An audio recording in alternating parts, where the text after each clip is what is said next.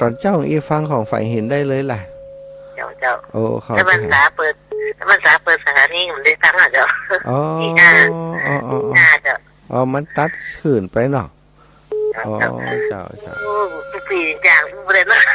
โอ้สาธุเนื้อล้านเนอะสาธุเจ้าสาธุเจ้าสาธุเจ้าเอาหายไปเมินโยมแม่นวลยอดคำปันนี่บ้านกำแพงหินนี่หายไปเมินค่ะลืมไปละนี่ลืมกันแล้วบอกลืมกันแล้วกับอีแม่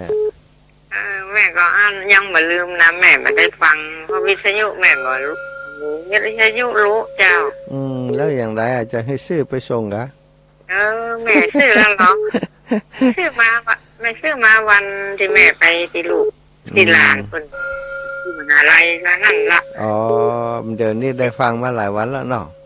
จ้าได้ฟังหลายวันแล้วได้ยินลูกวันนี้ได้ยินละวันนี้ได้ยินละวันนี้ฟังอยู่อะไรหากันครับ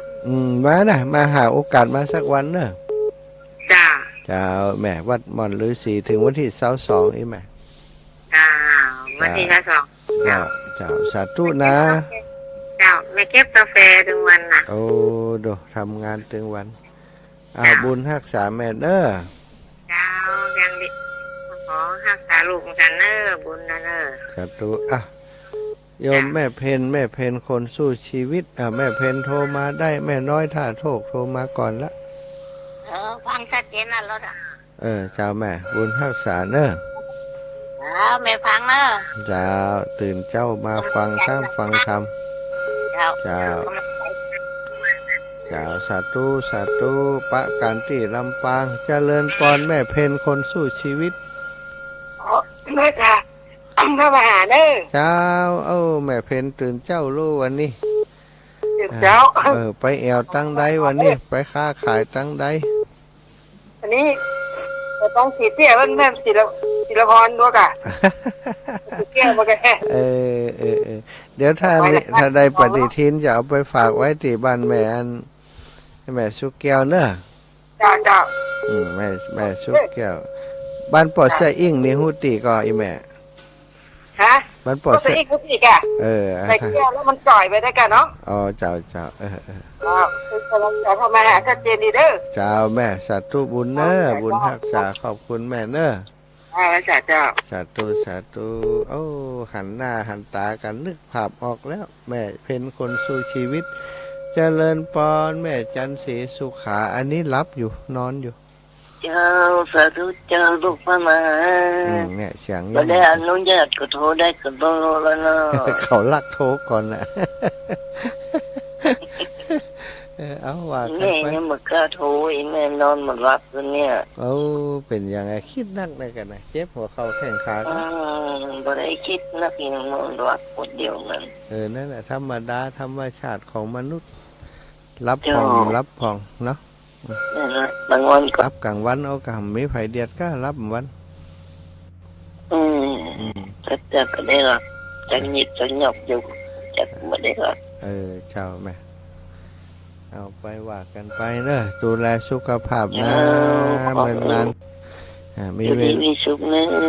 มีโอกาสไม่แอวก็ไม่แอวเนอะมีโอกาสไม่แอวว่าก็อยากไปอยู่เจ้าแม่จงดีมาถ้าจะมีรถตู้มาอยู่ก็เจ้าแม่ถ้ามีโอกาสก็จะไปเจ้าแม่ตั้งใจไว้เจ้าสาธุบุญรักษาแม่เจ้าสาธุศรัทธาญาติโยมพอดีมีคนโทรมาก่อนก็เลยมีคนโทรสวนมาทิกๆนะว่าเป็นอย่างนะศรัทธาญาติโยมเนาะกดวันที่12ถึง22เข้ามามีโอกาสมาวันใดก็มากันเนอะมากันมาร่วมบุญนำกุศลร่วมกุศลด้วยกันแต่มานี่ถ้าอยากจะร่วมกิจกรรมอาจจะได้หันพระสงฆ์องค์สังฆเจ้านั่งสีเหลืองห่ำนี่นะก็ให้มาเจ้าน้อยได้มาทำบุญด้วยกันมาตั้งแต่ตอนเจ้านะมาทำบุญด้วยกันตั้งแต่ตอนเจ้าเพื่อนจะมีการทำบุญตักบาตรทุกวันนะศรัทธาญาติโยมทำบุญตักบาตรประมาณ7 โมงปลายนี่7 โมงอิตนะ ถ้า6 โมงมาก็จะได้ทำวัดสวดมนต์โยงเข้าบาตรโดยเปิ่นเจริญปอนแม่อุไรวัน โอ้เหมือนเราแบบได้ดูอ่ะนะเนาะ เจ้าแม่ เจ้าเบาคนเฒ่าอยู่กับคนเฒ่าเนี่ย โอ้เจ้าแม่ เจ้าท่านสบายดีเนาะ สบายดีแม่ทำงานปกติ ไปหันไปนี่ ลงกะ ช่วงนี้ก็พักประมาณสัก10 วันนี้ก็แม่เดี๋ยวจะต้องเดินทางต่ออยู่ มีเวลาก็จะเดินอยู่ เจ้า จะไปเดินถ้าจะเดินกลับลำปางเนี่ยจะหาโอกาสเดินกลับลำปางอยู่ เดือนนี้อยู่ที่ไหนอ่ะ อยู่วัดม่อนฤาษีแม่ อ๋ออยู่วัดหมดเลย ม่อนฤาษีมางานปริวาสของครูบาอาจารย์มาช่วยการช่วยงานเพิ่นที่วัดม่อนฤาษีเจ้า อ๋อนั่นแม่ก็ฟังแล้วแต่แม่กดโทรประตันเนาะ เจ้าก็ตันเนาะ เจ้า แกไม่ได้ดูอ่ะด้านมือแม่ก็ฟังดูตลอดเนาะ ดีแล้วขอบคุณอนุโมทนาบุญที่สนใจติดตามฟังธรรมะเนอะของทุกรูปทุกองค์เนอะติดตามไปเถอะเจ้าสาธุบุญนะแม่นาสาธุเจ้าสาธุเจ้า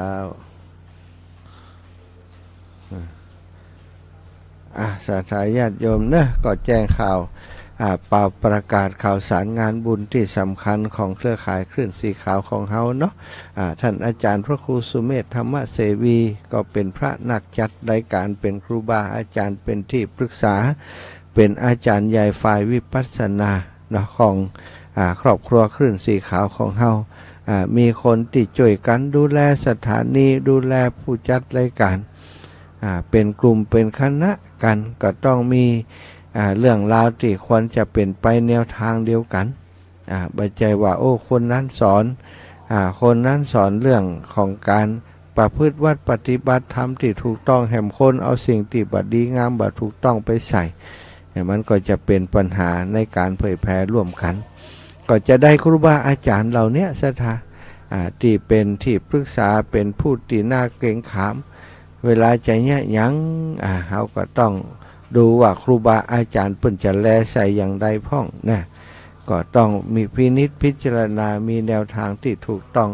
ไปเป็นแนวทางเดียวกันอย่างหลวงพ่อท่านพระครูสุเมธธรรมเสวีเนี่ยเปิ่นสายวิปัสสนาสายปฏิบัติสมถะวิปัสสนากรรมฐานสายเรียกว่าสายตึงมีตึงบูตึงบุญนะเป็นผู้ชำนิชำนาญในการในเรื่องของในเรื่องของธรรมเป็นผู้ที่เป็นพระธรรมกถึกที่ทรงหูทรงความหูหลายด้านหลายประการมีอย่างก็สามารถสอบถามได้สถาปัญหาธรรมะที่ลึกซึ้งกาเรื่องโน้นเรื่องนี้ที่มาที่ไปเป็นอย่างไรต้องนั่ง2 ต่อ 2นี่ความหูนี่นะสถาญาติโยมถ้ามันฟังเปิ่นแล้วมันเข้าในสมองเฮาหมดเนี่ยก็เป็นนักปราชญ์เป็นบัณฑิตได้เลยความรู้ที่ออกมาจากการสนทนากับครูบาอาจารย์ที่เปิ่นทรงภูมิรู้ทรงภูมิธรรมนี่ความรู้มันแตกแขนงมันกว้างขวางมันลึกซึ้งมันชัดเจนอยู่กับนักปราชญ์เปิ่นว่ามันได้แต่ความรู้นะถ้าเอาจ้างศึกษาจ้างห้ามจ้างเฮียนสนใจในการ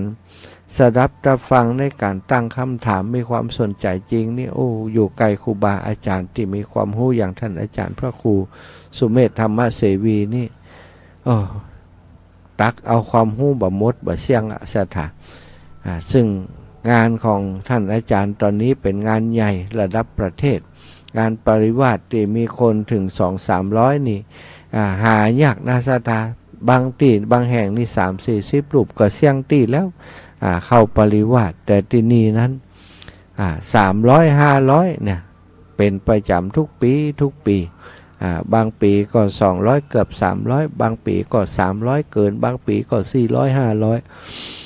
400-500แล้วแต่ว่าปีนั้น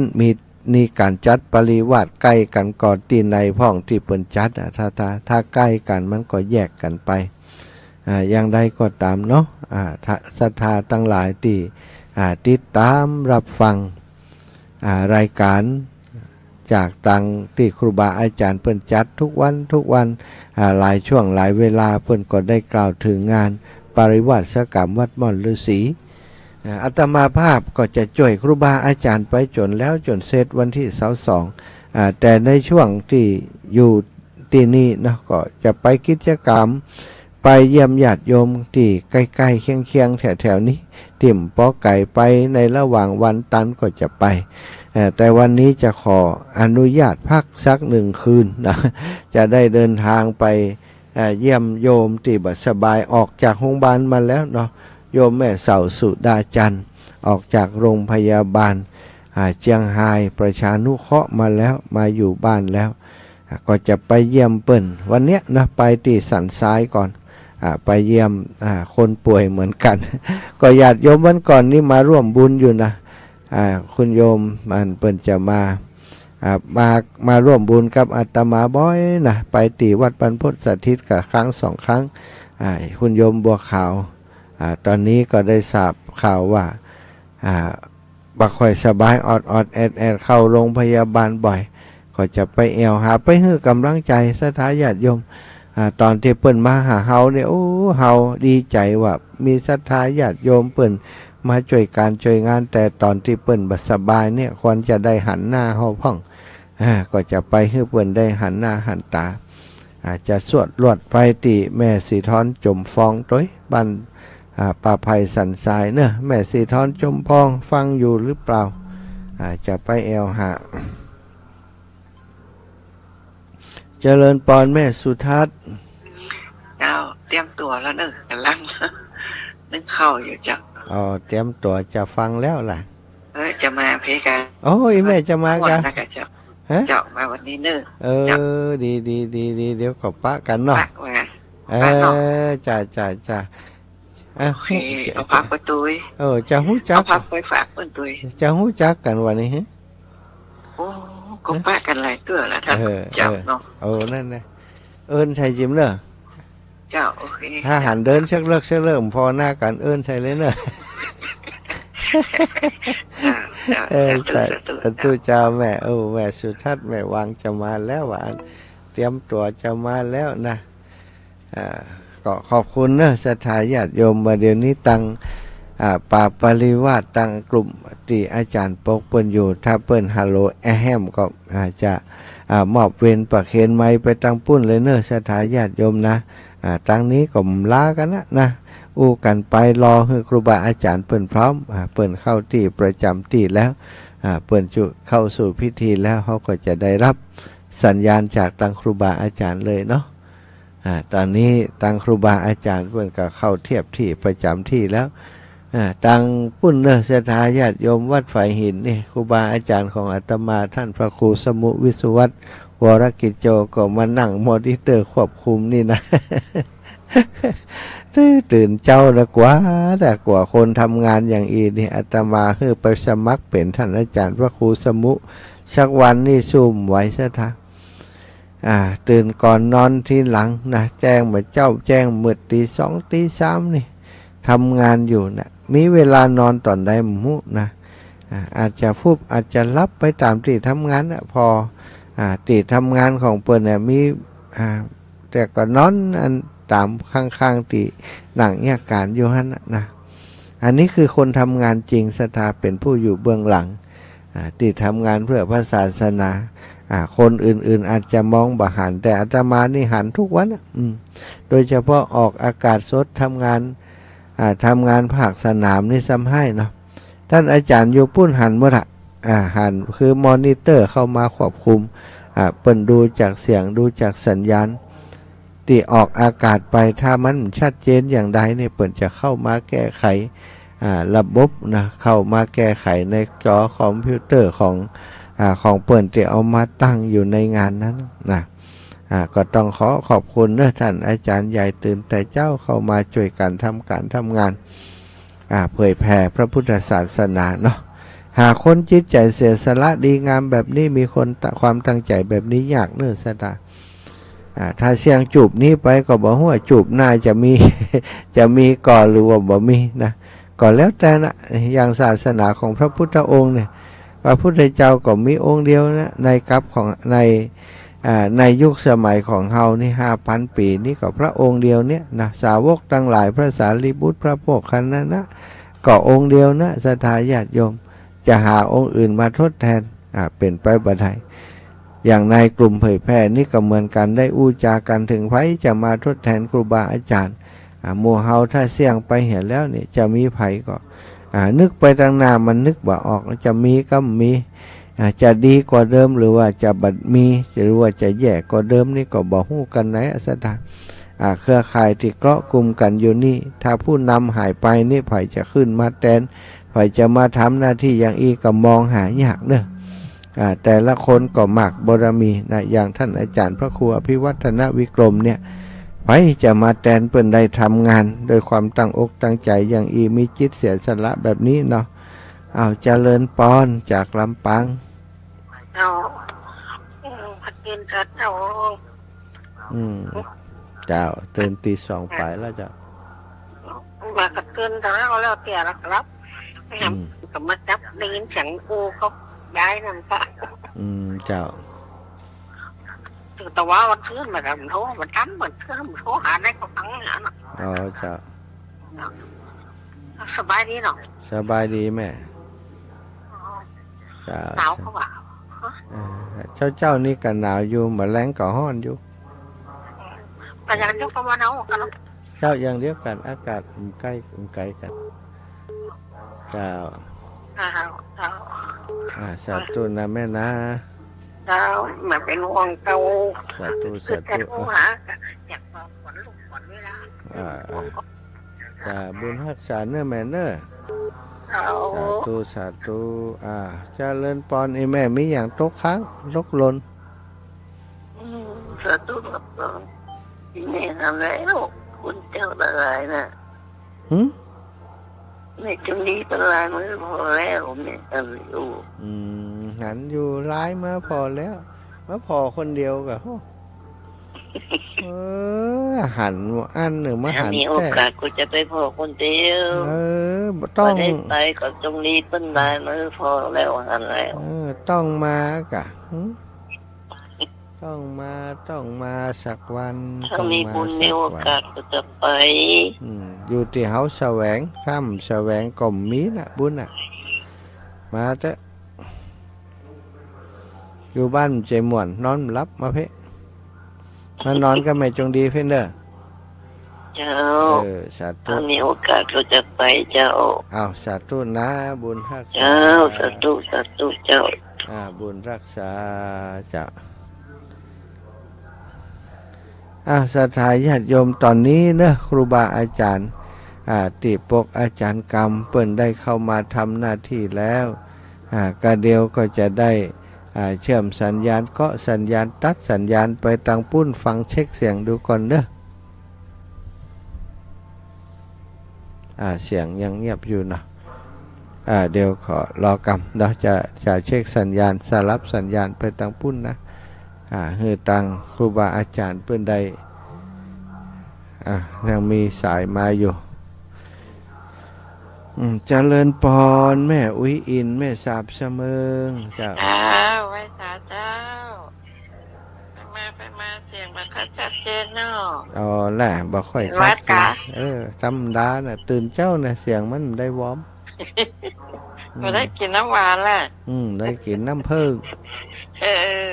สักวันจะส่งซึ่งเนี่ยเจ้าแม่เป็นลังเลยเนาะเอาเบาหวานติดเลยลังกระทิงแดงเนาะเจ้าว่าแอลกะจะเอาน้ำผึ้งถวายกะนะเดี๋ยวก่อนจะตีรถไปปุณสกรรมแล้วก็ไก่แห่นี้ไก่อย่างว่าปางมาเชียงใหม่ยังไก่มาสมงกันนะเชียงใหม่มาสมงเมื่อกี้กิโลก็ยังมายังลงมาแอลหากันมาจ้างไปตัวไทยนั่นขับรถก็มาจ้างรถก็มีเกมมอเตอร์ไซค์ก็ไปได้ละก็จะยับคนทางขี่รถเจ้าเป็นกำลังใจนะเจ้าสาธุเจ้าสาธุแม่เจ้าศรัทธาญาติโยมเดี๋ยวจะตัดระบบไปส่วนกลางเด้อ ก็ขอขอบคุณศรัทธาญาติโยมท่านสาธุชนทั้งหลายที่ติดตามรับฟังรายการก่อนรายการ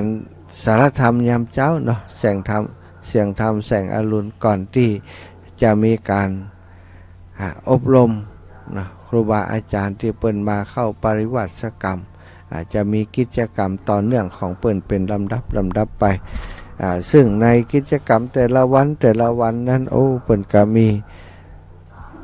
กิจกรรมตั้งแต่ตี 4เนี่ยเปิ่นเรียกว่าบอกวัดธรรมวัดเจ้าเจริญพระกรรมฐาน 6 โมงนี้ถวายภัตตาหารเจ้าทำความสะอาดลานธรรม7:15สัญญาณหลักขังเจริญพระกรรมฐานออกรับบิณฑบาต12:30สัญญาณหลักกลางเจริญพระกรรมฐานและ 15:00 นอนรับน้ำปานะหือพักนั่นสัญญาณละ 16:30ต้องสถาลาการแน่นจดนะสัญญาณละครังทำวัดเย็นเจริญพระกรรมฐานจนไปถึง22 นาฬิกาสัญญาณละครังดับปิดไฟนะ21 นาฬิกาสมทานบอกวัดนะพัก1 ชั่วโมงก่อนจากนั้นก็จะเป็นเนี่ยรายการมาแล้ว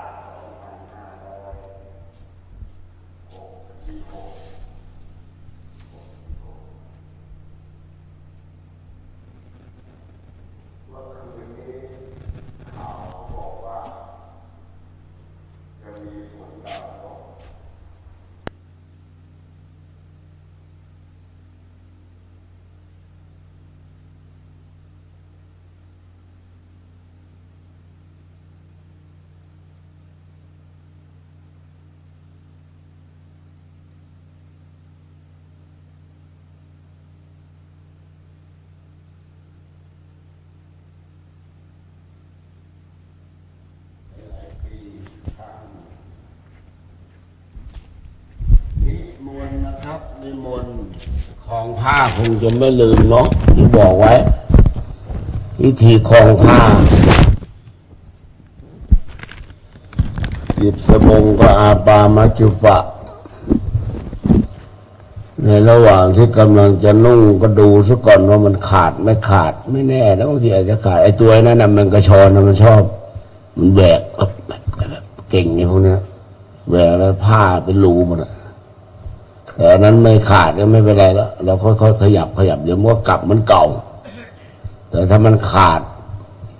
เหมือนกับเวลาเราสูบบุหรี่ใครสูบบุหรี่ขี้โยแล้วก็มันหล่นใส่มันจะมีถ่านอยู่ข้างในแล้วก็ถ่านใส่ไว้เพราะถ่านมันจะทำให้ติดไฟมันติดอยู่แล้วมันก็จะหล่นใส่พอหล่นใส่มันก็จะไหม้ก็เป็นรูถ้ามันเกินจากหลังเล็บก้อยเราแล้วก็เล็บก้อยผมเล็กอะน้อยเดียวเหมือนเล็บก้อยเด็กๆเลยฮะว่าไปนั่น ยอตัวเองก็เอาเนาะต้องว่าแหละหมาขี้ต้องยกหางตัวเองอะ ยอตัวเองเอาเล็บก้อยผมเล็กจริงๆฮะนิดเดียวดูใหญ่ก็เม็ดเล็กกว่าไอ้นั่นด้วยเล็กกว่าไอ้เม็ดตัวคุดอีกตัวคุดภาษาเหนือเรียกถั่วดินภาษาภาคกลางเรียกว่าถั่วคุดภาษาลาวซ่งเรียกว่าถั่วหลอกภาษาอีสานเรียกว่าอะไรไม่รู้เราไม่ใช่คนอีสาน ก็เลยไม่รู้ หมดนะครับเอาฝาบาทมาด้วยเนี่ยฝาบาทมาด้วยหรือใครจะเอาบาทมาด้วยก็ได้ไม่ว่านะไม่ว่ากันเตรียมเอาไว้เผื่อว่าจะได้ไปตักอาหารสำหรับเช้านี้ก็ตั้งแต่หมายเลข อะไรอะ1 ถึง 60เนาะพอเก็บวัดพับก็ไปเข้าโบสถ์เลยนั่นเข้าโบสถ์เลยวันนี้ได้ข่าวว่ามีผัดไทยวันนี้ได้ข่าวว่ามีผัดไทยมาจากจังหวัดสุโขทัยโยมจังหวัดสุโขทัยเนี่ยมาทุกปีครับไม่เคยขาดเลยมาทีไรก็เลี้ยงผัดไทยทุกปีเหมือนกันไม่เปลี่ยนเป็นอย่างอื่นผัดไทยที่อร่อยที่สุดในโลกเดี๋ยวเราสักพักนึงเราก็จะได้ฉันกันละผัดไทยที่อร่อยที่สุดในโลกไม่มีที่ไหนอร่อยกว่าเพราะมันมีที่เดียว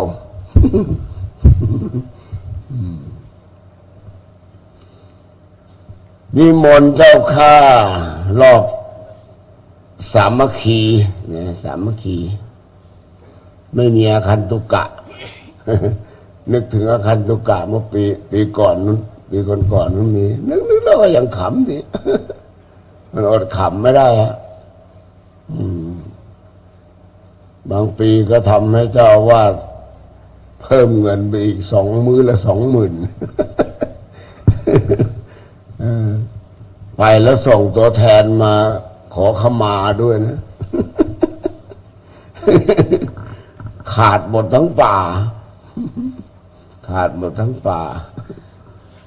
ส่งตัวแทนมาขอขมามันไม่ได้มันใช้ไม่ได้ใช้ตัวแทนไม่ได้ต้องตัวใครตัวมันตัวใครตัวท่านเราทำเราก็ต้องเรามาเข้ามาอยู่ในนี้เราก็ต้องรับบอกวัดนะมีบางปีนี่หลวงตา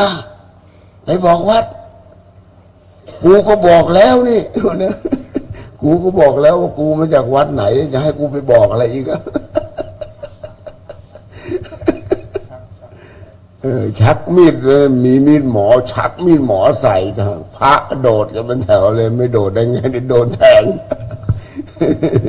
ก็มีเรื่องคำถามเนี้ยบางทีเราการสื่อสารนะที่จริงอะเราต้องบอกว่าไปรับให้พระบอกวัดด้วยเท่านั้นแหละที่ยังว่าแหละหลวงตาไปบอกวัด กูบอกแล้วกูบอกว่ากูมาจากไหนแล้วจะให้กูไปบอกอะไรอีกอะ การสื่อสารไม่เข้าใจกันนะก็สนุกดีเป็นสีสันนะสีสันดีโดยเฉพาะงานป่าปริวาสมีหลายเรื่องนะหลายเรื่องหลายอย่างนิมนต์สำรวจแถวโอ้โหมองว่างๆเยอะเหลือเกินแล้วไปนั่งที่ไหนแถวที่ 1แถวที่ 2แถวที่ 3มาดูแถว3แถวนี่รู้สึกว่าจะเรียบร้อยดีแถวที่ 4โอ้ว่างยาวเลย แถวที่ 4นี่ว่างยาวเลยโอ้ไม่รู้จะนับยังไงเลยว่าหมายเลขอะไรมั่งคู่บัดดี้ก็ไปด้วยกันนะทั้งบัดดี้ทั้งไม่บัดดี้หายไปด้วยกันนิมนต์เจ้าค่ะถ้าเราอึดอัดมันก็เป็นอย่างนี้ตลอดนะเราต้องกระฉับกระฉวยเอาไว้ไม่รู้ว่าตื่นขึ้นมาแล้วต้องรีบชุบชับไปก่อนพอรู้สึกตัวรีบปุ๊บปั๊บไปก่อนถ้าเราอึดอัดก็อึดอัดตลอดนะครับทั้งปีเหมือนกับพาเพื่อนกันมีรูปเนื้อแกเข้าห้องน้ำถ้าแกเข้าห้องน้ำได้นะเรารอไปเถอะ2 ชั่วโมงไม่รู้ไปทำอะไรไม่รู้ควักเอาไส้ส่วนไหนมาล้างมั่งโอ้ย2 ชั่วโมงตัวนิดเดียวแล้วอุปกรณ์อำนวยความสะดวกนี่แล้วก็เช้าหนึ่งหิ้วเข้าไปด้วยเอาแถวที่ 5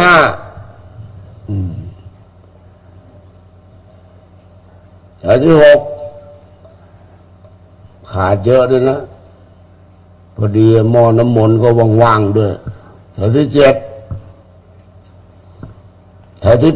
8มาไม่มาเอาแล้วนิมนต์องค์นำนึกว่าองค์นำยังไม่มาโดนแล้วองค์นำไม่มา ไม้ด้วยนิมนต์ไม้ด้วยไม้อ๋อไม้วางอยู่นั่นแล้วนิมนต์มาไม่มาก็ไม่รู้ละอันนี้มันวัดใครวัดมันเด้อ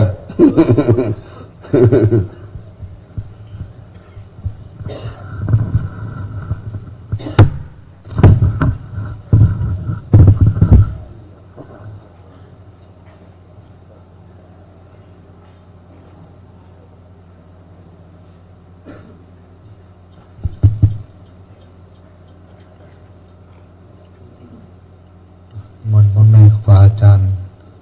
ลดไหลแล้วก็ถอดหมวกครับจิตนอบน้อมพร้อมเพรียงแล้วกราบ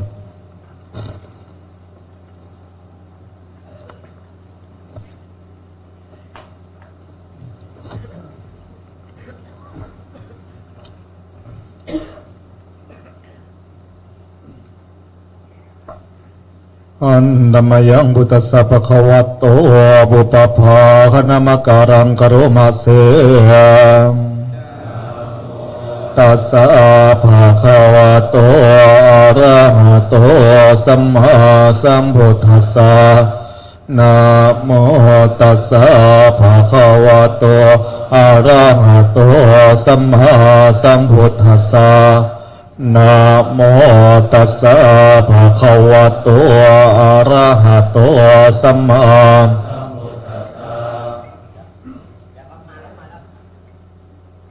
ว่าไปเลยไม่ต้องรอ อะหังพันเตสัมภาหุราสังฆาทิเสสาอาปัตติโยอาปัจฉิงอาปฏิปริยันตังเอกจังชานามิเอกจังนะชานามิลัตติปริยันตังเอกจังชานามิเอกจังนะชานามิอาปฏิปริยันตังเอกจังสรามิเอกจังนะสรามิลัตติปริยันตังเอกจังสรามิเอกจังนะสรามิอาปฏิปาริยันเตเอกเจเวมติโกเอกเจนิเพมติโกลัตติปริยันเตเอกเจเวมติโกเอกเจนิเพมติโกโสหังสังฆังตาสังอาปัตตินังสุทันตปริวาสังยาจริงตัสเมสังโฆตาสังอาปัตตินังสุทันตปริวาสังอาทาสิโสหังปริวะสามิเวทยามหังพันเตเวทยาติติมังสังโฆทาเรตุขอแล้วกราบ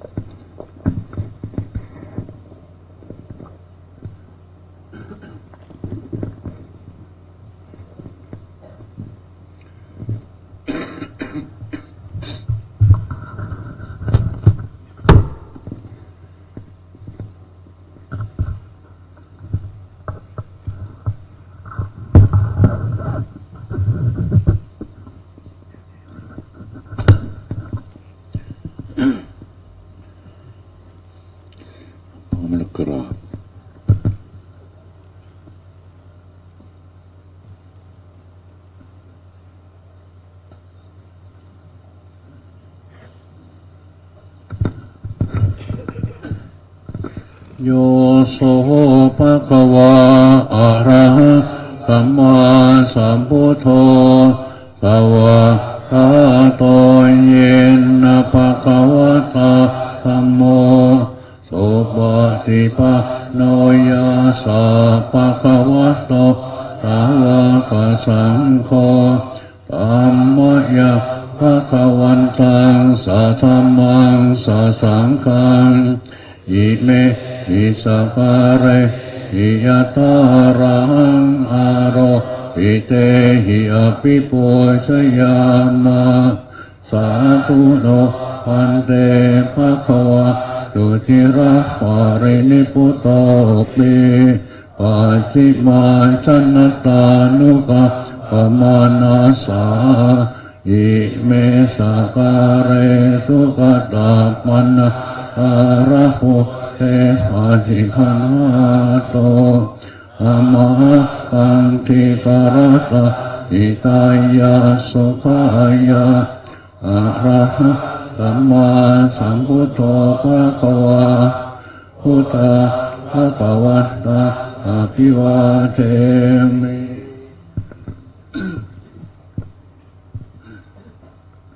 สวากขาโตภะคะวะตาธัมโมธัมมานัมสสามิสุปฏิปันโนภะคะวะโตสาวกสังโฆสังฆังนะมามิ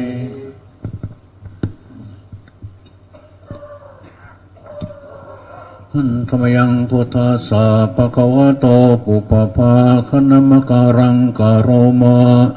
เสยนะโมตัสสะภะคะวะโตอะระหะโตสัมมาสัมพุทธัสสะนะโมตัสสะภะคะวะโตอะระหะโตสัมมาสัมพุทธัสสะนะโมตัสสะภะคะวะโตอะระหะโตสัมมาสัมพุทธัสสะอันธรรมยังพุทธาภิกขุติงกะโรมาเสยโยโสภะคะวะโตอะระหะสัมมาสัมพุทโธวิชาจารณะสัพพันโนสุขโตโลกวิทูอนุตตโรปุริสตัมมาสัพพติสัทธาเตวมนุสหนาพุทโธภะคะวะโยอิมังโลกังสาเทวะกะมาระกังสาพมะกังอาสามนะพรหมณิปัสสะอาเทวมนุสังสายังอภิญญาสาติกาตาวะภเวเตเสโยตัมมะเตเสติอาทิกัลยานังมะเอกัลยานังปริโยสานกัลยานัง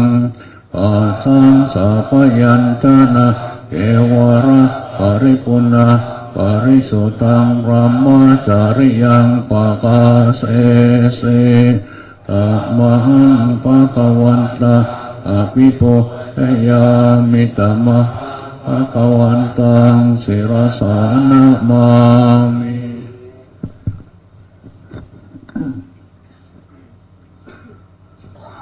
ธรรมยังธรรมาภิกขุติงกะโรมาเสยโยโตภะวะหะโตภะคะวะตาธัมโมสันติติโตอาการิโกเอหิปัสสิโกโอปันญิโกปัจจตังเวทิตาโอปิญโยเฮตัมมังธัมมะอภิปุชยามิตัมมะธัมมังศิรสานะมามิ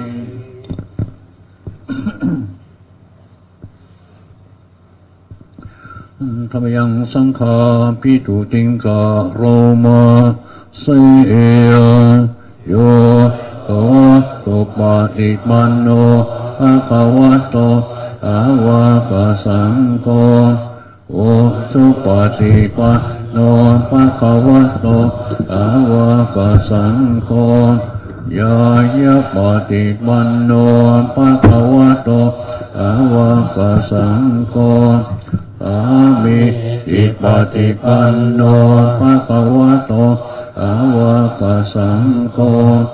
ยะติตาอาริปุริสายุคานิอาตาปุริสปุคาราเอสะภะคะวะโตสาวกสังโฆอาหูนายโยปาหูนายโยตาอินายโยอัญชริการณิโยอนุสาระปุญญเขตังโลอาสาตัมมังสังฆาอภิปุชยามิตมะสังฆังศิรสานามามิ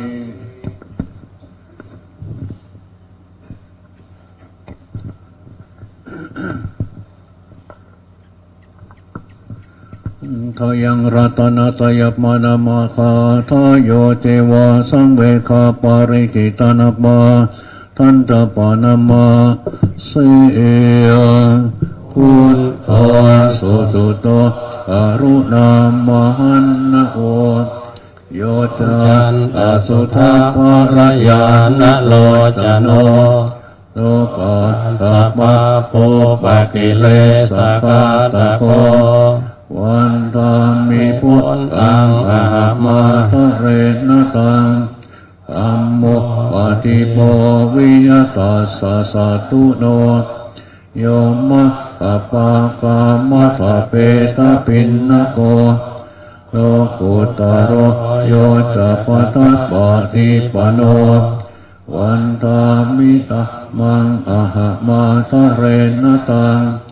สังโฆสุเขตาปยติเขตาสันญิโตโยติตาสันโตสุขตานุโภทะโกโลระปะหิโนอริโยสุเมทัสโสวันธามิสังฆังอะหะมาทะเรนตัง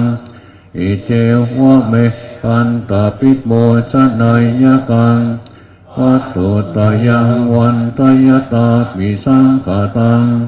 ปุญญังมายายังมะมะสะอุปัตถวามโหตุเวตัสสะปะภาวะสิทธิยาอิตาตาตาปะโตโลเออุปันโนอะระหังสัมมาสัมพุทโธธัมโมจะเตสิโตนิยานิโกอุปัสสมิโกปรินิพพานิธัมโมทัคามิสุขตาภเวทิโตมายันตังธัมมังสุตวะเอวังชานามะตาติปิทุกขาชาราปิทุกขามรณะปิทุกขังโสกปาริเทวทุกขโทมนัสสุปายาสาปิทุกขาอาปิหิสัมปโยโหตุโคปิหิวิปโยโหตุโคยัมปิสังนารปฏิตัมปิทุกขังตั้งกิเตนะปัจจุปาทานขันธาทุกขาสายาติทังรูปมุปปาทานขันโตเวทนุปาทานขันโตสัญญูปาทานขันโตสังขารุปาทานขันโตเยสังปาทานขันโตเยสังปริญญายะทารมาโนโสภะคะวาลังสาวะเกวิเนติเอวังภาคาจะปนัสสะภะคะวะโตสาวกเกสุอนุสาสนิพะหุราปวัตติรูปังอนิจจังเวทนาอนิจจาสัญญาอนิจจาสังขาราอนิจจาวิญญาณังอนิจจังรูปังอนัตตาเวทนาอนัตตา สัญญาอนัตตาสังขาราอนัตตาวิญญาณังอนัตตาสัพเพสังขาราอนิจจาสัพเพธัมมาอนัตตาเตเตมะยังโอตินนามหาสติยาจารามลเนนะโสเกหิบริเตเวหิตุเกมนาเสหิอุปายาเสหิตุโคตินาตุกะปะเรตาอาเปวนาวิมัตตะเกวระสะตุกะขันตัสสะอันตะกิริยาปัญญาเยธาติติระบริณิโอตัมปิตังภะคะวันตังอุติสสะอรหันตังสัมมาสัมพุทธังอัตตาอาคารัสสมะอนาคาริยังปาปะจิตาอาสมิงอาคาวันติพรหมจาริยังจารามะภิกขุนังเสกาสาสิวะสมะปันนาตังโนพรหมจาริยังอิมะตะเกวราสตุกะขันตัสสะอันตะกิริยายาสังวัตตตุเต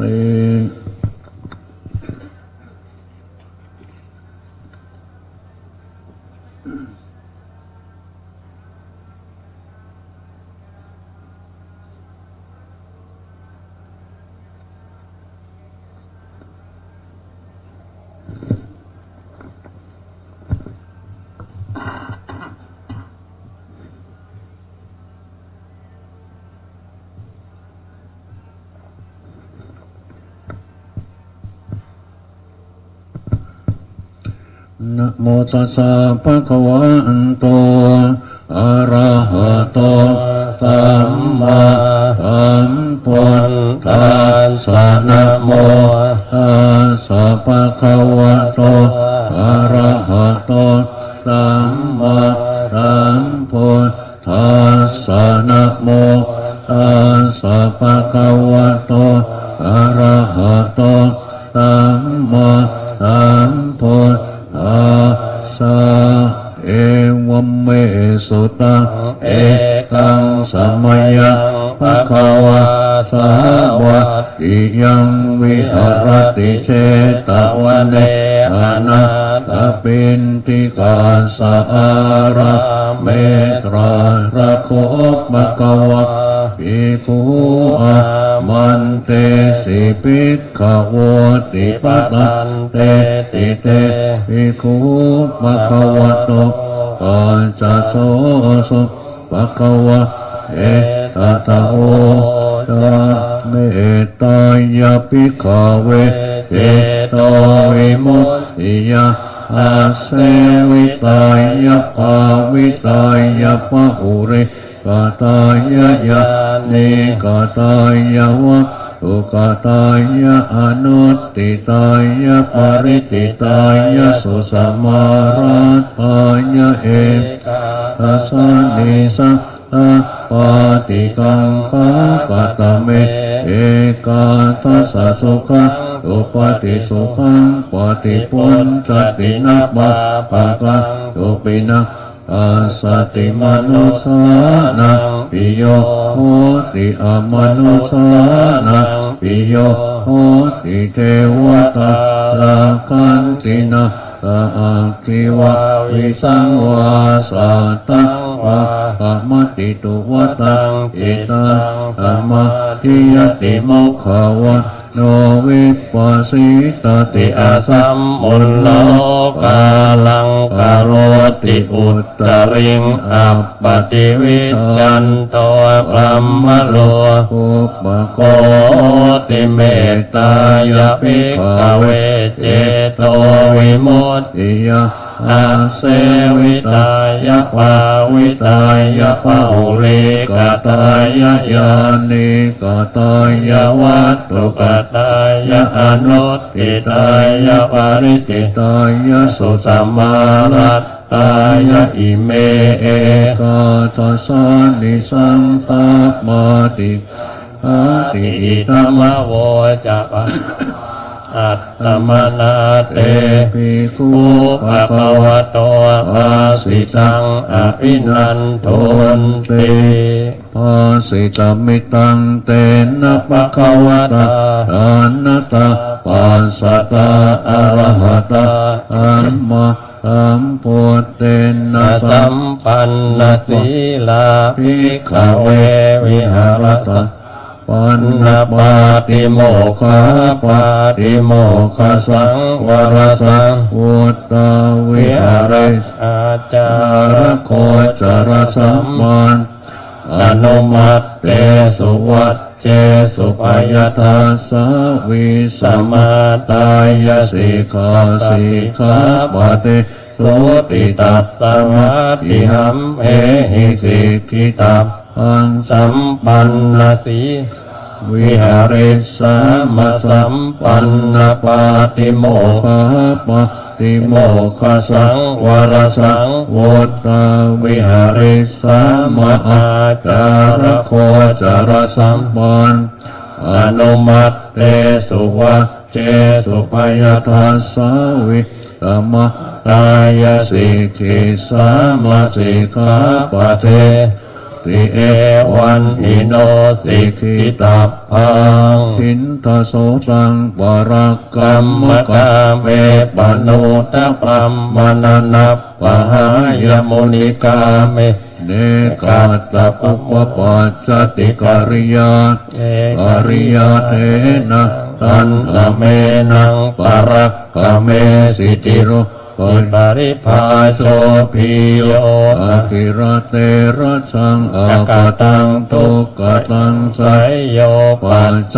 ตัปปติทุกขตาปตันจะสุขตังไสยโยยังกัตตวานานุตตัปปติตุโสยตาทุกข อิโต อาตเม วานุกันตติสามัญญัง ทุบระมาทังนิรยายุปกาสติยังกินติสิติรังคัม สังกิริทันยยังวัตังสังกัสสาระปัมมจาริยัง นาตา โหติมหาปาลันติ อติอุณนาหิสวิ วิ จ จ ย โย ธัมโมโลเกอนุตตโรสัพพสัตตหิตถายตังตวังอิเทวเตปริวัตเจระตตันเตอมนุสเสหิปาวะเกปยะ เก นาเกวิเศภูเตอาการมรณเนนวาสัพพะสั สั ม มมามรณา มุตโตตะเปต ต ว วา า การมาริตังตัสเสวะอานุ วะนะโหตุ ตุ เต เตโวสุขีสัตตาสุตตสีลังสมาทายะ ธัมมังสุ สุ จ จ ริ ริ ต ตัง จ จ เร เร ต ตั เสวะอานุภา เวนะโหตุเทโวสุขีกิตังจินจิตังโทจังทารณะวาจานังคารุงปะเร สังเท ส สะ นังสุตตวาต ตาสะอา อา ยุ ยุปวัตตติติ ยะถาปิเสราวิปุ ปุ รา รา ณ ณ พั พั ง ง อา อา หั หั จ จ จ จะ ปั ปั ป ป ปะ ปตาสัมมันตาอนุปลยโยเนป โอเท เท น น ตา ตา จ จ ตุ ตุ ติ ติ สา สาเอวังจาราจมาจุจะอติวันตันติปานิปาติเยพรหมเลเวเสสุนเตจันตาลโภกุนาคินจิปริวัตเจสิสัพพเมวาปิมัตตินาทัตตหัตถีนางโอมินารหานัง นาปอติ ติยานาจาปิมัตตโยนเตนะสัพ ตาเจ เจตุงทะเนนวาตัสสมาหิปันติโตโปโสสัมปัสสังอัตตมัตตโนพุทเตธัมเม จะสังเกจ ทิ ติโร โรสัตตังนิเวสเยโยธัมมจาริกายเยนวา จายะ อุตเตสสะอิเทวนังปัสสะ สันติ ติเปจะสักเกปะโมตติติ ยัสสะสะตาตถาคเตอาจาลาสุปฏิทิตาสีลัญจยัสสะกัลยาณังอริยกันตังปัสสังสิตังสังเขปัสสะโตยัสสติอุจุโพตันจตาธนะอาตาเลโตติตังอาหุมะโมคันตัสสะชีวิตังตัสสมาสัตตันจะสีลันจะปัสสะธรรมทัตถนะอนุยุนเจตเมธาวิสรังพุทธานาสาสนันติเอวเมสุตังเอกังสัมมายังภควาสาวัตติยังวิหารติเจตวันเนอนาตเป็นติกรสอาราเมตรัตระโคภควาภิกขุอามันเตสิภิกขโวติปตันเตติเตภิกขุภควโตปัสสะโสสุภควะเลตตะโวจาอุปทาวะภิกขเวตถาคตานังอนุปาทาวะตถาคตานังติตาวะสัทธาตุธรรมาทิตตาธรรมนิยามตาสัพเพสังขาราอนิจจติตังตถาคตอภิสัมโพธิอภิสัมเมติอภิสัมโพธิตวาอภิสัมเมตวะอาทิคติเตเสติปัญญเปติปัตตเปติวิวรติวิปัจจติอุตตานิกโรติสัพเพสังขาราอนิจจติอุปาทาวาภิกขเวตถาคตานังอนุปาทาวาตถาคตานังทิตาวาสัทธาตุธัมมาทิตตาธัมมนิยามตาสัพเพสังขาราทุกขาติตังตถาคตอภิสัมโพธิอภิสัมเมติอภิสัมโพธิตวาอภิสัมเมตวะอาจิคติเตเสติปัญญเปติปัตตเปติวิวรติวิปัจจติอุตตานิกโรติสัพเพสังขาราทุกขาติอุปาทาวาภิกขเวอนุปตานุปาทาวาตถาคตานังทิตาวะตุธัมมาทิตตาธัมมนิยามสัพเพธัมมาอนัตตาติตังตถาคตอภิสัมโพธิอภิสัมเมติอภิสัมโพธิตวาอภิสัมเมตวะอาจิคติเตเสติปัญญเปติปัตตเปติวิวรติวิปัจจติอุตตานิกโรติสัพเพธัมมาอนัตตาติอิธัมมโวจะภควาอัตตมนาเอปิโตภควโตภาสิตังอภินันโทนติอเปสังขาราอนิจจติยตาปัญญายปัสสติอัตถเนเป็นดติโทเอสัมมาโควิสุนติยาสัพเพสังขาราทุกขาติยตาปัญญายปัสสติอัตถเนเป็นดติโทเอสัมมาโอวิสุนติยาสัพเพธัมมาอนัตตาติยถาปัญญายปัสสติอัตถเนเป็นตติโทเกสัมมาโอวิสุนติยาอัปปกาเตมนุสเสสุเยชนะปารคามิโนอัตตายะอิตาราปจาติระเมวานุภาวติเยจะโคสัมมตาคาเตธรรมเมธ ธัมมานุวัตติโนเตชะนาปารเมสันติมัจจุทัยยังสุตุตตรังกันหังธัมมังวิปปายสุขังปาเวตบันติโตโอกาอโนกัมมากัมมวิเวเกยัตตทุรัมตรัตราปิรติเมจัยหิตวากาเม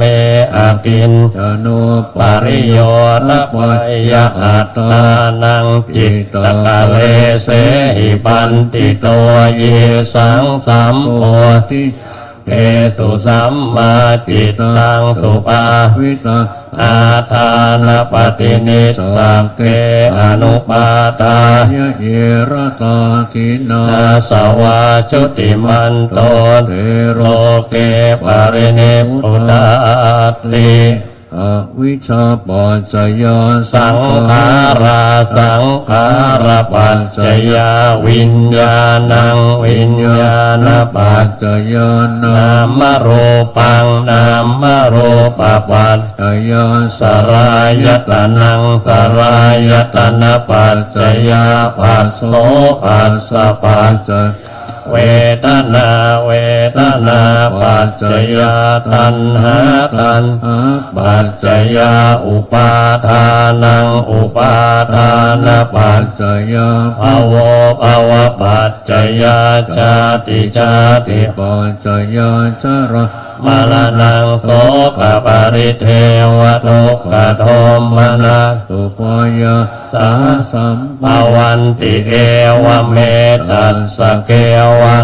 สะทุกขังขันตัสสะสมุทัยโยโหติอวิชายตเววะอาเสสะวิราคานิโรธสังขารนิโรโทสังขารนิโรธาวิญญาณนิโรธวิญญาณนิโรธานามรูปนิโรธนามรูปนิโรธาสรายตนะนิโรธสรายตนะนิโรธาปัสโรโทปัสสะนิโรธาเวทนานิโรโทเวทนานิโรธาตัณหานิโรธตัณหานิโรธาอุปาทานนิโรโทอุปาทานนิโรธาภวนิโรโทภวนิโรชาตินิโรโทชาตินิโรชาลามลานังโสกปริเทวทุกขโทมนาสุปายาสานิโรธชันติเอวเมตัสสะเกวรัสสะทุกขังขันตัสสะนิโรติยะถาหะเวปาตุปวันติธัมมาอาตาปิโนจายะโตปัมมนะตัสสะกังคาวะปะยันติสัพพายะโตปัจจานาติสเหตุธัมมังยะถาหะเวปาตุปวันติธัมมาอาตาปิโนจายะโตปัมมนัสสวิโทปยังธัมมนัสปัจจยานังอเวทิยถาหะเวปาตุปวันติธัมมาอาตาปิโนจายะโตปัมมนัสสวิโทปยังติสติมาราเสนะโสโลวะโออาสยมันตริคันติอติตังนานวะขมายนาปฏิกังเกอนาคตังยตติตัมปะเอนันตังอัปปัตตันจะอนาคตปัจจุบันนันจะโยธัมมังตัตตะตัสสะวิปัสสติอสังหิรังอสังอุปังตังวิทมนุโคหะเยอัจเจวะกิจจมาตาปังโอชัญญามรณังสุเวนะอิโนสังการันเตนะมหาเสเนนะมัจจุนาเอวังวิหาริมาตาปิงอโหรัตตมตันติ ตังเวพัทเทกรัตโตติสันโตอาติกเตมุนีติอเนกชาติสังสารังสันภาวิสังอเนปิสังขหาการังกเวทุกขาจาติปุณปุนังขหาการกติโทสิปุณเกหังนาคาหาสิสัพพาเตปะสุขกากาปูตังวิสังกตังวิสังขารกตังจิตหานังกายมัจจคาติอติอิมัสมิงกายเกสาโลมานะคาทันตาตะโจมังสังนาหาโรอัตถิอัตติมินจังวักกังอัตยังกิโลมากังปิอากังปัปปะสังอันตังอันตะกุนังอุตริยังกะเรตังเสมังปุโอโลหิตังเสโตอัสสวาสาเคโรสิงกานิราสิกามุตตังมัตตะเกมัตตะลุงคันติอุเทตยันตะกุมาเอกราชาริสวรรณโนปะตะเวปปะปะโสตังตังนามัตอามิหริสวรรณังปะตะเวปปะปะสังตยันสกุลอาวิหาเรมุติวสังเยปัมมนาเอตะกุสัพพะธัมเมเตเมนะเตจามังปาลยันตุนามาตุโพธานังนามาตุโพธิญาณนะโมวิมุตตินังนะโมวิมุตติยาอิมังโสปะเรตะกัตตวาโมโรจรติเอสนาอัปปมาโนพุทโธอัปปมาโนธัมโมอัปปมาโนสังโฆอัปปมาระวันตานิสิริงสบานิไอวิจิกาอัตตปฏิอุณลานาปิสารโพโมสิกากตาเมรักกากตาเมปริตาอติกามัตตุโพธานิโสหังนะโมภะคะวะโตนะโมสัตตันธัมมาสัมพุทธานังอิติปิโสภะคะวะอะระหังสัมมาสัมพุทโธเวชาจารณะสัมปันโนสุขโตโลกวิโทอนุตตโรปุริสธรรมสัทธาเทวมนุษย์สานังพุทโธภะคะวะติสวากขาโตภะคะวะตะธัมโมตันติติโกอาคาลิโกเอหิปัสสิโกโอปัญญิโกปัจจัตตังเวทิตาโพวิญโยหิติสุปฏิปันโนภะคะวะโตสาวกสัพโออุชุปฏิปันโนภะคะวะโตสาวกสังโฆยายะปฏิปันโนภะคะวะโตสาวกสังโฆสามีอิปฏิปันโนภะคะวะโตสาวกสังโฆยะติตาตาริปุริสายุคานิอัตต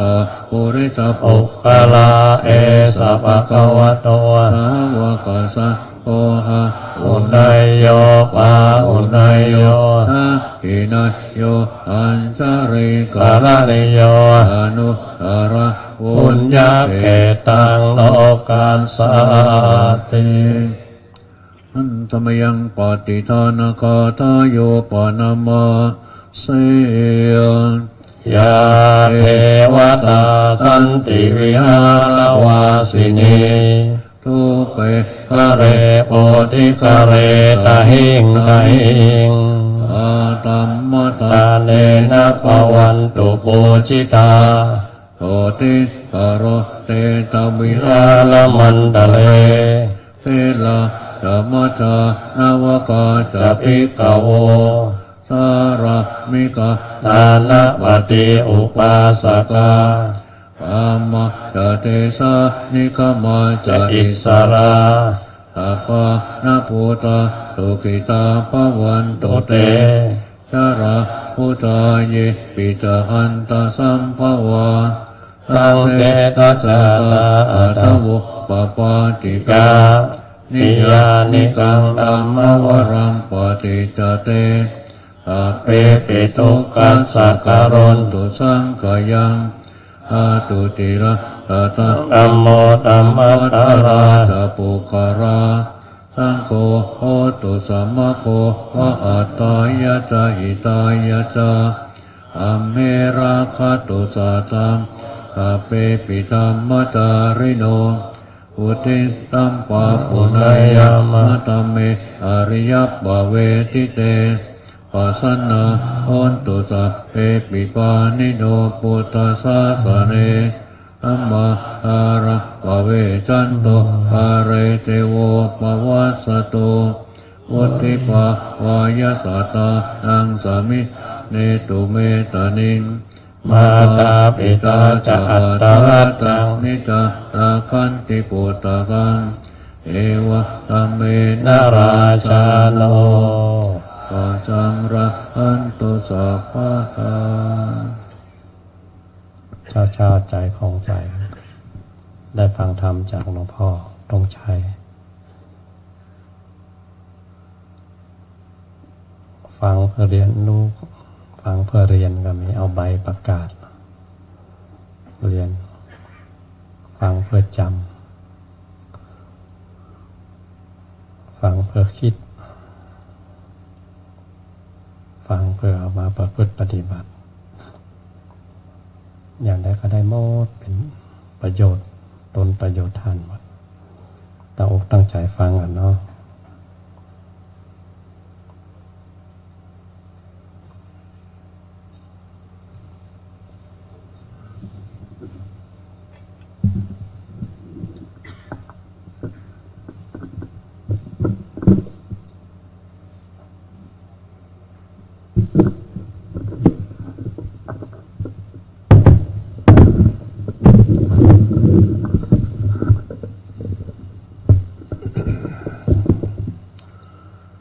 นะโมตัสสะภะคะวะโตอะระหะโตสัมมาสัมพุทธัสสะนะโมตัสสะภะคะวะโตอะระหะโตสัมมาสัมพุทธัสสะนะโม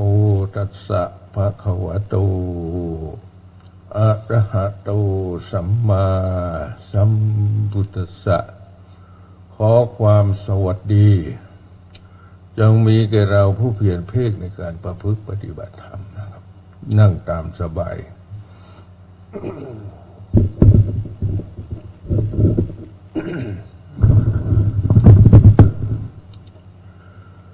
การศึกษาที่แท้จริงก็ศึกษาจากธรรมภายนอกเข้าสู่ภายใน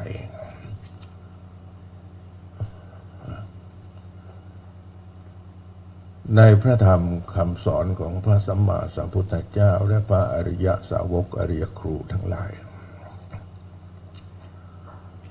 พระพุทธเจ้าก็สอนให้พระสาวกฟังได้ยินพระธรรมคำสอนของพระสัมมาสัมพุทธเจ้าพระอริยสาวกทั้งหลายก็น้อมเข้ามาพระองค์พูดเรื่องตาพระอริยสาวกก็มากำหนดศึกษาเรียนรู้เรื่องตาพระองค์พูดเรื่องหูอริยสาวกทั้งหลายก็มาเรียนรู้เรื่องหู ไม่ว่าท่านจะพูดเรื่องอะไรเราก็น้อมเอาสิ่งที่พูดพิจารณาใคร่ครวญแล้วก็กลับเข้ามาดังนั้นการที่เราศึกษาธรรมะเนี่ยศึกษาภายนอกเข้าไปสู่ภายใน เพื่อจะได้เปรียบเทียบคำสั่งสอนว่าเราได้มีความเข้าใจในเรื่องของพระธรรมคำสั่งสอนของพระสัมมาสัมพุทธเจ้าหรือไม่เราเข้าใจในพระธรรมคำสั่งสอนของพระอริยครูทั้งหลายไม่เราเข้าใจในตัวในตนของเราหรือไม่เมื่อเราเข้าใจในคำสอนของพระพุทธเจ้าเราจะต้องเข้าใจในพระธรรมคำสอนของพระอริยครูทั้งหลายเมื่อเข้าใจในพระธรรมคำสอนของพระพุทธเจ้าพระเจ้าเราต้องเข้าใจในตัวในตนเข้ามาในใจของตัวเข้ามาในใจของตน แต่ส่วนมากที่ผ่านมาเราศึกษาเรียนรู้เอาใจไปเรียนรู้เรื่องของพระพุทธเจ้าเอาใจของเราเนี่ยไปศึกษาพระธรรมคำสอนของพระอริยทั้งหลายแต่ไม่เข้าใจในตัวเพราะอะไรเพราะเราไม่ได้โอไปในยิโกไม่ได้น้อมพระพุทธเจ้าเข้ามาไว้ที่ใจไม่ได้น้อมเอาพระธรรมคำสอนของพระพุทธเจ้าเข้ามาไว้ที่ใจเราไม่ได้น้อมพระธรรมคำสอนของพระอริยครูหลวงปู่หลวงพ่อครูบาอาจารย์ทั้งหลายเข้ามาอยู่ในใจเราไม่ได้เอาใจศึกษาใจตัวเองเราไม่ได้เอาใจศึกษากายเราไม่ได้เอากายศึกษาใจเมื่อเราเข้าใจในกายเมื่อเราเอากายทำความเข้าใจในใจเราก็จะเข้าใจในพระธรรมคำสอนของพระอริยครูและพระสัมมาสัมพุทธเจ้าเราเข้าใจในพระธรรมคำสั่งสอนของพระพุทธเจ้าเราก็จะรู้จักพระพุทธเจ้ารู้จักรู้จริงรู้แจ้งรู้เจ็บรู้จบในพระพุทธเจ้าเมื่อเราเข้าใจในตัวของเราเราก็เข้าใจในธรรมเมื่อเราเข้าใจในธรรมเราก็จะเข้าใจในธรรมคำสั่งสอนของหลวงปู่หลวงพ่อพ่อแม่ครูบาอาจารย์ทั้งหลายเราเข้าใจในพระธรรมคำสอนของหลวงปู่หลวงพ่อครูบาอาจารย์ทั้งหลายก็เข้าใจในตัวในตนมากขึ้นถามดูถามตัวเองดูนะถามตัวเองดูดูตัวเองทำให้ตัวเองดูดูตัวเองทำให้ตัวเองดูไม่ต้องไปทำให้ใครดูเราลองถามดูว่าตั้งแต่เราศึกษาพุทธธรรมคำสั่งสอนของพระสัมมาสัมพุทธเจ้าหรือพระอริยเจ้าทั้งหลายแล้วมันเข้ามาอยู่ในใจของเราไหมธรรมะคำสั่งสอนของพระพุทธเจ้าของพระอริยเจ้าอริยครูทั้งหลายมันเข้ามาอยู่ในกายเข้ามาอยู่ในใจของเราแล้วใจของเรากายของเราเนี่ยเข้าไปอยู่ในพุทธะเข้าไปอยู่ในธรรมะเข้าไปอยู่ในสังฆะหรือไม่พูดถึงศีลเราก็ดูที่พูดเรื่องศีลเราเข้าใจในศีลไหมเมื่อเราเข้าใจในศีลน้อยแล้วลองดูว่าเอาศีลเข้ามาเปรียบเทียบในกายในใจของเราว่ากายใจของเรามีศีลไหมพูดเรื่องสมาธิเราเข้าใจในเรื่องของสมาธิไหมแล้วเราเอาสมาธิมาฝึกกายฝึกใจให้กายใจเป็นสมาธิไหมเอาสมาธิเข้ามาอยู่ในใจเอากายเอาใจเราเข้าไปอยู่ในสมาธิในที่สุดสมาธิกับกายและใจของเราก็รวมกันเป็นหนึ่งเราเข้าใจในเรื่องปัญญาไหมเอาปัญญามาพิจารณาในกายในใจเอาใจเอากายของเราไปพิจารณาเพื่อเอากายกับใจปัญญามารวมกันเป็นหนึ่งไหมที่เราศึกษามาที่ศึกษาไหมเราแจ่มแจ้งในพระธรรมคำสอนของพุทธเจ้าไหมเราแจ่มแจ้งในพระธรรมคำสอนของพระอริยครูอริยเจ้าไหมถ้าเราเข้าใจในพุทธธรรมคำสอนถ้าเราเข้าใจในพระธรรมคำสั่งคำสอนของพ่อแม่ครูบาอาจารย์สมัยเราต้องเข้าใจในตัวเข้าใจในตนบางครั้งเราวิจัยวิจารณ์ ธรรมวิจยะพระธรรมคำสอนของพระพุทธเจ้าพระธรรมคำสอนของพระอริยครูทั้งหลายแต่กลับไม่เข้าใจตัวเองนี่หรือผู้ที่เข้าใจในพุทธธรรมคำสอนของพระสัมมาสัมพุทธเจ้าหรือของพระอริยเจ้าอริยครูทั้งหลายทำไมเราเข้าใจในพระธรรมคำสอนของพระพุทธเจ้าของพระอริยเจ้าทั้งหลายแล้วทำไมยังไม่เข้าใจในตัวยังไม่เข้าใจในตนพอพูดถึงพระธรรมคำสอนพอพูดถึงเรื่องพระพุทธเจ้าก็แจ่มแจ้งพระพุทธเจ้าเกิดที่ไหนปฏิบัติธรรมที่ไหนตรัสรู้ที่ไหนไปสอนใครมันเราแจ่มแจ้งหมดพระอริยสาวกทั้งหลายได้ยินได้ฟังพระธรรมคำสอนของพระสัมมาสัมพุทธเจ้าได้บรรลุธรรมหมดเราเข้าใจในเรื่องของพระพุทธเจ้าเราเข้าใจในเรื่องของพระอริยสงฆ์อริยครูหลวงปู่หลวงพ่อครูบาอาจารย์แล้วแต่ทำไมเราไม่เข้าใจตัวเข้าใจไหม เข้ามาในใจของตัวเองบ้างไหมเข้ามาในใจของตัวเองบ้างไหมเราเอาธรรมเข้ามาในกายเลยพระธรรมคำสอนเข้ามาพิจารณาในกายเราเอาพระธรรมคำสอนของพระอริยครูทั้งหลายเข้ามาพิจารณาในใจพามาพิจารณาแล้วเมื่อเรามาพิจารณากายเรามาพิจารณาใจก็เราเข้ามาอยู่ในกายไม่กายก็เราเข้าไปอยู่ในใจไหมใจเข้าใจในตัวไหมตัวเข้าใจในใจไหมนั่งพิจารณาดู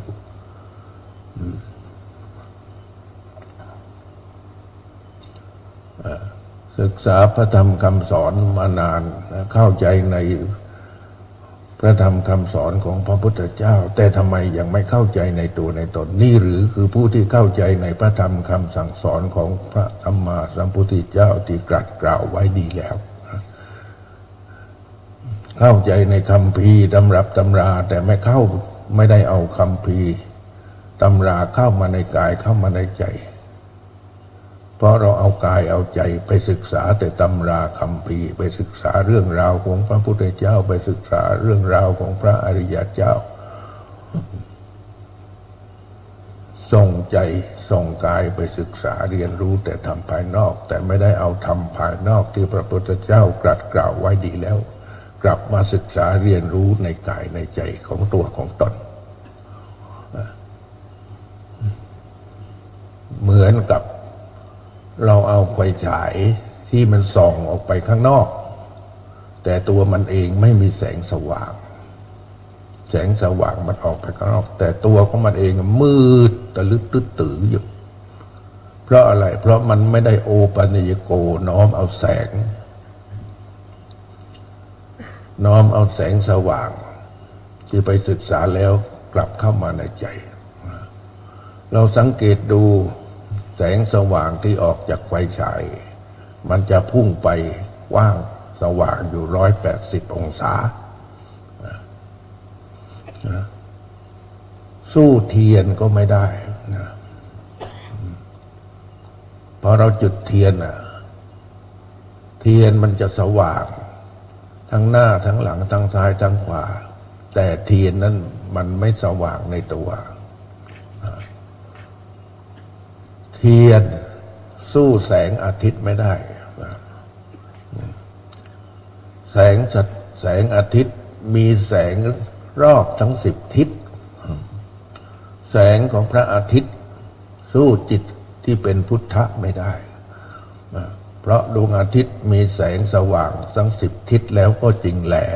แต่ภายในของดวงอาทิตย์ไม่มีแสง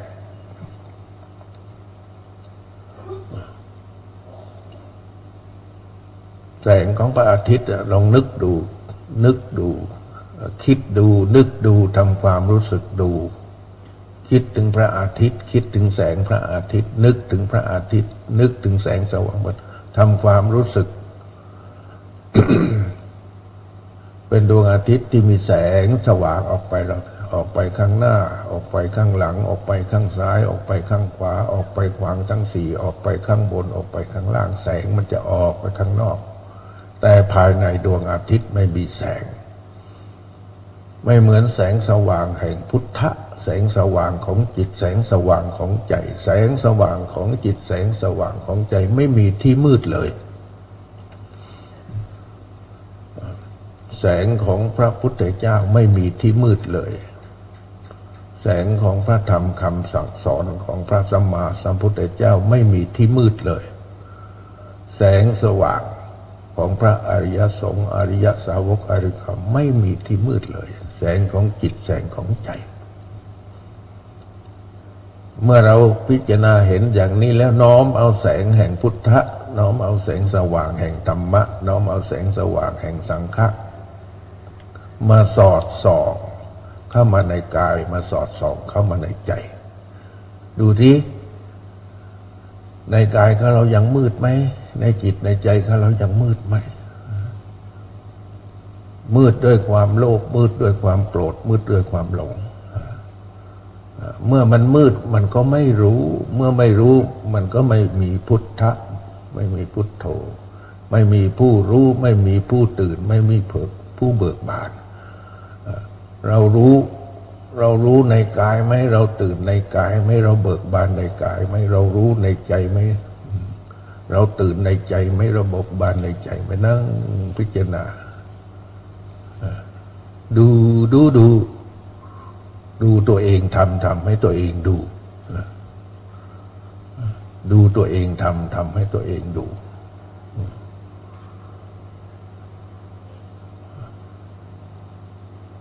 อุจุงกายังตั้งกายให้ตรงดำรงสติระลึกถึงผู้รู้ถึงผู้ระลึกถึงผู้รู้ถึงผู้ระลึกจนว่าให้ผู้ระลึกกับผู้รู้รวมกันเป็นหนึ่ง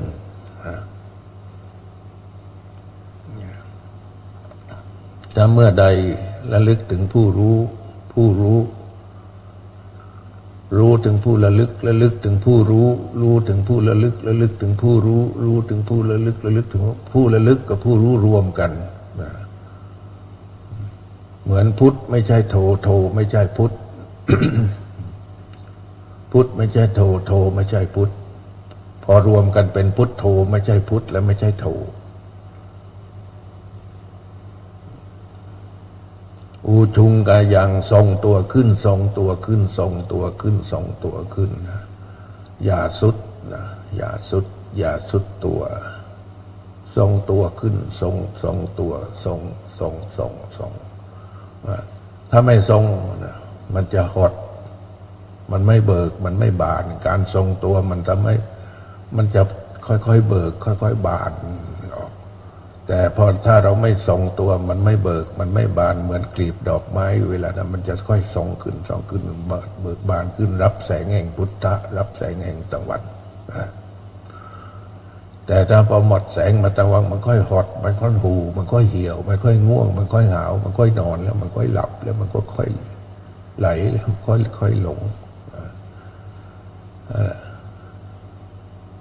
ทรงตัวขึ้นอุชุงกายังทรงตัวทรงจิตทรงใจอุชุงกายังตั้งกายให้ตรงดำรงสติไว้รอบเฉพาะหน้าหายใจเข้ารู้นั่นเที่ยวหายใจออกรู้ให้เที่ยว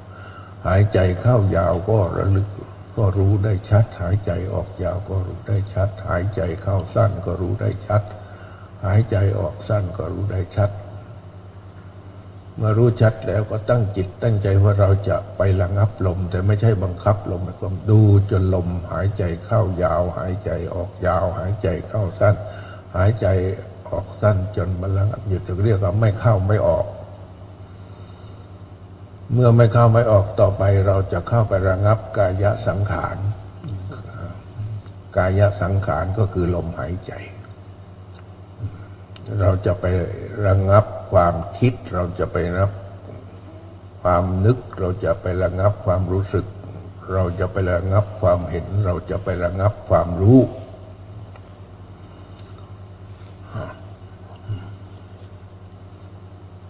เพราะตัวรู้มันส่งออกไปตัวรู้ของเราเนี่ยมันส่งออกไปพอส่งออกไปมันก็เกิดผัสสะเกิดการกระทบเมื่อตะกี้เราสวดไปแล้วเมื่อความรู้ส่งออกไปมันก็เกิดความส่งออกไปก็เป็นการปรุงแต่งที่หลวงพ่อจิตไม่ส่งออกไปไม่ส่งออกไปเมื่อส่งออกไปมีการปรุงแต่งก็จะเกิดผัสสะเกิดการกระทบเมื่อเกิดความกระทบก็จะเกิดความรู้สึกเมื่อเกิดความรู้สึกก็จะเกิดสัญญาลักษณ์เมื่อเกิดสัญญาลักษณ์ก็จะเกิดสังขารมีการปรับปรุงเปลี่ยนแปลงเพิ่มเติมสร้างสรรค์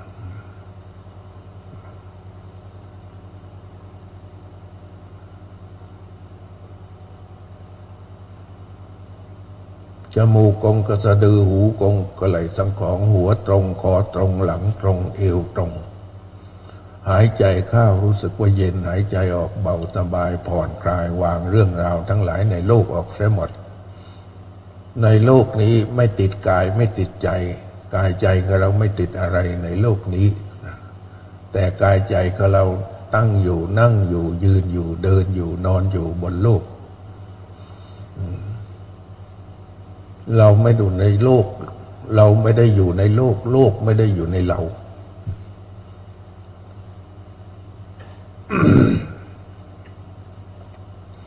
หายใจเข้ารู้สึกว่าเย็นหายใจออกเบาสบายผ่อนคลายวางเรื่องราวทั้งหลายในโลกออกรดเหลือแต่กายกับใจของเราอยู่เอาใจมาศึกษากายเอากายมา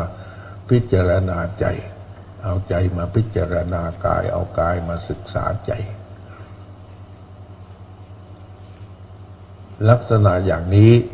กายของเราเป็นพุทธะกายของเราเป็นธรรมะกายของเราเป็นสังฆะ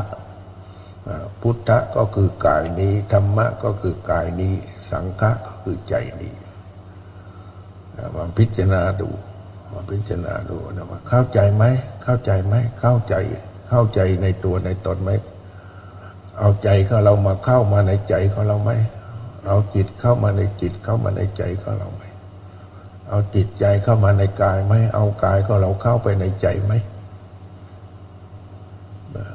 ไม่ใช่มานั่งมืดตะลึตึ๊ดตู่แล้วก็ดุย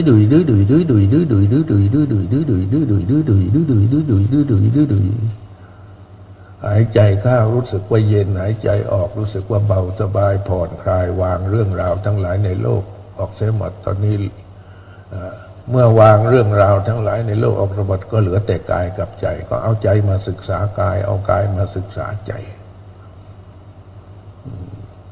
ถ้าเรารู้จักรู้จริงรู้แจ้งรู้จบในกายเราก็จะเข้าใจใจก็จะเข้าไปอยู่ในกายถ้าเรารู้จักรู้จริงรู้แจ้งรู้จบในเรื่องของใจใจก็เราจะเข้าใจในเรื่องของใจเราจะแจ่มแจ้งในเรื่องของจิตของใจเมื่อเราเข้าใจในกายเมื่อเราเข้าใจในจิตจิตก็คือกายกายก็คือจิตจิตก็เพราะรวมกันทั้งกายใจเป็นเราคือตถาคตคือเราไม่ใช่กายเราไม่ใช่ใจใจไม่ใช่เร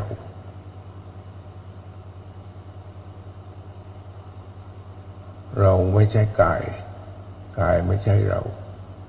ราไม่ใช่ใจใจไม่ใช่เราทั้งเรากายและใจเป็นปัจจัยการที่อาศัยปรุงแต่งเกิดขึ้นในแต่ละขณะตั้งอยู่ชั่วขณะดับไปชั่วขณะเมื่อมีเหตุมีปัจจัยก็เกิดขึ้นตั้งอยู่เมื่อหมดเหตุหมดปัจจัยก็ดับไปเสื่อมไปลงไปมันก็จะแจ่มแจ้งในพุทธธรรมคำสอนของพระสัมมาสัมพุทธเจ้าเราก็จะแจ่มแจ้งในพระธรรมคำสอนของพระอริยครูทั้งหลายเมื่อเราเข้าใจแจ่มแจ้งในพระธรรมคำสอนของพระพุทธเจ้าเมื่อเราเข้าใจแจ่มแจ้งในพระธรรมคำสอนของพระอริยเจ้าหลวงปู่หลวงพ่อครูบาอาจารย์ทั้งหลายเราก็จะเข้าใจในตัวในตนเราจะเข้าใจแจ่มแจ้งในเรื่องตัวในเรื่องของตนแต่นี่เราปฏิบัติมานานศึกษามาประมาณหลายปีดีดักเรายังไม่เข้าใจในเรื่องของพระพุทธเจ้าเราไม่เข้าใจเรื่องพระธรรมคำสอนของพระพุทธเจ้าเราไม่เข้าใจคำสอนของพระอริยเจ้าเมื่อเราไม่เข้าใจในคำสอนของพระพุทธเจ้าพระธรรมคำสั่งสอนของพระพุทธเจ้า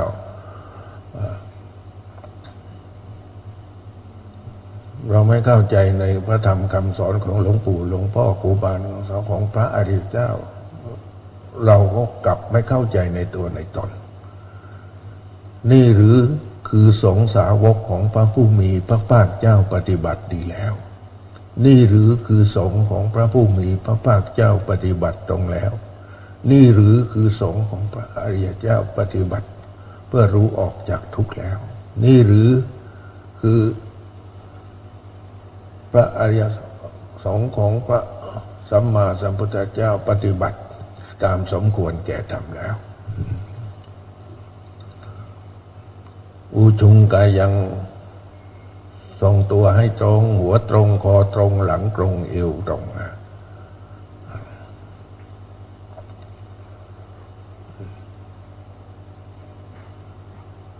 เรียกปฏิบัติให้ตาหูจมูกลิ้นกายใจดีแล้วก็ปฏิบัติตาหูจมูกลิ้นกายใจให้มันตรงกันเมื่อปฏิบัติตาหูจมูกลิ้นกายใจให้มันดีเมื่อปฏิบัติให้ตาหูจมูกลิ้นกายใจให้มันตรง รวมความตรงให้เป็นหนึ่งในขณะที่เราเห็นเส้นตรงเราจะเห็นต้นสายกลางสายปลายสายเหมือนกับเสาธงเราจะเห็นโคนเสาธงกลางเสาธงปลายธงเป็นเสาธงที่ตรงนะเราจะต้องรวมทั้งโคนกลางและปลายให้เป็นหนึ่ง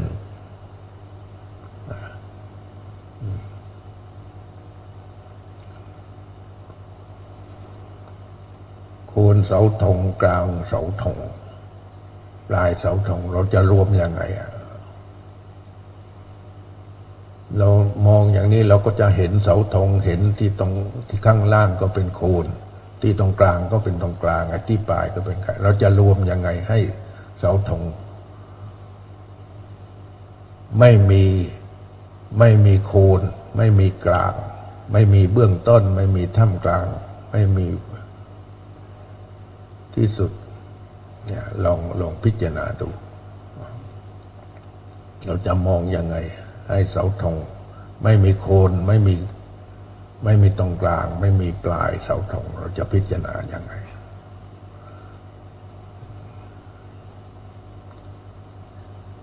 เราก็ต้องโอปาญญิโกน้อมจิตน้อมใจของเราน้อมจิตน้อมใจของเรา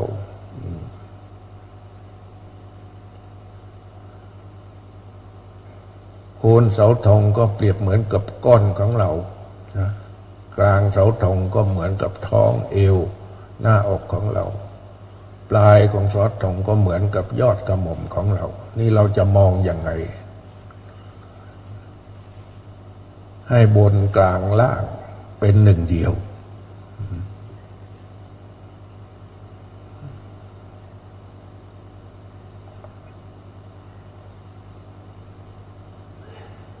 หายใจเข้ารู้สึกว่าเย็นหายใจออกเบาสบายผ่อนคลายวางเรื่องราวทั้งหลายในโลกนี้ออกเสียให้หมดนะเหลือแต่กายกับใจของเรานั่งอยู่เหลือแต่กายกับใจของเรายืนอยู่เราเอากายมาศึกษาใจเราเอาใจมาศึกษากายมาพิจารณาเอาใจมาพิจารณากายเอากายมาพิจารณาใจเมื่อเราเข้าใจในเรื่องกายเมื่อเราเข้าใจในเรื่องใจกายกับใจก็รวมกันไปถ้าไม่มีกายก็ไม่มีใจถ้าไม่มีใจก็ไม่มีกายถ้าไม่มีกายไม่มีใจก็ไม่มีเราที่มีเราก็เพราะมีกายมีใจเมื่อมีเราก็มีคนอื่น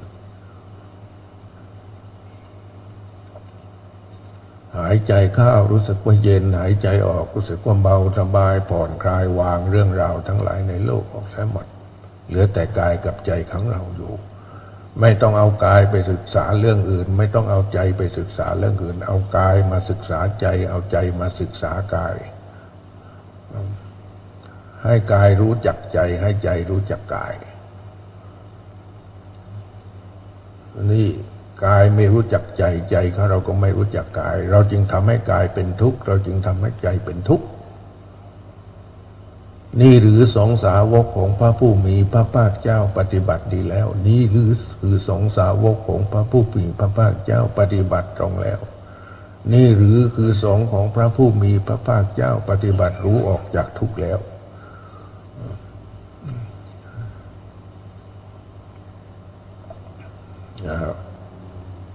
ดูตัวเองทำให้ตัวเองดูรู้นะกำลังทำอะไรอยู่รู้นะ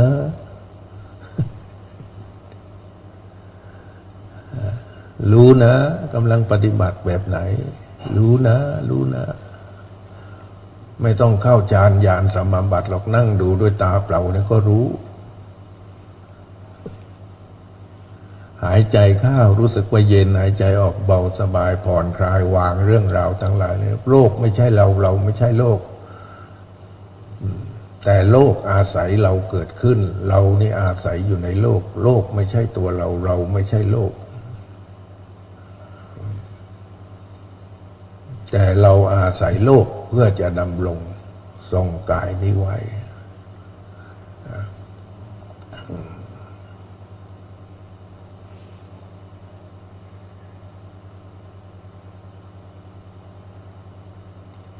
ดวงอาทิตย์มีแสงสว่างทั้ง10 ทิศ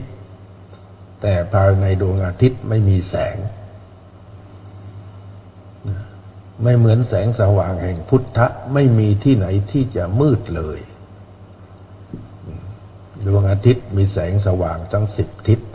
แต่ภายในดวงอาทิตย์ไม่มีแสงสว่างไม่เหมือนจิตที่เป็นพุทธะไม่มีใจที่เป็นพุทธะในใจที่เป็นพุทธะไม่มีมืดเลยเอากลับมาดูจิตกลับมาดูใจตัวเองว่าในขณะที่เราดูจิตใจของเราจะมืดไม่จิตของเราพูดจิตก็เป็นจิตพูดใจก็เป็นใจพูดใจเป็นจิตพูดจิตเป็นใจก็แล้วแต่เราพูดว่าจิตกับใจเหมือนกันหรือไม่เหมือนกันก็อยู่ที่เราจะให้จิตเป็นจิตก็ได้จะให้ใจเป็นใจก็ได้จะให้ใจไม่ใช่จิตจะทำให้จิตไม่ใช่ใจก็ได้ถ้าไม่มีจิตก็ไม่มีใจถ้าไม่มีใจก็ไม่มีจิตถ้ามีใจไม่มีจิตก็ไม่มีความรู้สึกนึกคิดไม่มีความรู้สึกก็ไม่มีกายถ้าไม่มีกายเราก็ไม่มีกายอื่นถ้าไม่มีกายคนอื่นก็ไม่มีกายเรา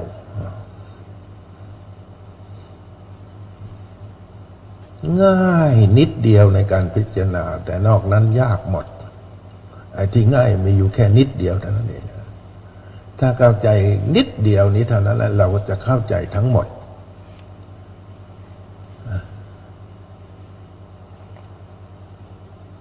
ดูตัวเองทำให้ตัวเองดูไม่ต้องไปทำอวดใครไม่ต้องไปทำอวดใครเข้าใจไหมเขาถามว่าเข้าใจไหมคือเข้ามาในใจของตัวเองหรือเปล่าเราเอาพระธรรมคำสอนหรือของพระอริยครูหลวงปู่หลวงพ่อมาเข้ามาในใจไหมแต่เรา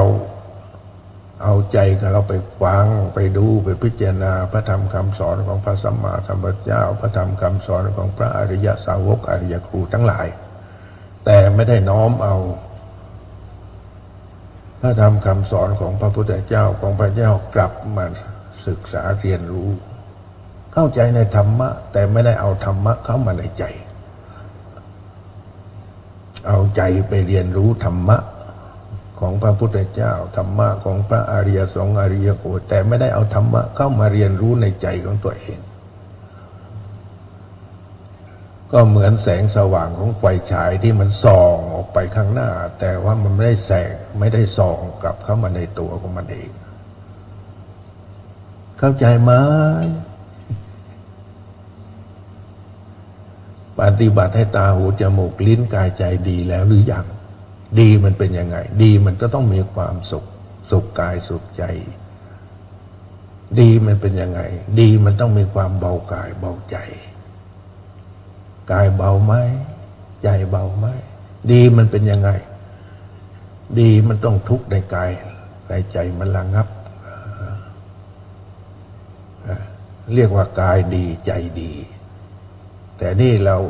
ปฏิบัติแล้วกายมีความสุขไหมใจมีความสุขไหมกายเบาไหมใจเบาไหมทุกข์ในกายในใจระงับลงไปไหมรู้นะว่ากำลังคิดอะไรอยู่นึกอะไรอยู่ทำความอะไรอยู่เห็นอะไรอยู่หายใจเข้ารู้สึกว่าเย็นหายใจออกเบาสบายผ่อนคลายวางเรื่องราวทั้งหลายในโลกมันเหลือแต่กายกับใจให้มาเอาใจมาศึกษากายเอากายมาศึกษาแค่นี้ถ้าเราเข้าใจในใจเราก็เป็นผู้รู้ในกายถ้าเราตื่นอยู่ในกายเราก็เป็นผู้ตื่นในกายเรารู้เป็นเบิกบานในกายเอากายมาศึกษาใจเอาใจมาศึกษากายในที่สุดเราก็เห็นว่าโอ้กายกับใจเป็นหนึ่งเดียวกัน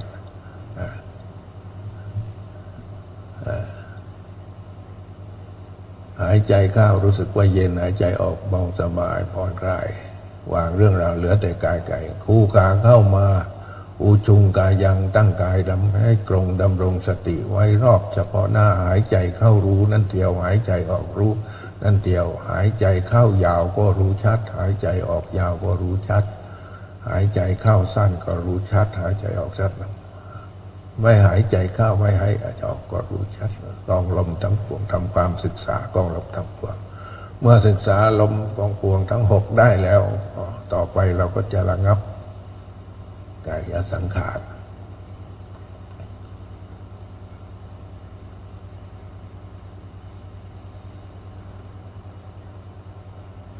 ไม่ใช่มานั่งขอนอนขอยืนขอ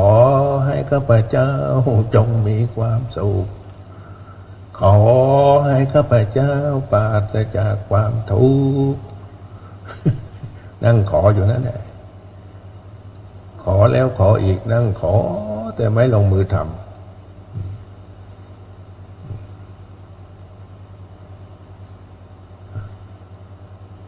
ขอให้มีความสุขแต่ไม่ได้ทำให้มีความสุขขอให้พ้นจากทุกข์แต่ไม่ได้ทำให้พ้นทุกข์ขอให้หลุดให้พ้นแต่ไม่ทำให้หลุดไม่ทำให้พ้นนี่หรือคือสงฆ์สาวกของพระผู้มีพระภาคเจ้าปฏิบัติดีแล้ว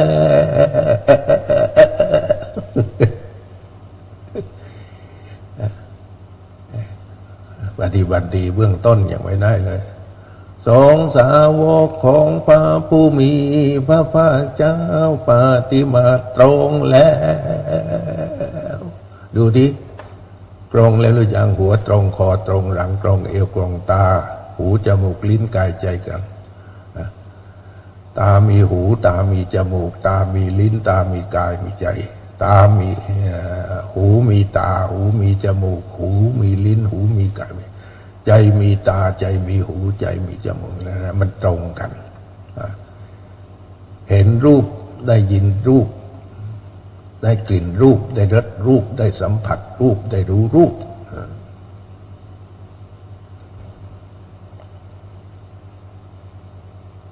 สงฆ์สาวกของพระผู้มี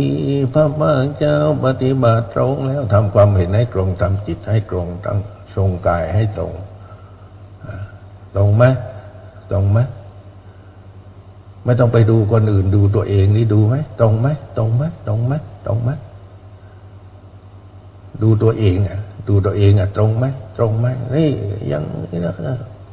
ทำดีก็ยังไม่ได้ทำให้ตัวเองดีทำให้ตาดีหูดีจมูกดี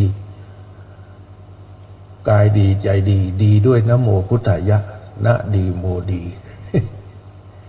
ตาดีหูดีจมูกดีลิ้นดีกายดีใจดีดีดีดีดีดีดีดีดีด้วยนะโมพุทธายะ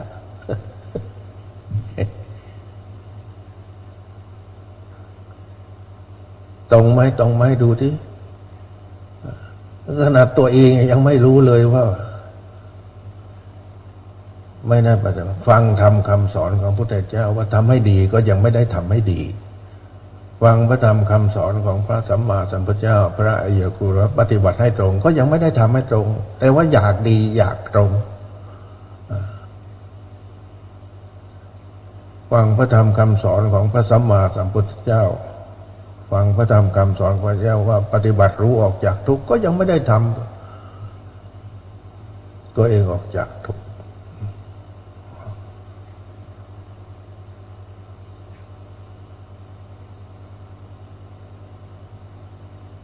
ใครหนอที่ทำให้เราเป็นทุกข์ใครหนอที่ทำให้เราเป็นทุกข์กูเองกูเองกูเองกูเอง ใครทำให้รักใครทำให้ชังใครทำให้โกรธใครทำให้เกลียดใครทำให้เครียดแค้นใครทำให้หดหู่ห่อเหี่ยวง่วงเหงาหอนอนใครทำให้ฟุ้งซ่านรำคาญใครทำให้โลเลสักสายสงสัยใครก็กูนี่ไงกูนี่แหละที่ทำให้ไปรักเขากูนี่แหละที่ทำให้ไปเกลียดเขากูนี่แหละทำให้หดหู่ห่อเหี่ยวง่วงเหงาหอนอนกูนี่แหละทำให้เองฟุ้งซ่านรำคาญกูนี่แหละที่ทำให้สงสัยสักสายโลเลเข้าใจไหมกูนี่แหละไม่เข้าใจในกู กูเป็นสิ่งที่กำหนดรู้เหตุให้เกิดกูเป็นสิ่งที่กำหนดละความดับแห่งกูเป็นสิ่งที่ควรทำให้แจ้งปฏิบัติอย่างไรให้ถึงที่สุดดับไม่เหลือ แห่งกูเป็นสิ่งที่เพ่งเปลี่ยนพิจารณาเรียกว่าอริยสัจกู เคยได้ยินไหม มีไหมในพระไตรปิฎกอริยสัจกูมีไหมกูเป็นสิ่งที่กำหนดรู้เหตุให้เกิดกูเป็นสิ่งที่กำหนดละความดับแห่งกูเป็นสิ่งที่ควรทำให้แจ้งปฏิบัติอย่างไรให้ถึงที่สุดดับไม่เหลือแห่งกูเป็นสิ่งที่เพ่งเปลี่ยนพิจารณาให้มากถ้าไม่มีกูทุกข์ก็ไม่มี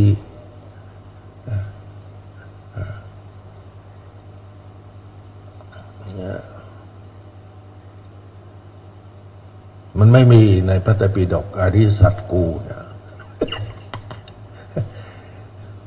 ตัวเราเป็นสิ่งที่กำหนดรู้เหตุให้เกิดตัวเราเป็นสิ่งที่กำหนดละความดับแห่งตัวเราเป็นสิ่งที่ควรทำให้แจ้งปฏิบัติอย่างไรให้ถึงที่สุดดับไม่เหลือแห่งตัวเราเป็นสิ่งที่เพ่งเพียรพิจารณาให้มากหายใจเข้ารู้สึกว่าเย็นหายใจออกเบาสบาย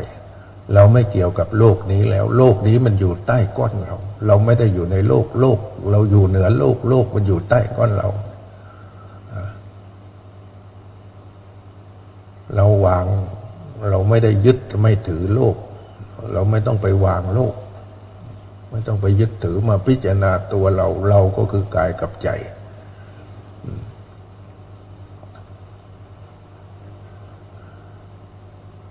รูปเวทนาสัญญาสังขารวิญญาณรวมกันเป็นเรา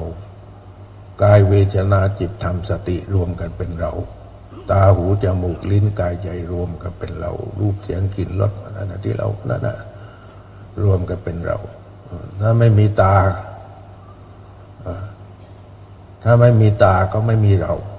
ถ้าไม่มีหูก็ไม่มีเราไม่มีจมูกก็ไม่มีเราไม่มีลิ้นก็ไม่มีเราไม่มีกายรวมกันทั้งหมดเนี่ย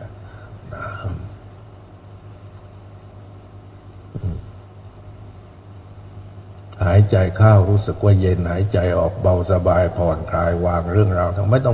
องเอาตัวเอากายเอาใจเราไปศึกษาเรื่องโลกมัวไปศึกษาเรื่องโลกเราก็จะตายก่อนไปศึกษาเรื่องต้นไม้ไปศึกษาเรื่องแมลงไปศึกษาเรื่องสัตว์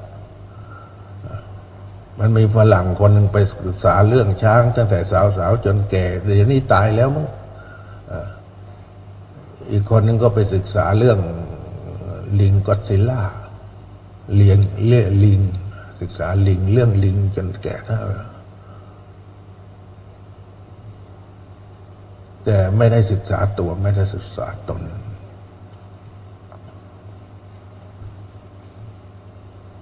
เข้าใจไหม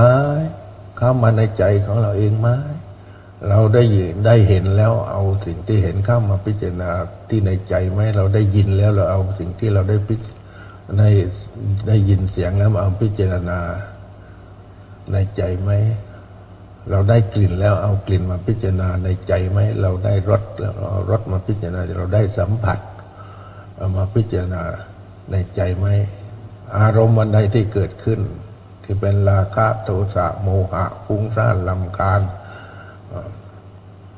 มีสมาธิไม่มีสมาธิมีมหคตาไม่มีมหคตาจิตตั้งมั่นจิตไม่ตั้งมั่นจิตอิสระอารมณ์อิสระมาแล้วมาพิจารณาไหมเข้าใจในเรื่องกายไหมอยู่กับกายมานานแล้วเข้าใจในเรื่องเวทนานะมีเวทนามานานแล้วเข้าใจในเรื่องจิตไม่อยู่กับจิตมานานแล้วเข้าใจในเรื่องธรรมอยู่กับธรรมมานานแล้วเข้าใจในเรื่องสติไหมอยู่กับสติมานานแล้วทำให้กายเป็นทุกข์ไม่ทำให้เวทนาเป็นทุกข์ไม่ทำให้จิตเป็นทุกข์ไม่ทำให้ธรรมเป็นทุกข์ไม่ทำให้สติเป็นทุกข์ไหมนี่หรือคือสงฆ์สาวกของพระผู้มีพระภาคเจ้าปฏิบัติดีแล้ว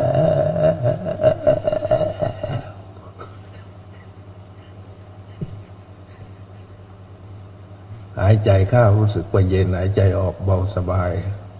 อูจุงกายยังตั้งกายให้ตรงหัวตรงคอตรงหลังตรงเอวตรงตรงไหมตรงสาวกของพระผู้มีพระภาคเจ้าปฏิบัติตรงแล้วดูดิมีองค์ไหนบ้างที่ปฏิบัติตรงมีแต่คดแต่ข้องออยู่ในกระดูกทั้งนั้นเลย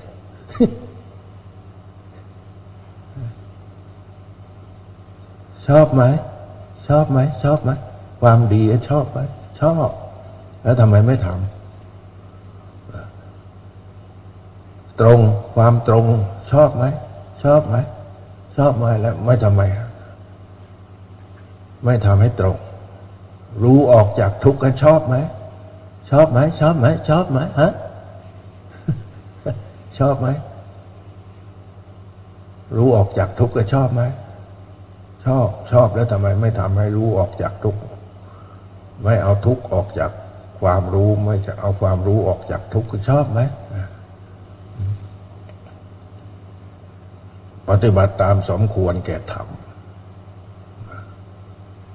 สามีจิตปฏิปันโนปฏิบัติตามสมควรแก่ธรรมสมัยใดควรยึดควรยึดสมัยใดควรถือควรถือสมัยใดควรปรงควรปรงสมัยใดควรวางควรวางสมัยใดควรว่างควรว่างไม่ใช่ยึดทั้งหมด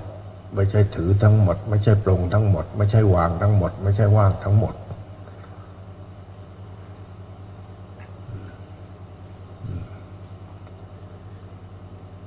ขณะนี้เวลา6:30 ย้อน30 นาที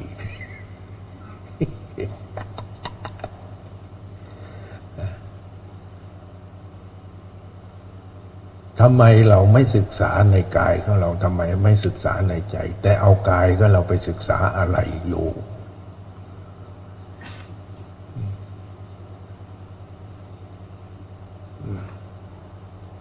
ทำไมเราไม่ศึกษาในใจของเราแต่เราเอาใจไปศึกษาอะไรอยู่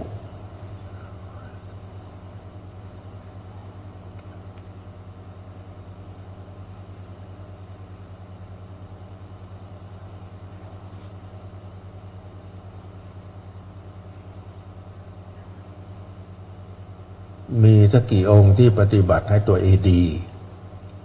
มีสักกี่องค์ที่ปฏิบัติให้ตัวเองตรงมีสักกี่องค์ที่ปฏิบัติตัวเองให้ออกจากทุกข์มีสักกี่องค์มีสักกี่รูปที่ปฏิบัติตามสมควรแก่ธรรม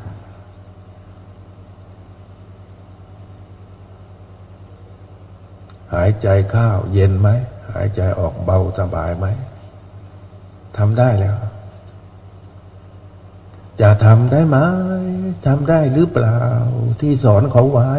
ว่าให้ทำดี สอนโยมเก่งนะโยมมาทำบุญให้ทานแต่ว่าตัวเองไม่ค่อยได้ทำบุญให้ทานนะโยมมารักษาศีลแต่ตัวเองไม่ค่อยได้ทำให้กายใจปกตินะโยมฟังธรรมนะพิจารณาธรรมนะแต่ตัวเองไม่ค่อยได้ฟังเท่าไหร่ไม่ค่อยได้พิจารณาเท่าไหร่แต่สอนเขาเก่งนักทำนั่นทำนี่นะโยมพยายามรักษาศีลทำกายใจให้ปกตินะโยมฝึกสมาธิภาวนานะโยมพิจารณาเจริญวิปัสสนาพิจารณาทำให้หลุดพ้นจากทุกข์นะแต่ตัวเองยังขี้เกียจขี้ค้านง่วงเหงาเฮานอนรำคาญเบื่อสังแจ้งหงุดหงิดขี้ด่าขี้บ่นขี้โลภขี้งกขี้สารพัดขี้เกียจขี้ค้านขี้ง่วงขี้หลับ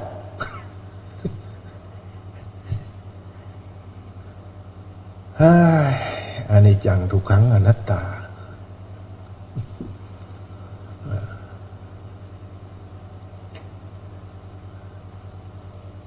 ทำให้รู้ทำให้ตื่นทำให้เบิกบานเนี่ยเอาแค่นี้ทำให้ตัวเองรู้ทำให้ตัวเองตื่นทำให้ตัวเองเบิกบานทำให้ตัวเองรู้จักชั่วเว้นชั่วทำให้ตัวเองรู้จักดีทำดีได้ทำให้ตัวเองรู้จักสงบสะอาดบริสุทธิ์ปล่อยวางความสงบความสะอาดความบริสุทธิ์ได้ทำให้ตัวเองปฏิบัติทำให้ตัวเองดีทำให้ตัวเองตรงทำให้ตัวเองรู้ออกจากทุกข์ทำให้ตัวเองตรงก็ได้ไม่ต้องไปอยากบรรลุแหละถ้าทำอย่างนี้เดี๋ยวมันบรรลุเองแต่นี่อะไร ไม่ทำให้ตัวเองดี ไม่ทำให้ตัวเองตรง ไม่ทำให้ตัวเองรู้ไม่ทำให้ตัวเองสังคนอยากบรรลุนิพพานปัจจโยโหตุขอไว้ข้าพเจ้านิพพานนั่งแต่ขอเถอะนะขอให้นิพพานขอให้นิพพานแต่ไม่ได้ทำให้นิพพานแต่นั่งขออยู่นะขอให้ข้าพเจ้าจงมีความสุขก็นั่งขออยู่นั่นแต่ไม่ได้ทำให้ตัวเองมีความสุขขอให้ข้าพเจ้าพ้นจากทุกข์แต่ก็ไม่ได้ทำให้ตัวเองพ้นจากทุกข์เพราะนั่งขออยู่นะนั่งขอให้ตัวเองพ้นจากทุกข์เฮ้ยเวรกรรมใครหนอที่ทำให้กูมีกรรมมีเวรกูนี่แหละเนรติ๊กตอกติ๊กตอกติ๊กตอกติ๊กตอกติ๊กตอกติ๊กตอกเนี่ยเวลามันไม่เคยหลอกใครมันเดินไปเรื่อยพระนิพพานมันกลืนกินเราอยู่ตลอดเวลาแต่เราไม่รู้จักมัน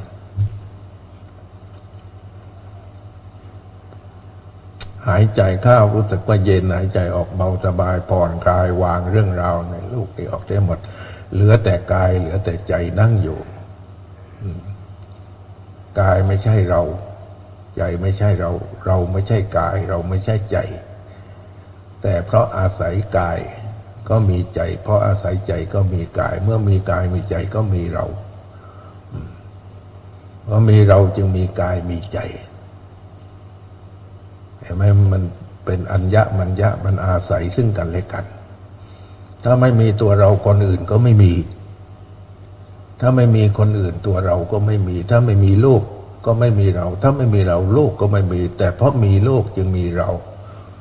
มีเราจึงมีคนอื่นมีฉันแล้วก็มีเธอมีเธอก็มีฉันถ้าไม่มีฉันก็ไม่มีเธอถ้าไม่มีเธอก็ไม่มีฉันถ้าฉันไม่มีเธอก็ไม่มี หายใจเข้ารู้สึกว่าเย็นหายใจออกเบาสบายผ่อนคลายวางเรื่องราวทั้งหลายในโลกนี้มาทำให้ตาก็เราดีมาทำให้หูก็เราดีมาทำให้จมูกก็เราดีมาทำให้ลิ้นก็เราดีมาทำให้กายก็ดีมาทำให้ตาก็เราตรงมาทำให้หูก็เราตรงจมูกก็เราตรงลิ้นก็เราตรงกายก็เราตรงใจก็เรามันทำให้ตารู้ออกจากทุกข์มันทำให้หูรู้ออกจากทุกข์มันทำให้จมูกออกจากทุกข์มันทำให้ลิ้นออกจากทุกข์มันทำให้กายออกจากทุกข์มันทำให้ใจออกจากทุกข์มาทำให้ตาพอดีหูพอดีจมูกพอดีลิ้นพอดีกายไปเรื่อยๆสามีจะไปปฏิบัติตามสมควรนั้นสมัยใดควรเห็นสมัยใดไม่ควรเห็นก็ไม่ควรเห็นสมัยใดควรฟังก็ควรฟังสมัยใดไม่ควรฟังก็ไม่ควรฟังสมัยใดได้กินก็ควรได้กินสมัยใดไม่ได้กินก็ควรไม่ได้กินสมัยได้ลดก็ให้ลดสมัยใดไม่ได้ลดก็ไม่ได้ลดสมัยใดสัมผัสก็ไม่ได้สัมผัสสมัยใดรู้อารมณ์ก็รู้อารมณ์สมัยใดไม่รู้อารมณ์ก็ปฏิบัติตามสมควรแก่ธรรมสามีจิปฏิปโนเอากายมาศึกษาใจไหมเอาใจมาศึกษากายไหมเอาร่างกายนี้มาศึกษาใจตัวเองไหมแต่ว่าเอาใจไปศึกษาอะไรอยู่เอากายไปทำอะไรอยู่บวชมาก็นานครับศึกษามานานพอพูดธรรมะรู้หมดไปพระไตรปิฎกพระไตรปิฎกพระวินัยมีกี่เล่มพระสูตรมีกี่เล่มพระรู้หมดที่รู้ในพระไตรปิฎกมันหมดไปจากกายไม่หมดไปจากใจแล้วเพราะไม่ได้เอาเข้ามาในกายไม่ได้แค่เอาเข้ามาในใจ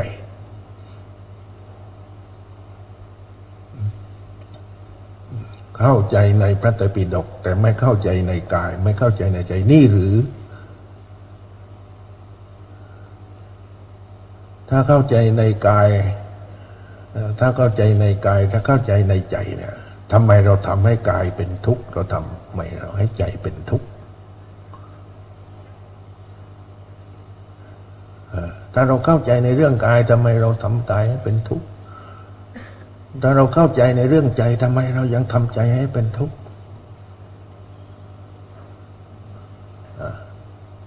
ความทุกข์กันชอบไหมชอบไหมชอบไหมชอบไหมความทุกข์ไม่ชอบแล้วทำไมไม่เอาออก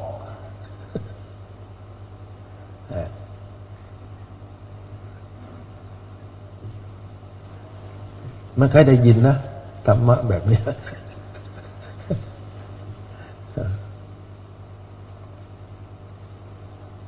หายใจเข้ารู้สึกว่าเย็นหายใจออกเบาสบายผ่อนคลายวางเรื่องราวทั้งหลายในโลกออกสมัดหายใจเข้ารู้สึกว่าเย็นหายใจออกเบาสบายผ่อนคลายภายในท้องน้อยรอบสะดือตะโพกและบั้นเอวหายใจเข้ารู้สึกว่าเย็นหายใจออกเบาผ่อนคลายภายในหน้าอกลิ้นปี่แผ่นหลังหัวไหล่หัวบ่าต้นคอหายใจเข้ารู้สึกว่าเย็นหายใจออกเบาสบายผ่อนคลายภายในระหว่างคิ้วหน้าไม่นิ้วคิ้วไม่ขมวดไม่ปวดลูกตาสมองโปร่งโล่งเบา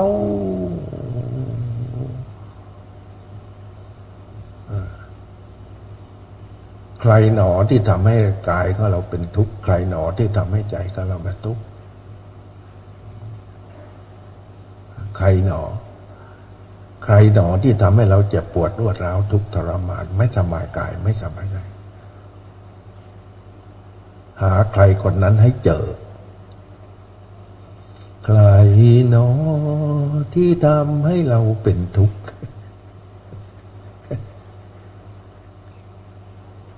ฉันเอง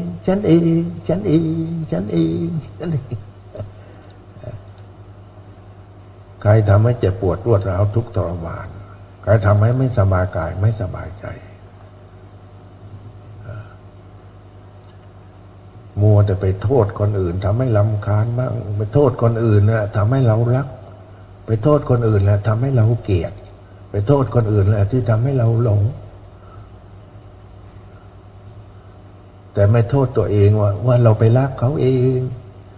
คนอื่นเขาเป่าเนาะฉันรักเขาเองไปโทษคนนั้นทำให้เราโกรธแต่เราไปโกรธเขาเองเราไปหลงเขาเองเราไปทำให้หงุดหงิดรำคาญเองเราไปทำให้เศร้าโศกเสียใจเองเราไปทำให้หดหู่ห่อเหี่ยวง่วงเหงาเราทำให้หลับเองใครมาทำให้เราหลับใครมาทำให้เราตื่นใครมาทำให้เราเบื่อใครทำให้เราเพลินปิติ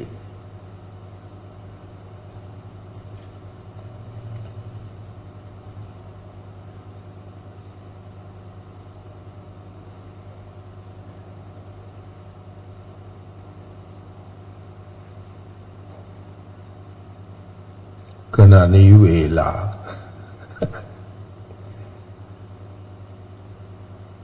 6 นาฬิกาย่อน18 นาทีคือยังอีก18 นาทีจะได้6 นาฬิกาในสำนวนบาลี500ย่อนหนึ่งยังไม่ถึง500แต่ว่า499แต่ว่าย่อนหนึ่งพูดตัวเลขไม่ค่อยได้อีกเดี๋ยวพวกจดเอาไว้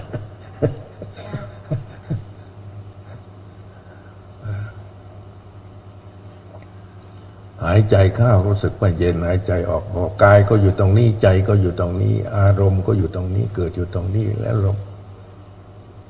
ทำไมเราไม่เอาใจมาศึกษากายทำไมเราไม่เอาศึกษากายมาศึกษาใจทำไมเราไม่เอากายใจก็เราศึกษาอารมณ์อารมณ์ก็อยู่ตรงนี้แหละธรรมารมณ์ก็อยู่ตรงนี้เรากำลังทำอะไรอยู่เรากำลังศึกษาอะไรอยู่เรากำลังกำหนดอะไรอยู่เรากำลังระลึกอะไรอยู่เรากำลังรู้สึกอะไรอยู่เรากำลังจำอะไรอยู่เรากำลังรู้อะไรอยู่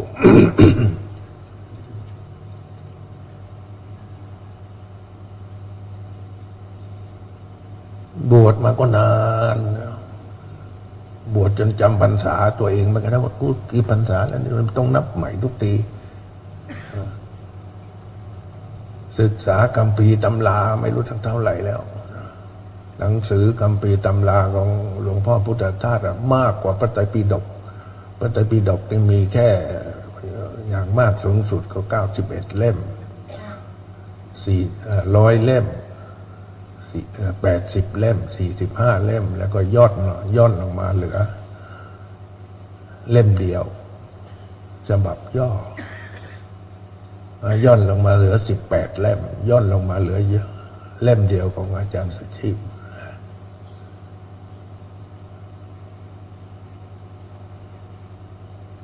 คัมภีร์ตำราศึกษาหมดแล้วแต่ยังไม่เข้าใจตัวเองทำไมขี้หงุดหงิดใจเราขี้หงุดหงิดขี้รำคาญใจทำไมใจเราขี้รักขี้โลภขี้อยากให้ทำไมใจเราขี้เกียจขี้ค้านทำไมใจของเรานี่หรือผู้ที่ศึกษาพระธรรมคำสอนของพระพุทธเจ้าเข้าใจแล้วแต่ว่าไม่ได้เอาเข้ามาในใจเลย แต่เอาใจไปเข้าอยู่ในคัมภีร์ตำรับตำราไม่ได้เอาคัมภีร์พระธรรมคำสอนเข้ามาในใจแต่เอาใจเข้าไปอยู่ในคัมภีร์ตำรับตำราเลยติดแก๊กอยู่ตรงนั้นใจไปติดแก๊กอยู่ตรงนั้น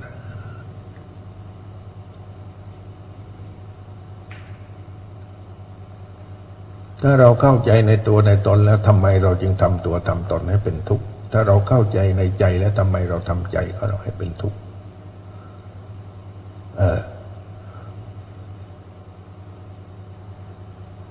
หายใจเข้ารู้สึกว่าเย็นหายใจออกเบาสบายผ่อนคลายวางเรื่องราวนะ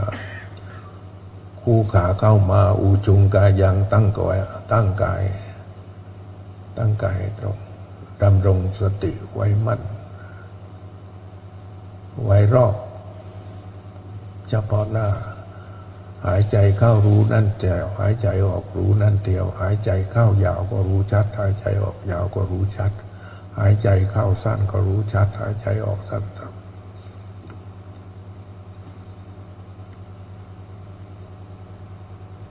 ท่องได้คล่องแคล่วเลยสวดอานาปานสติเนี่ยจนว่าคัมภีร์ตำราเนี่ยขาดไปไม่รู้สักกี่เล่มแล้ว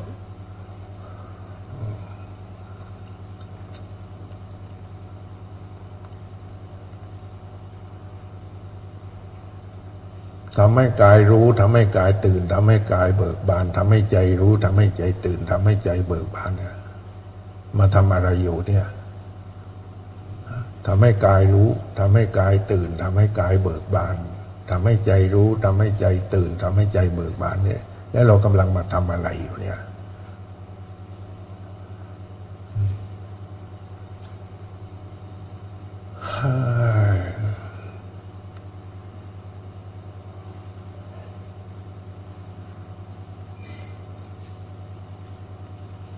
ทำให้ตาหูจมูกลิ้นกายใจดีทำให้ตาหูจมูกลิ้นกายใจตรง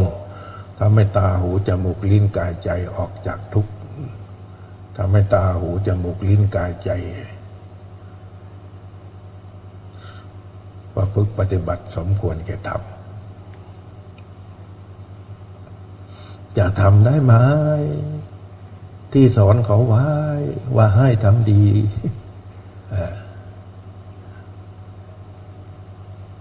ปฏิบัติทำได้ไหมสอนให้คนอื่นปฏิบัตินะเก่งมาทำอย่างนั้นนะทำอย่างนี้นะทำอย่างนั้นนะ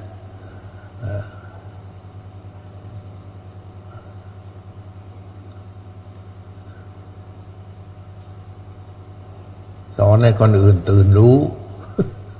สอนให้คนอื่นเป็นผู้ตื่นผู้ให้เป็นผู้รู้ให้เป็นผู้ตื่นผู้เบิกบานนี่หลายองค์นะที่นั่งอยู่ข้างนั้นสอนคนอื่นเยอะเลย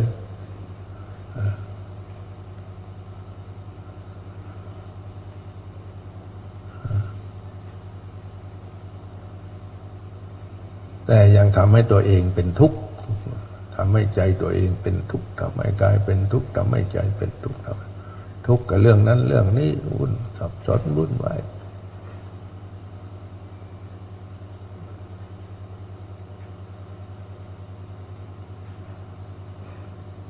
อยู่กับพระนิพพานแท้ๆแต่ไม่รู้จัก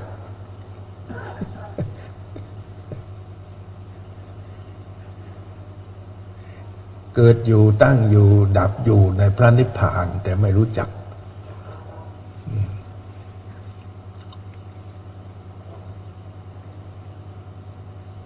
ตอนนี้พระนิพพานมันกลืนกิน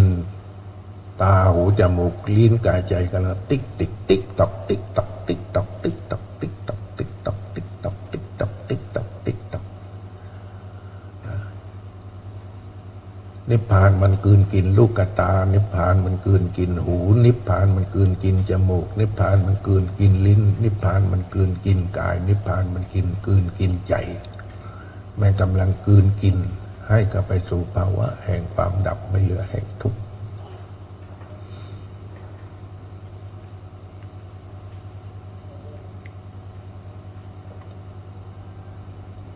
หายใจเข้ารู้สึกว่าเย็นหายใจออกเบาสบายผ่อนคลายวางเรื่องราวทั้งนั้นผ่อนคลายภายในท้องน้อย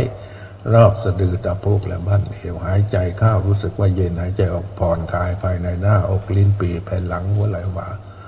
ไม่ครับออกไม่ครับใจไม่ร้อนออกไม่ใจไม่จุกออกไม่จุกใจหายใจเข้ารู้สึกว่าเย็นหายใจออกเบาสบายผ่อนคลายภายในระหว่างคิ้วหน้าไม่นิ้วคิ้วไม่ขมวดไม่ปวดแสบลูกตาโล่งเบาสบายนี่ก็เรียกว่าทำกายทำใจให้ปกติถ้าไม่มีปัญญาจะรักษาศีลไม่ได้ไม่มีปัญญารักษาศีลไม่ได้ก็ไม่มีสมาธิถ้าไม่มีปัญญาศีลสมาธิก็ไม่มีญาณทัศนะถ้าไม่มีญาณทัศนะก็ไม่มีญาณทัศนะวิมุตติไม่หลุดพ้นจากทุกข์ได้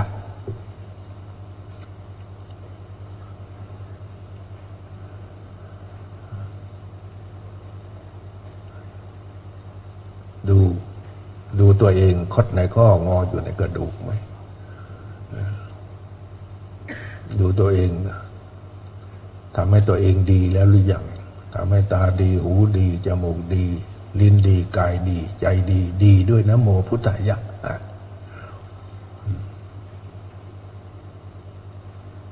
ความดีนั้นชอบไหมชอบแล้วทำไมไม่ทำ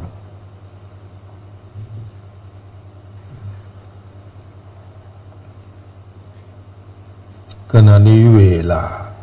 6 นาฬิกาย่อน10 นาทีถ้าไม่ทำอย่างนี้ไม่เคยตื่นขนาดพูดอย่างนี้แล้วก็ยังบางองค์ก็เข้าใจนั่งพยักหน้าเข้าใจแล้วครับเข้าใจแล้วครับเข้าใจแล้วครับบางองค์ก็ลอยหน้าลอยตาไม่เข้าใจไม่เข้าใจไม่เข้าใจ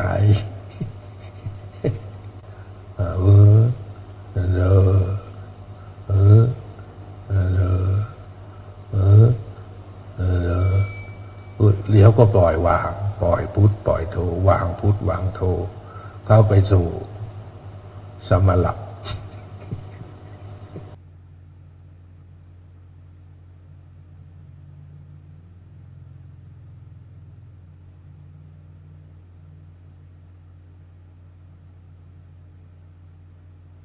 พอประโยคเหลือแต่เนาะแ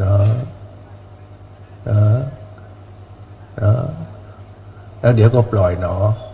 หลับบุบ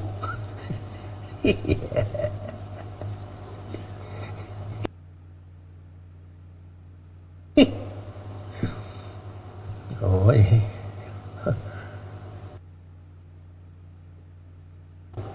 แอคชั่นเลยครับกลัวเขาไม่ชมเขาไม่ชอบกลัวเขาไม่สัตย์แอคชั่นอยู่มีสตินะ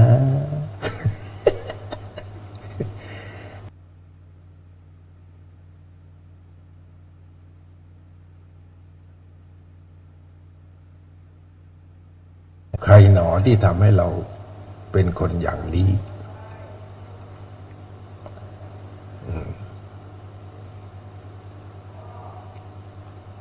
หายใจเข้ารู้สึกว่าเย็นหายใจออกเบาสบายหายใจเข้ารู้สึกว่าเย็นหายใจออกเบาสบายผ่อนคลายวางเรื่องราวทั้งหลายให้จมูกกงกระสะดือหูกงกระไหลทั้งสองเอาใจมาศึกษากายเอากายมาศึกษาใจเอาใจมาเรียนรู้กายเอากายมาเรียนรู้ใจของตัวเองและที่ก็บอกว่าเข้าใจเข้ามาในใจเอาใจเข้ามาในกายเอากายเข้ามาในใจ แต่นี่เราเอาใจไปอยู่กับอะไรเอากายก็เราไปทำอะไรอยู่ไม่มีใครบังคับเราได้นะไม่มีใครสอนเราได้ตถาคตเพียงแต่บอกเท่านั้นเองเพียงแต่ชี้เพียงแต่แนะนำว้าว ว้าวบรรลุแล้วเสียงพระนิพพาน ตื่นทันทีพอเลิกปฏิบัติธรรมเลิกศึกษาธรรมแต่พอเริ่มกำหนดธรรมจะปฏิบัติธรรมหลับทันทีแต่พอเลิกปฏิบัติธรรมเลิกพิจารณาที่ตอนเนี้ยกระปี้กระเป๋าเลยกระชุ่มกระชวยมีน้ำมีนวลกระสีกระซิกละลิละลิกทันที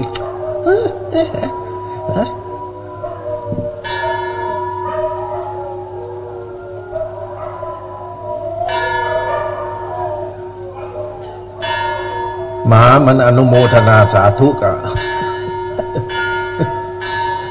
พอตีละครั้งมันอนุโอ้พระคุณเจ้ามาปฏิบัติธรรมได้เข้าสู่ปณิพพานเป็นผู้ตื่นเป็นผู้รู้เป็นผู้เบิกบานแล้ว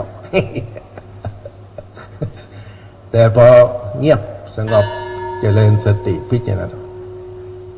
เริ่มมืดครับไอ้ที่เบิกบานค่อยหดค่อยหูค่อยเหี่ยวไอ้ที่ตื่นก็ค่อยหลับไอ้ที่ตื่นก็ค่อยหดค่อยหูค่อยเหี่ยวค่อยง่วงค่อยเหงาค่อยหลับไอ้ที่รู้ก็ค่อยดับลง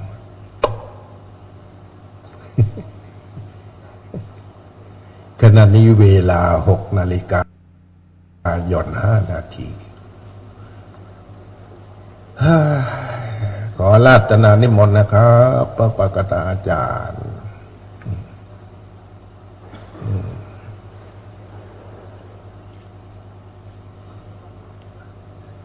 เอาให้โยมก็ยังอยู่ไม่รู้ว่าปล่อยให้โยมไปก็ขออนุโม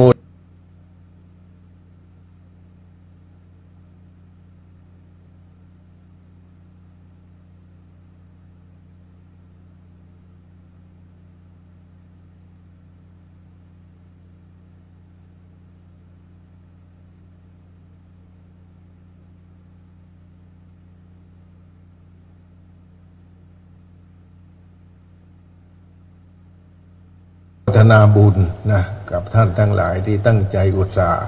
อดตลับขับตาคะทำบุญมาดีแล้ว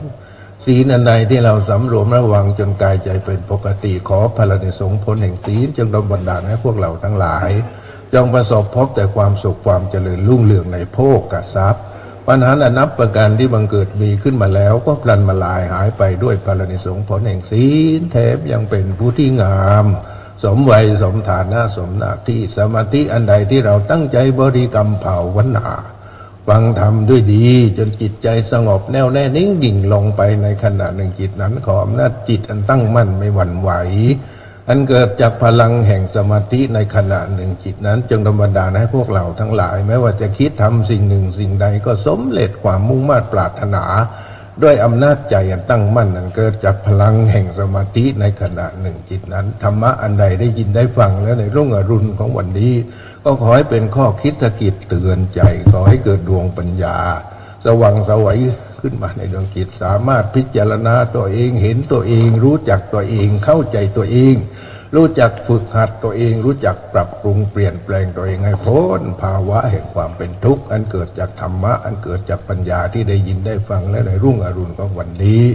ถ้าพวกเราทั้งหลายยังเวียนว่ายตายเกิดในวัฏทุกข์ก็ขอให้สมบูรณ์พูนผลด้วยสมบัติทั้ง3 ประการถ้าพวกเราทั้งหลายเบื่อหน่ายที่จะคลายจากความทุกข์ทั้งปวงทั้งหมดนั้นพึงศึกษาลืมอีกแล้วเรียนรู้ในพุทธธรรมคำสอนของพระสัมมาสัมพุทธเจ้าและพระอริยสาวกอริยครูทั้งหลายด้วยการน้อมนำมาคบคิดใคร่ครวญทำความเข้าใจให้รู้จักให้รู้จริงให้รู้แจ้งให้รู้จบไปหมดความกังขาให้หมดความสงสัยแล้วน้อมนำมาประพฤติปฏิบัติให้เป็นผู้ที่เจริญด้วยศรัทธาให้เป็นผู้ที่เจริญด้วยความภาคเพียรให้เป็นผู้ที่เจริญด้วยสติ ให้เป็นผู้ที่เจริญด้วยสมาธิให้เป็นผู้ที่เจริญด้วยปัญญาจนบังเกิดญาณกำจัดอาสวะกิเลสเหตุที่เป็นทุกข์ให้หมดไปสิ้นไปเป็นปัจจัยให้ถึงพระนิพพานโดยที่สุดทุกรูปทุกนามทุกท่านเถิด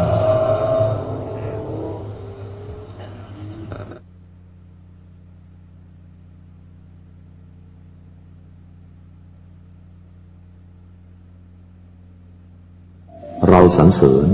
และนับถือผู้นั้นว่าเป็นคนดีถ้าผู้ใดนับถือผู้ที่มีกิเลสว่าดีกว่าผู้ไม่มีกิเลสบุคคลผู้นั้นชื่อว่าถือศีลเอาต้นเป็นปลายเอาปลายเป็นต้นเอาสูงเป็นต่ำเอาต่ำเป็นสูงถ้าถืออย่างนี้ผิดทางพระนิพพานเป็นคนมิจฉาทิฏฐิการที่นับถือบุคคลผู้หนาไปด้วยกิเลสว่าดีกว่าผู้ปรารถนาจากกิเลสเราตถาคตไม่สรรเสริญบุคคลจำพวกที่บางเบาจากกิเลสใกล้ต่อพระนิพพานเราตถาคตสรรเสริญและอนุญาตให้เคารพนับถือการที่ทำบุญทำทานทำกุศลปรารถนาเพื่อจะให้บุญกุศลนั้น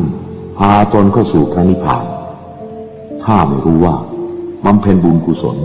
เพื่อช่วยระงับดับกิเลสก็เป็นอันบำเพ็ญเสียเปล่าได้ชื่อว่าเป็นคนหลงโลกหลงทางแห่งพระนิพพาน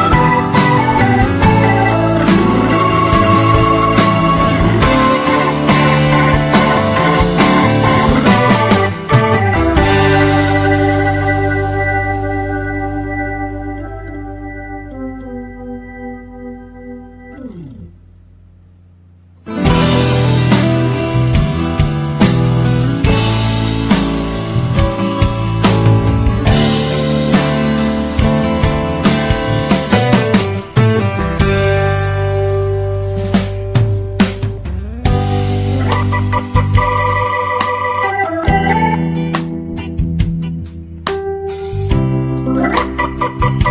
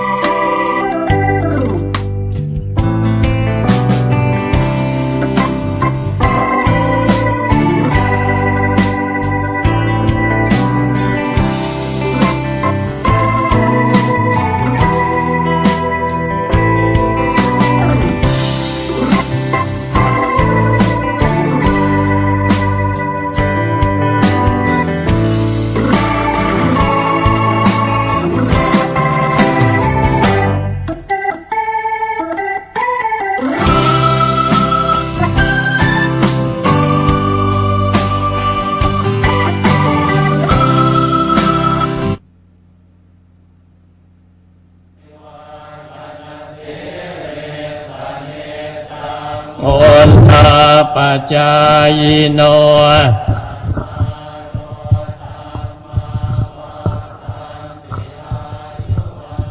อสุขังภะกลับพระอะระหังสัมมาสัมพุทโธ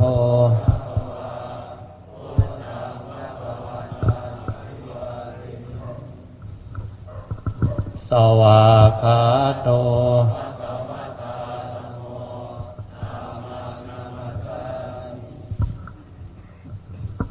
ปฏิปันโน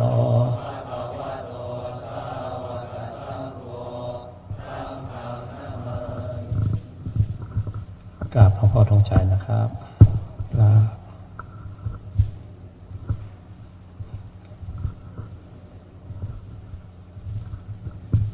พระมานัตตาระโหทุกลูกกราบหลวงพ่อ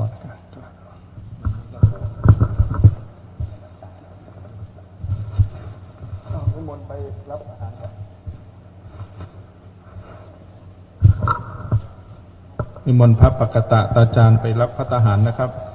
เดี๋ยวค่อยลูกกรรมค่อยไปทีหลังนะครับให้อาจารย์กรรมท่านเดินไปก่อน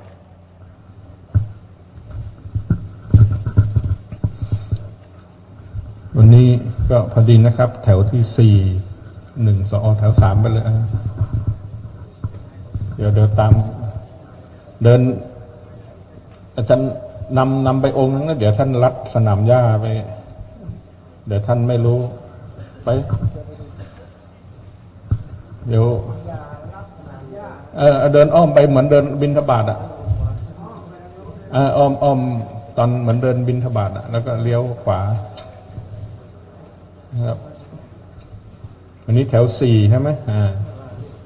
แถว4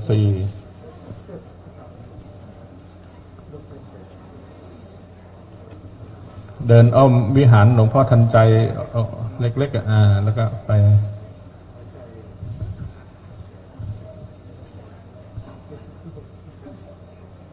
โอเคนะครับก็ตอนนี้ก็จะย้ายเสียงไปยังวิหารหลวงถ้าครูบาอาจารย์ที่นั่นพร้อมแล้วก็ขอนิมนต์นะครับ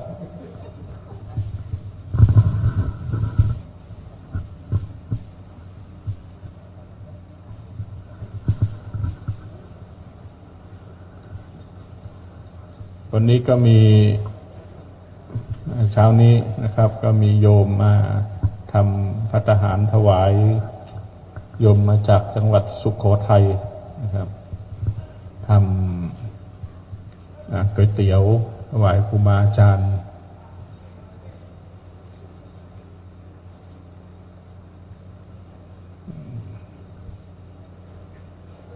ทางนู้นพร้อมแล้วก็ขอนิมนต์ขอเชิญนะครับ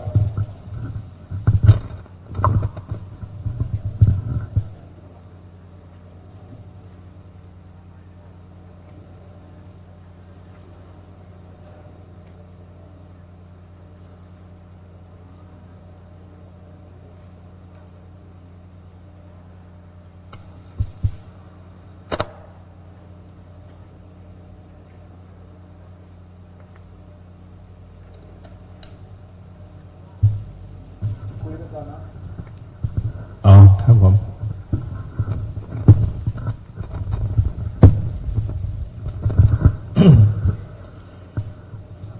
ปิดไม่ได้ครับผมครับสำหรับพิธีตอนสายนะครับตอนสายนี้พิธีตอนสายในการที่จะทำสังฆกรรมนะครับเดี๋ยวก็หลังจากที่รับภัตตาหารรับบิณฑบาตเสร็จรับภัตตาหารไปฉันก็จะเรียกประมาณสัก9:15หรือว่า9:30เพื่อจะได้ไปทำสังฆกรรมกันนะครับวันนี้มี3 โบสถ์ด้วยกันอย่างที่แจ้งให้ครูบาอาจารย์ได้รับรู้ได้รับทราบกันไปเมื่อวานตอนเย็นก็ วัดม่อนฤาษีเรานะครับ ตั้งแต่หมายเลข1ถึงหมายเลข60นะครับ ที่จะไปขอเรียกว่าขอมานัดนะครับ ขึ้นมานัด แล้วก็โบสถ์ดงป่าหวายตั้งแต่หมายเลข61หมายเลข61ถึงหมายเลข140จะไปวัดดงป่าหวายแล้วก็ตั้งแต่หมายเลข141ไปจนถึงหมายเลขสุดท้าย220นะครับไปโบสถ์ดอยหล่อถ้าข้างบนวิหารหลวงพร้อมแล้วก็แทรกมาได้เลยนะครับถ้ายังไม่พร้อมก็จะได้คุยเพิ่มเติมไปนะครับสำหรับวัดดงป่าหวายครับผมพร้อมแล้วนะครับมนครับครับขอกราบน้อมไว้สาพระพุทธรูปเจ้าปิ่นป่าหลวงพ่อตันใจองค์ใหญ่ที่อยู่ในอย่าปิ้งกันดูว่าตัดไปเลย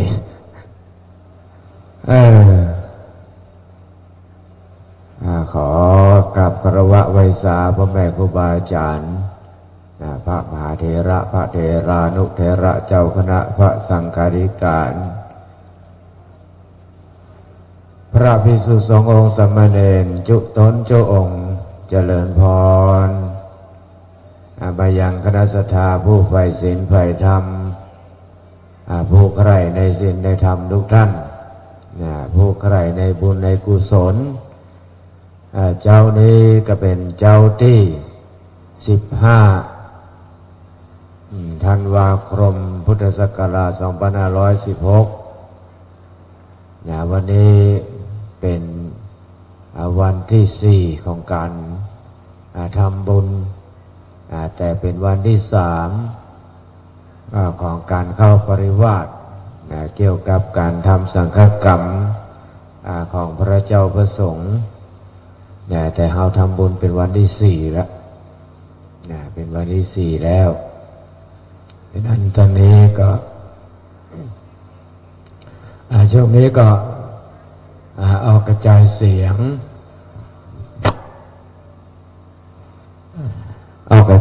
งไปหลายๆสถานีด้วยกันเนาะท่านก็ได้รับฟังเสียงจากสถานีวิทยุต่างๆสถานีวิทยุเป็นสถานีหลักก็คือสถานีวิทยุเพื่อการศึกษาพระพุทธศาสนา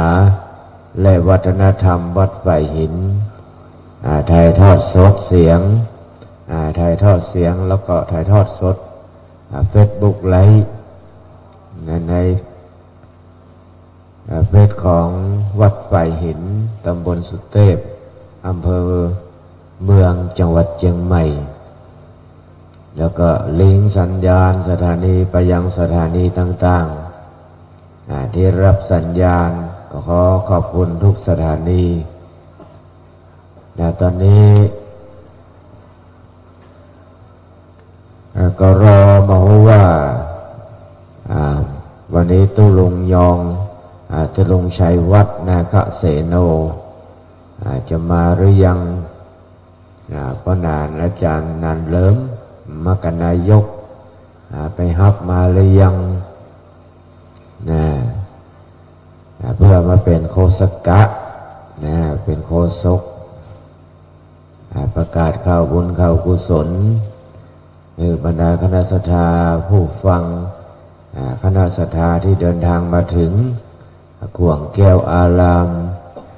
วัดม่อนฤาษีปากตังสมัคคีในเจ้าวันนี้คณะกรรมการก็ดี เรียนเชิญเจริญพรเนอะมานั่งโต๊ะ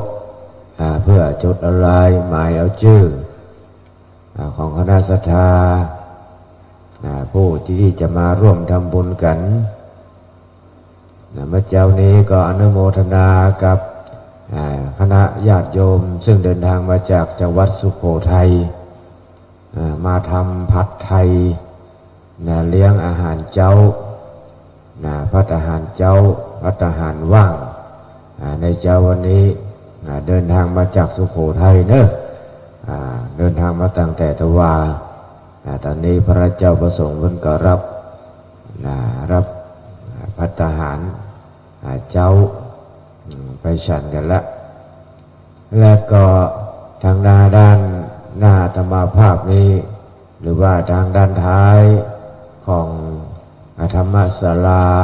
หลวงพ่อตันใจตรงนี้ก็มี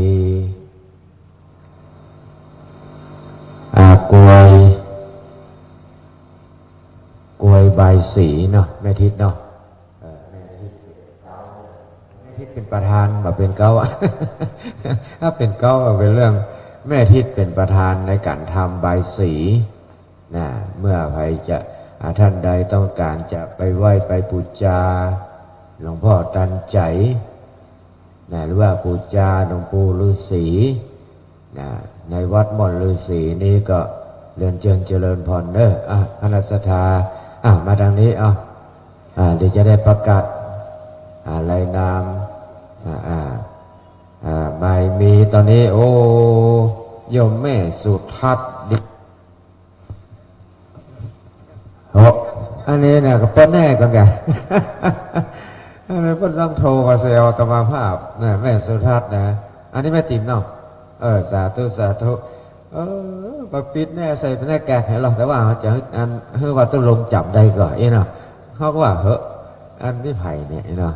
แม่สุทัศน์นี่กะดีมูลเนี่ยแสนพรหมวัดตุ้งปีแม่วางสัมปตองเนอะทำบุญร่วมทำบุญก้าน้ำก้าไฟม่อนฤาษีตัวอนุโมทนาสาธุแม่ติ๋มตัวเนาะอันนี้แม่กัลยาคงเรือหรือว่าแม่ติ๋มแสนเปงบ้านกลางดงตำบลตุ้งปีแม่วางเจียงใหม่ทำบุญกับวัดม่อนฤาษีตอนนี้กรรมการนี่มาเตื้อครอบครัวของแม่อุ้ยล่าสี่ปัญญาแสนพรหมตุ้งปีแม่วางเจียงใหม่โอ้เสียงกล้องเลยมันให้ยันดังมันไปกะเนาะก็ได้จะได้ให้มอบหมายให้คณะกรรมการไปคณะกรรมการไปและอาจารย์มหาสมชาติสานุโมทนาครับหลวงพ่อหลวงพี่เขียนชื่อด้วยกันเนี่ยผมจะได้อาจารย์เขียนชื่อด้วยเนาะมีตุเจ้าพระสงฆ์ตัวเนี่ยมาร่วมทำบุญพระเจ้าวิกาเจ้าบ้านศรัทธาเฮาที่อยู่ทางบ้านที่ว่างแล้วว่างวันไหนก็มาวันนั้นเนอะตั้งแต่วันที่11-12มาละเนาะจนถึงวันเดียวนี้จนถึงวันเดียวนี้ก็วันที่15แล้วเนาะ15 ธันวาคมพุทธศักราช2566เราวันนี้เป็นวันศุกร์เนอะวันศุกร์ขอให้คณะศรัทธาทั้งหลายจงมีแต่ความสุขสุขกายสุขใจสุขกายก็คืออย่างกายที่เป็นสุขโรคภัยไข้เจ็บทั้งหลายอย่าได้เข้ามาใกล้มาไกลสุขใจก็คืออย่าให้มีความเศร้าโศกเสียใจอย่าให้มันมีเรื่องราวที่จะมาคิดให้มันยุ่งวุ่นวายใจจะทำให้เฮาเศร้าโศกความเมาหมองเศร้าหมองแห่งใจอย่าให้ไม่ได้มีให้มีแต่ความชื่นบานคิดสิ่งใดก็คงความมุ่งมั่นปรารถนาตะกี้หลวงพี่อะไรก็ไปเสาะหาท่านอาจารย์ทุกเจ้าเพื่อจะร่วมทำบุญตัวคณะกรรมการให้มาเถอะวันนี้นะ แม่สุทัศน์ตะกี้เนาะมาจากแม่วางมากันหลายคนก่อน4 คนเต็มลำรถ3 คน3 คน3 คนรถยนต์เนาะรถยนต์มาเนี่ยใครขับมาโมโหเดอร์เนาะเป็นแฟนคลับอีกเป็นผู้ฟังวิทยุเหมือนกันฟังวิทยุเนี่ยฟังทุลงเชื้ออยู่กุดเจ้าเลื่อนไปเลื่อนมาฟังหลายเนี่ยนอนฟังก็มีหรอแม่สุทัศน์ว่าเลยมันอย่างมันออกเจ้าเกินว่ะออกอย่างตี 3จนถึงตี 5เนาะบางทีก็ตื่นมาตี 4ก็มีแต่คนที่ออกนี่ต้องตื่นตี 2ตี 2 เกิงต้องตื่นละตี 2 เกิงบัดค่อยตันต้องตี 2ประมาณตี 2 10 นาทีก็จะออกวิทยุก็จะเต็มตัวล้างหน้าแปรงฟันอาบน้ำอาบผ้าแต่ช่วงนี้ไม่ได้อาบน้ำเลยหนาวเฮ้ย ใครอาบน้ำได้ในสุดยอด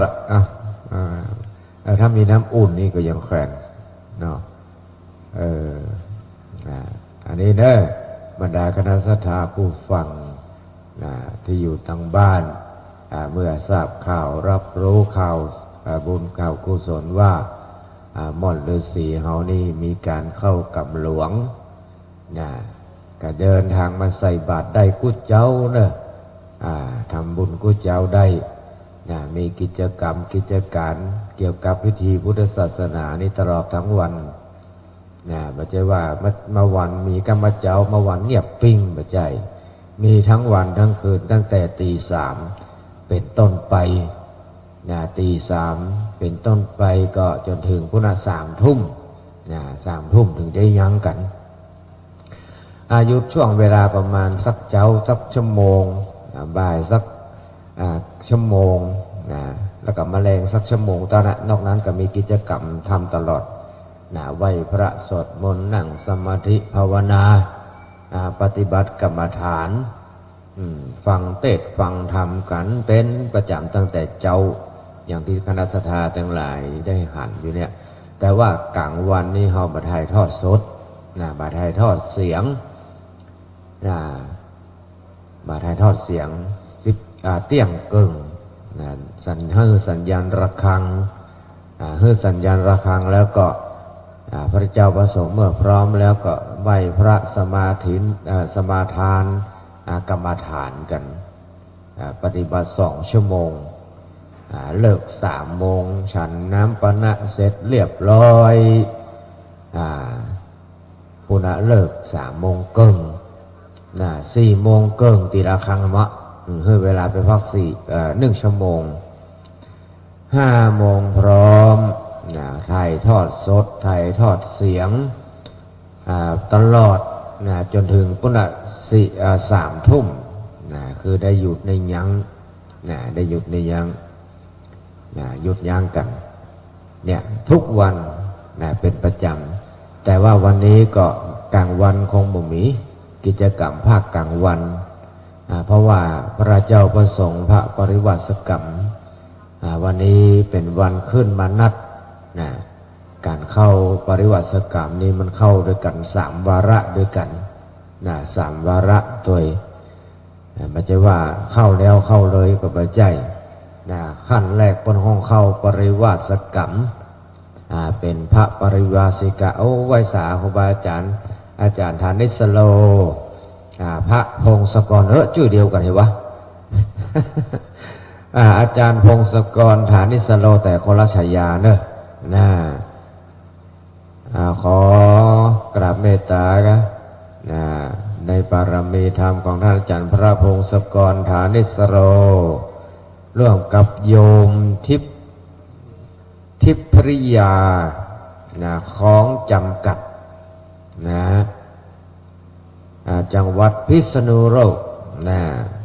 จังหวัดพิษณุโลกบ้านของสมเด็จพระนเรศวรมหาราชคุณเมืองสองแควพิษณุโลกมานี่มาจากพิษณุโลกเนอะร่วมทำบุญค่าน้ำค่าอาหารนะครับ 1,500 บาทเอาสาธุกับท่านอาจารย์พงศกร ธนิสโรแล้วก็โยมทิพริยาตัวยทุกโยมทิพริยาของจำกัดจากจังหวัดพิษณุโลกไอ้สมบัติกรรมการเอาไปใส่ในตู้มี4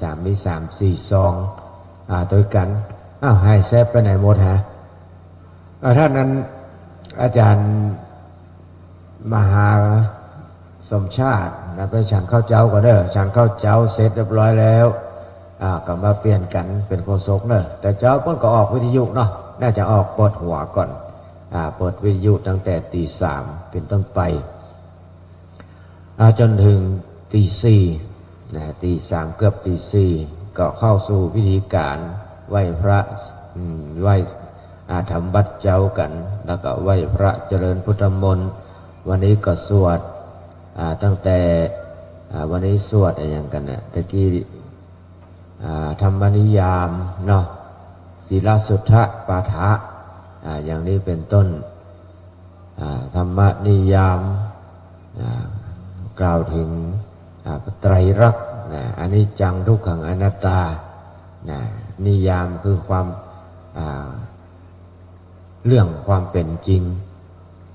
ของโลกธรรมของโลกเนี่ยมันตกอยู่ในกฎของไตรลักษณ์สัพเพสังขาราอนิจจาติสัพเพธัมมานัตตาติเนี่ยกฎตกอยู่ในกฎของไตรลักษณ์ทุกขังอนิจจังทุกขังอนัตตากฎไตรลักษณ์อันนี้ว่าติลักขณะคือลักษณะ3 อย่างเอาละเนาะบรรดาคณะสัตยาที่เดินทางมาถึงแล้วก็ไหว้พระไหว้เจ้าใส่ขันศีลใส่แก้วตัง3ขันแก้วตัง3ที่เพิ่นว่าอย่างว่า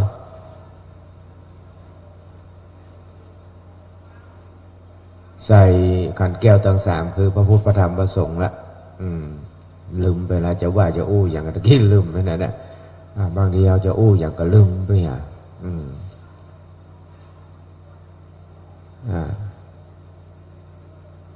พุทโธอรหังธัมโมปัจจตังสังโฆยะทิทังเนี่ยว่าจะว่าเนาะลืม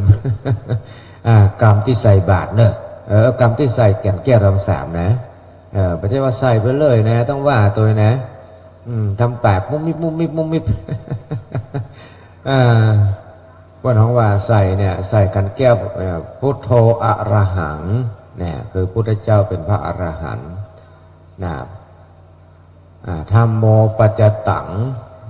คือธรรมะเนี่ยต้องประพฤติปฏิบัติเองถึงจะรู้ด้วยตนเองหูได้ด้วยตนเองปฏิบัติตัวเองคนอื่นปฏิบัติแทนบ่ได้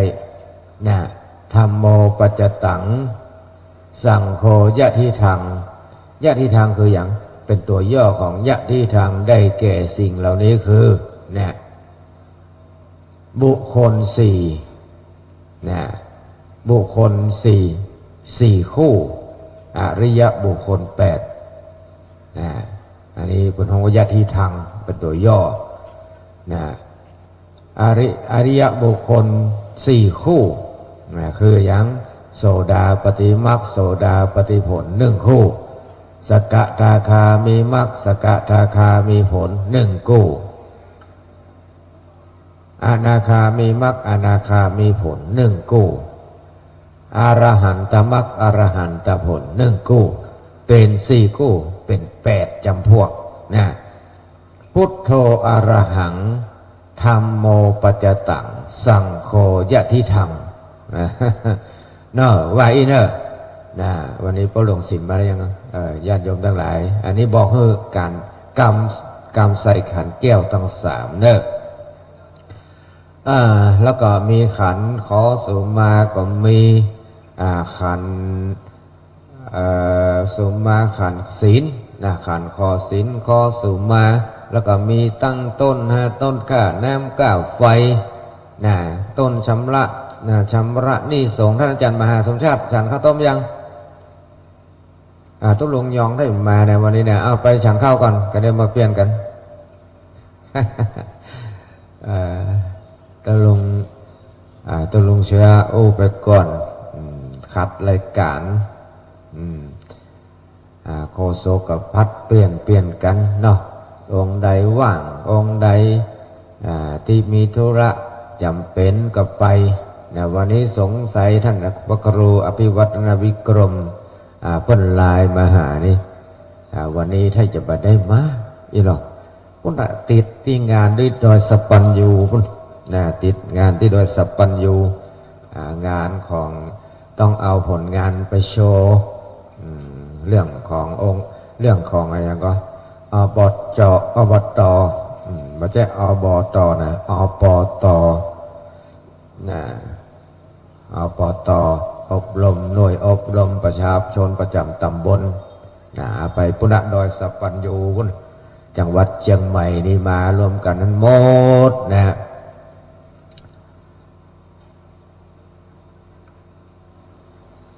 เอาคณะกรรมการเอาไปเนี่ย42เนี่ย42ใครจะร่วมทำบุญเกี่ยวกับก่าน้ำก่าไฟก็ดีก่าภัตตาหารพระเจ้าประสงค์ก็ดีหรือว่าจะชำระหนี้สงฆ์ก็เรียนเจริญพรเด้อทางด้านนี้กรรมการก็ได้จดเอาลายหมายเอาชื่อจะประกาศลายนามฮือเตบบุตเตวดาได้รับมาปัตตาอนุโมทนาก็หมดครับผม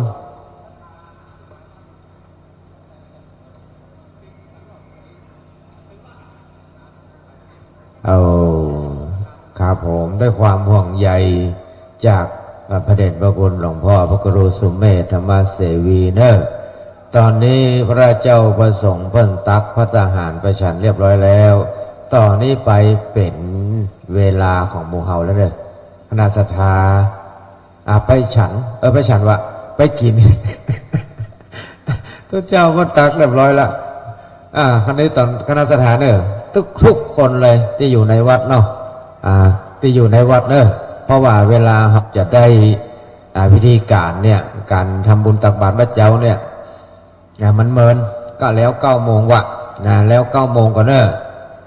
แล้ว9 โมงไปกินข้าวก่อนเนอะตอนนี้มีผัดไทยข้าวต้มก็มีนะพ่อได้มีข้าวต้มภัตตาหารต้มก็มีสาธุไปเนอะครับไปเจริญพรเนอะด้วยความห่วงใยจากหลวงพ่อนิวัฒน์สุเมธโสหรือว่าหลวงพ่อพระครูเปตธรรมเสวีบอกประกาศเป็นห่วงเป็นห่วงญาติโยมเนอะที่เดินทางมาทำบุญแล้วนะมาถึงแล้วเนอะเอาสาธุหลวงพ่ออย่างเอ่ยหลวงพ่อณัฐพงศ์ทิตะเมโทมาจากไหนหลวงพ่อจันทบุรีเนาะสาธุผมเคยไปจำพรรษาจันทบุรีทีหนึ่งไปอยู่กับหลวงพ่อวีระอาจารย์วีระเขาวัดเขามะขามตำบลมะขามเนาะอยู่ใกล้แข้งหางแมวหลวงพ่อณัฐพงศ์ทิตะเมโทเนาะทิตะเมโท2,000 บาทปลดโทสนาสาธุตัวเจ้าพระสงฆ์เพิ่นตั้งอกตั้งใจมาประพฤติปฏิบัติธรรมแต่เพิ่นก็มาร่วมทำบุญถวายค่าพัดน้ำค่าน้ำค่าไฟค่าภัตตาหารแม่น้ำเพชรมาแล้วมาถึงวันแม่น้ำเพชรเจริญพรสาธุเดินทางมาจากหลวงพ่อเดินทางมาวัดจันทบุรีเนอะท่านจะหมดแล้วกันไว้ใดเนี่ย2,000 บาทเอาไปใส่กรรมการก็ไปกินเลยเนอะไปกินข้าวก่อนเนอะเดี๋ยวจะนั่งเมินนะไปตักมากินตัวก็ได้คณะสัตยาเนี่ยเดินทางมาถึงขวางแก้วอารามวัดม่อนฤาษีแล้วเรียนเจริญพรเนอะเมื่อใส่ขันเข้าขันดอกขันศีลเรียบร้อยแล้วก็เรียนเจริญพรไปที่โรงอาหารที่ตักอาหารได้ไปกินได้เนอะตอนนี้มันทุเจ้าพระสงฆ์เพิ่นกินเรียบร้อยแล้วเพิ่นฉันเรียบร้อยแล้วเพิ่นตักเรียบร้อยแล้วหมู่เฮาก็เป็นหน้าที่ของหมู่เฮากินแล้วเป็นมังกรละเนอะเป็นมังกรละ ตัวเจ้าเปิ้นเสกแล้วเรียบร้อยยะถาปัจจยังปวัตตมานังธาตุมัตตเมเวตังยะทิทังแล้วเรียบร้อยนะบินทปาโตตะโตปะปุญจโกนะกินแล้วมันมีสักอย่างโรคภัยไข้เจ็บสุญโยหายแซบหมดนะโรคภัยไข้เจ็บสุญโยหายนิสัตโตนะหายแซบมันมีสัตว์มันมีสัตวะอันยั่งยืนนะไม่ใช่สัตวะอันยั่งยืนเป็นว่านะคนในว่าอย่างที่ท่านบาราจันทร์สอยเป็นว่านะใจได้นะตู้ไผ่มาตู้ก็บ่ได้นะหายแสบมันออกหมดนะอันนี้เป็นคาถาให้พิจารณาของพระอริยเจ้าทั้งหลายนะของพระพุทธเจ้าให้พิจารณาเนอะพิจารณาปัจจเวคขณะเป็นว่าอีพิจารณาปัจจเวคขณะทั้งสี่นะปัจจัยสี่นั่นเองปัจจัยสี่ของคนเฮาประเดี๋ยวนี้มันก็มีอย่างเนี่ยมีหนึ่งเครื่องนุ่งห่มนะคืออย่างจีวรจีวระนี่คือจีวรอันที่สองคืออย่างปิณฑปาโตก็คืออาหารหนึ่งเครื่องนุ่งห่มสองอาหารสามเสนาสนังคือเสนาสนะที่อยู่ที่อาศัยนะอันนี้ปัจจัยสามและแถมอย่างอันที่สี่ก็คือขีลนะปัจจัยขีลนะปัจจยะเภสัชชะนะคือเภสัชคือเครื่องเข้ามาแล้วเลยครับผมเพราะว่าเก็บวัดแล้วเนาะทำบุญจะเนาะท่านอะไรอย่างชื่ออย่างตู้พลกะตู้พลอยู่วัดคนเมืองเขานี่เนาะจังหวัดอย่างอยู่ห้วยต้มเนาะโอ้ท่านอาจารย์พลตู้พลอยู่ห้วยต้มเด้อสาธุอนุโมทนาเป็นสังฆทานเนาะนี่เนาะ300 บาทตัวการสาธุอนุโมทนาในเมตตาปรมีธรรมของท่านอาจารย์ณัฐพลท่านณัฐพลตุณัฐพลตุพลอันใดกันได้ว่าก็ได้สมมุติเนาะอยู่พระบาทห้วยต้มอำเภอลีจังหวัดลำพูนนะตัวเจ้าได้ทำบุญจะธรรมดาเนอะคณะศรัทธาเพิ่นทำบุญนักเพิ่นมาเช่นมาจะมาเอาสตางค์นะเพิ่นตั้งอกตั้งใจมาชำระศีลให้บริสุทธิ์มาประพฤติปฏิบัติธรรมเหรอเพิ่นตั้งใจมาปฏิบัติธรรมเพิ่นเอากระแตะเอากระแตะปอดเรื่องได้อยู่ได้ยังภายไข้หูไข้หันการเข้ากรรมหลวงของวัดมนต์ฤาษีบกเกยหันนี่นะก็มาพ่อมาลองมาสัมผัสพ่อบางคนบางท่านเนี่ยมันมีคนหนึ่งเนาะถึงมาเชื่อแต่ได้จะตีตมาก็ว่าจะเตะวะฮะนี่เนี่ยเอาเตะอย่างนั้นวะก็เกยเก้ากระหันอันเปิ้นเข้าโศสานกรรมเนาะมาเจ้าเอาทุเจ้าไปนอนเมื่อคืนไปนอนกันเนี่ยมาเจ้าก็ทำบุญเหี่ยเมื่อวานหายแซ่บพวกนี้ปิกวัดไผ่วัดมันเนี่ย มันออกได้มันไปไหนก็ได้ทุระได้เป็นว่าทุเจ้าที่มาเข้ากรรมหลวงเข้าแล้วออกมาได้เข้าแล้วห้ามออกออกแล้วห้ามเข้าหน้าไผ่ออกไปแล้วเข้ามาบ่ได้ละจบเพราะแต่ว่ามันมีไผ่ออกเนอะส่วนน้อยที่จะออกไปคืออย่างติดกิจธุระจำเป็นถึงจะออกไปพอออกไปแล้วอย่างก็เข้าปิกเข้ามาบ่ได้ละไปแล้วไปเลยจะเข้าปิกมาใหม่บ่ได้แล้วนี่มันเป็นวินัยขององค์สมเด็จพระสัมมาสัมพุทธเจ้าของพระเจ้าพระสงฆ์เพิ่นบอกให้เราเล่นมันบอกเราเล่นบ่ได้เรื่องพระธรรมวินัยอย่างอาตมาเคยวันนั้นแม่อย่างก็เพิ่นมาถามว่ามันเรื่องพระธรรมเรื่องวินัยนี่มันเปรียบเสมือนการเฮากำหญ้าคาเพิ่นว่าหรอกำหญ้าคาต้องยัดมัดยึดให้มั่นต้องถือให้มั่นไว้ศีลเนี่ยอย่าไปไปเล่นเลาะแหละไม่ได้ไปเลาะแหละกับศีลธรรมมาได้มันจะบาดมือศีลธรรมต้องถือต้องยึดต้องมั่นต้องถือให้อย่าให้มันผิดเพิ่นว่าหรอเหมือนเฮากำคาเฮาไผสางคาเพิ่นว่าไปสางต้นยาคาเอายาคามาตากจะสางเอาหยังสางเอาขี้โคขี้มุกมันออก ก็เปรียบเสมือนเขาจะมาสั่งเอากิเลสเอาความโลภความโกรธความหลงเขาออกนะเป็นเบื้องต้นนะการถือศีลเนี่ยนะสั่งเอากิเลสเอาความอยากได้อยากมีอยากเป็นเขาออกไปเหมือนเขามาถือศีลนะมางดเว้นละเว้นการกระทำทางกายวาจาบางอย่างเนี่ยก็เหมือนเขามาสางขามันออกให้มันสะอาดแต่ต้องเวลาเขาสางขาเขาต้องกำมือขาให้มันกำหญ้าขาให้มันมันถ้ากำมามันเนี่ยมันบาดมือเนี่ยถ้ากำมันเมื่อสางเรียบร้อยแล้วเอาขานั้นไปใจมุงใจบังใดเกิดความร่มเย็นเกิดความร่มเงาใจประโยชน์ยังก็ได้หมดใจปู่ได้เนี่ยอย่างนี้เป็นต้นเมื่อสั่งแล้วเรียบร้อยแล้วมันไม่ได้บาดเขารักคำนี้นะเมื่อสั่งแล้วตึมบาดละได้ประโยชน์อันนี้อาตมาภาพก็เคยออกวิทยุเรื่องนี้เหมือนกันคนว่าโอ้จังอันกะนะตัวลุงอย่างแต่กะแต่กะเอาไปล้อเล่นมาได้นะเนี่ยเลาะแหละนี่ไม่ได้กับธรรมวินัยต้องเอาแต่เอาว่าแต่อันนี้มันเป็นเรื่องของสมมติบัญญัติบัญญัติสมมุติ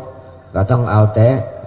เฮาก่อนมาด้วยสมมุติเหมือนกันหมดเป็นสมมุติบัญญัติหมดตั้งการแบบว่าเป็นคฤหัสถ์คฤหัสถ์ยาวเรือนก็ดีเป็นตู้เจ้าพระสงฆ์ก็ดีมันมาด้วยสมมุติบัญญัติทั้งนั้นบัญญัติสมมุติว่ายัตติว่าสมมุติขึ้นมาเป็นสงฆ์ก็ต้องทำหน้าที่ของสงฆ์ให้มันดีสมมุติเนี่ยมันเกิดว่าสมมุติธรรมชาติเป็นธรรมชาติของธรรมดาของโลกถึงว่าไอ้หรอกเป็นสมมุติบัญญัติหรอกอนุโมทนาสาธุเนอภายจะมาปูจาบายสีกับบูชาได้ตามกำลังศรัทธาเจตนาศรัทธาเอาไปบูชาหลวงพ่อตันใจเนอะไปบูชาหลวงพ่อตันใจขอศีลขอพรพระเจ้าตันใจหรือว่าจะไปไหว้เจ้าป่ออย่างเจ้าป่อม่อนฤาษีคือปู่ฤาษีนั่นเองเป็นเจ้าที่เจ้าแต่งสถานที่เก่าแก่ปุ่นเจ้าป่อฤาษีหลวงปู่ฤาษีมันอยู่ทางหน้าทางหน้าวัดพุทธทางข้างหลวงพ่อพุทธกิริศรีบรันทรองค์ใหญ่ พระเจ้าใหญ่พระเจ้าหลวงตีนาวัดแล้วก็มีวิหารหลวงพ่อขาวพระปฐมว่าปฐมพระองค์ปฐมเป็นพระปูนองค์แรกของวัดมฤษีเนี่ยพระองค์แรกกับองค์น้อยๆตั้งแน่ฮะ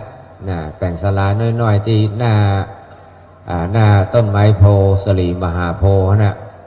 อันนี้หลวงพ่อปฐมเนี่ยเป็นพระเจ้าองค์แรก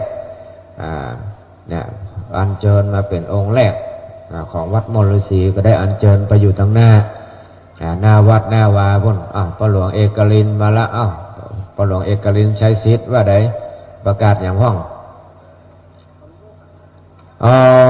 ครอบครัวของพ่อวันลบแม่สีนวล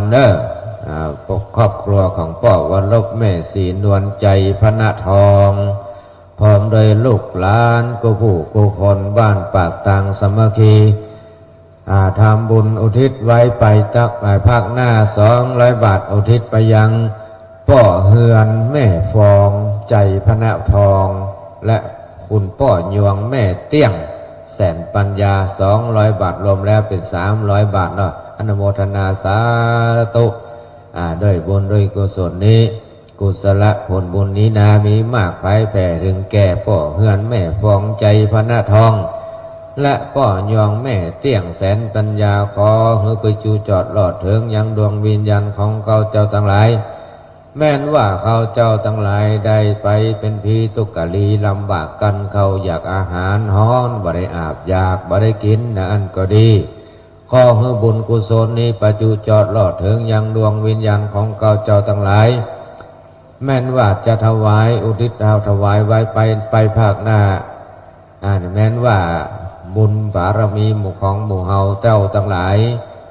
ยังบ่ถึงได้ตวนเตียวไปมาในลุ่มโลกฟ้าโลกีก็ขอให้มีกายะอินทรีย์งามผิวผ่อง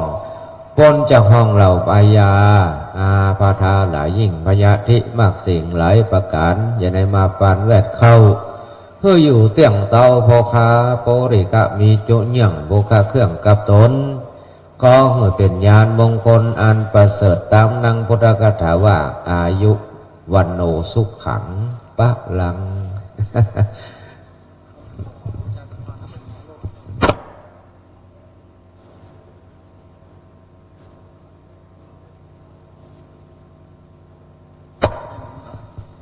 โอ้นี่เราหูตำแหดียกแย่คนโอ้เขาก็รู้ให้เซฟไปเลยเอาประชาสัมพันธ์รถอย่างก็คนหลงที่จอดกลางเลนเลยที่จอดกลางลานวัดประกาศประชาสัมพันธ์ท่านที่เดินทางมาใส่บาตรและจอดรถไว้ที่ลานวัดเนอะจอดรถไว้ที่หน้าลานวัดที่ลานวัดเนอะของย้ายกรรมกระเดียวทุกจะเป็นขาดหายมาลัง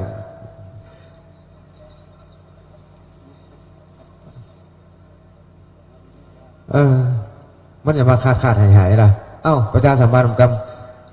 รถที่จอดอยู่ที่ขวงแก้วอารามวัดมณฑสีนะกระเดียวทุกเจ้าเพิ่นจะบิณฑบาตนะเวลาเนี่ยเวลาเดี๋ยวนี้เขาย้ายกันเนาะย้ายไปจอดตั้งหน้าพุ่นลานหน้าโบสถ์พุ่นเด้อช่วงนี้ก็จะประกาศนี้ก่อนโอ้แม่บุญนะแกเพิ่นนั้นโทรหาผม2 เตื้อผมไม่มีเวลาครับเปิ้นแม่บุญเนาะโอ้แม่บุญวงดีเนอะโหกะแม่บุญวงดีสงสัยจะโอนมาทางตุลุง โอนวัดละกันบัญชีเพื่อเปิ้นไว้เนาะแม่บุญวงดีบ้านสันใต้พระเจ้าเดี๋ยวนะมันอย่างนั้นพระเจ้าเลี่ยมเนาะแม่บุญวงดีสันใต้พระเจ้าเลี่ยมตำบลหนองตองอำเภอหางดงจังหวัดเชียงใหม่ร่วมทำบุญงานปริวัติวัดม่อนฤาษีจำนวนเงิน1,000 บาทสาธุแม่เนอะตู้มันมีเวลาครับโทรศัพท์แม่แต่ละก็ว่าจะฮับก็เดี๋ยวก่อนจะโทรปิกนี่หรอไปแย่อื่นลืมไปมักมันแก่มันทักได้ตู้ลงได้เนาะเอาละตอนนี้จะมอบเวรประเกณฑ์ใหม่ให้ตู้ลุงยองทำหน้าที่ต่อไปกลับนิมนต์ครับขอนอบน้อมแด่พระรัตนตรัยใบสาบารมีธรรมหลวงพ่อท่านพระครูสุเมธธรรมเสวีอาจารย์นิวัฒน์สุเมธโสท่านเจ้าวาดวัดม่อนฤาษีแห่งนี้เนาะแล้วก็ไว้สาบารมีธรรมครูบาอาจารย์ทุกตนทุกองค์ด้วยความเคารพนะครับขอบคุณท่านพระอาจารย์เชื้อด้วยนะครับพงศกรธรรมทีโปได้ทำหน้าที่แทนตุลุงไปแล้วก็เจริญพรกับศรัทธาสาธุชนญาติโยมตอนนี้นะก็ศรัทธาญาติโยมก็มากันนักกันไหลแล้วก็ไปกินข้าวกันแล้วเนาะ ได้ยินอาจารย์เชื้อได้ประกาศไปตะกี้ก็ขออนุโมทนาเนาะกับศรัทธาญาติโยมที่มาแล้วก็ไหว้พระนพธรรมวันนี้เป็นวันที่15เป็นวันศุกร์โดยนะศุกร์เอาเราเสาร์เอาหน่วยได้มาร่วมทำบุญวันนี้เจริญพรศรัทธาญาติโยมที่เปิ้นมาร่วมปูจมปูจาขันใบสีก็ดีแล้วก็ขออนุโมทนากับสมณเณรเอาลักษ์ปัญญนนันวัดสันเหมืองวันนี้สมณเณรเอาลักษ์เปิ้นมาร่วมทำบุญในงานปริวัติกรรมโดยร่วมทำบุญมาแต่100 บาทเนอะโยมเนอะต้องขอบคุณท่านสมณเณรเอาลักษ์ปัญญนนันอันนี้ก็เป็นท่านนักจัดรายการเปิ้นอยู่มาเมินหรือตุลุงก่อน เปิ้นจัดมาเมินวันนี้ก็ได้ร่วมทำบุญโดยในความเคารพนับถือของท่านอาจารย์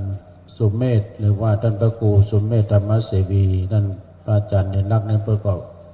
เคารพนับถือนะกุศลกุองค์แล้วก็มีนายนายกุศลนางพิมพรหมายเป็นน้ำพุ่นนะอันนี้อังตุลุงนะขอบคุณเนอะกรรมการห้าผู้เนอะ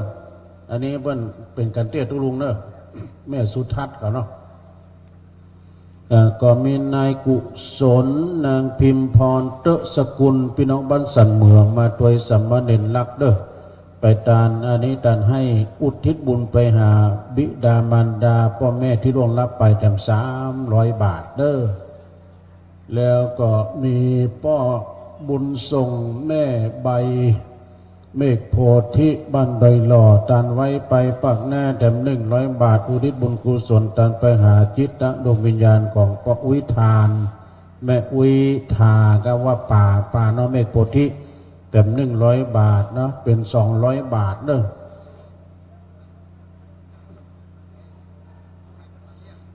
นะญาติโยมเนอะตอนนี้ด้วยความเป็นห่วงของท่านพระครูสุเมธธรรมเสวีเพิ่นเสกแล้วเนอะครูบาอาจารย์เพิ่นตักมาแล้วเอาก๋วยเตี๋ยวผัดไทยมีผัดไทยจากสุโขทัยนะไปรับประทานอาหารกองทัพเดินด้วยท้องแม่ไปเลยนะกินฟรีกินฟรี กองทัพนั้นเดินด้วยท้องกอบปลากันไปเนอะ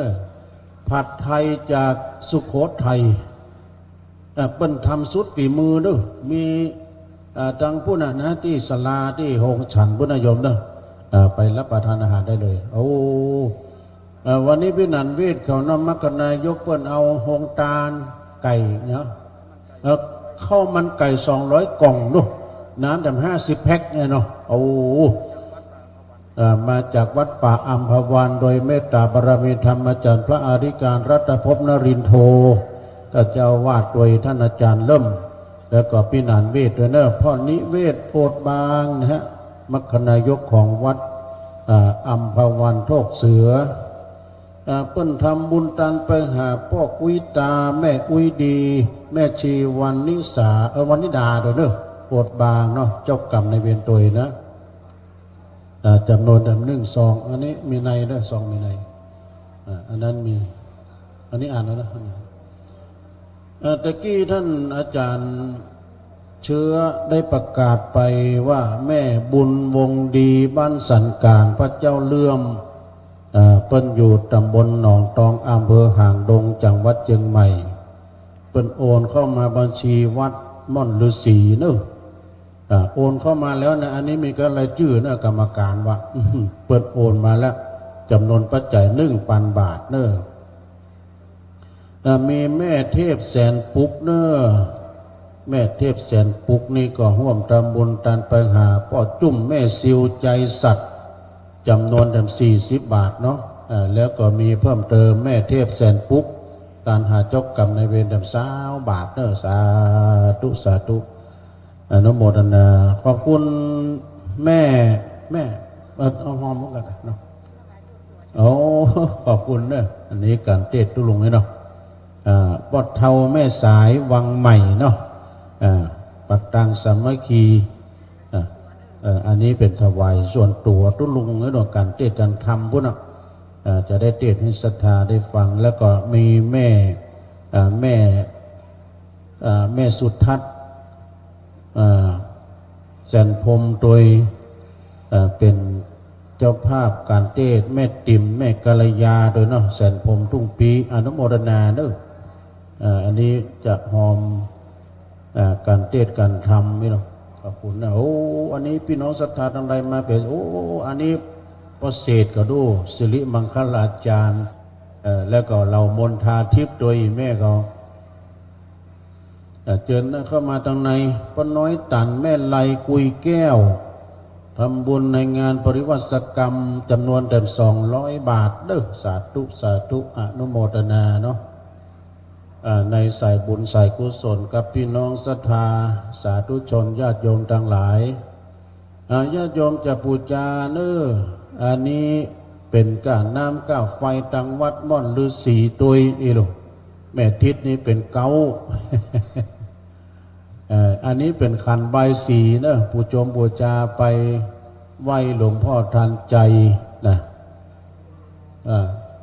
ตอนใดก็ได้นะศรัทธาเนาะโอ้อันนั้นพี่น้องหนองไห้ก็นี่เจริญพรนะพี่น้องไห้ หนองไห้ไปนะพวกนะครับแม่พวกน้องพี่น้องหนองไห้นี่นะห้วยทรายกานี่พดไปต่างบุญ ห้วยน้ำดิบนี่นะไปทางสายใต้เนาะเดินกันได้เนอะทั้งหลายที่เดินทางมาแล้วจะร่วมทำบุญปูจมปูจาทางขันใบสีก็ดีหรือว่าจะหอมเป็นกรณีพิเศษ โอ้วันนี้คนก่อนนักก่อนหลายเป็นวันศุกร์โดยศุกร์เอาเราเสาร์ก็เอาหน่อยพระจะไปร่วมทำบุญเนาะเป็นการเทศน์การทำการน้ำก้าวไฟก้ายวดยานพาหนะกับสมณเณรเอาลักปัญโยนันเพิ่นนั่งอยู่ที่โซฟาให้นายโยมดูกับลูกเนนน้อยลูกเนนน้อยก็มาโดยเป็นตาสมณเณรเอาลักปัญโยนันนี่ข้อมบทในวงการเทศน้ำเทศธรรมบัจเจ้ว่ามาวัน2 วันปี2 ปีเนอะเพิ่นเป็นนักเทศแต่เมื่อเป็นบทใหม่แล้วเพิ่นได้เทศน้ำเทศธรรมทำมหาจัดเวสสันดรชาดกนี่อมได้หมดเนอะ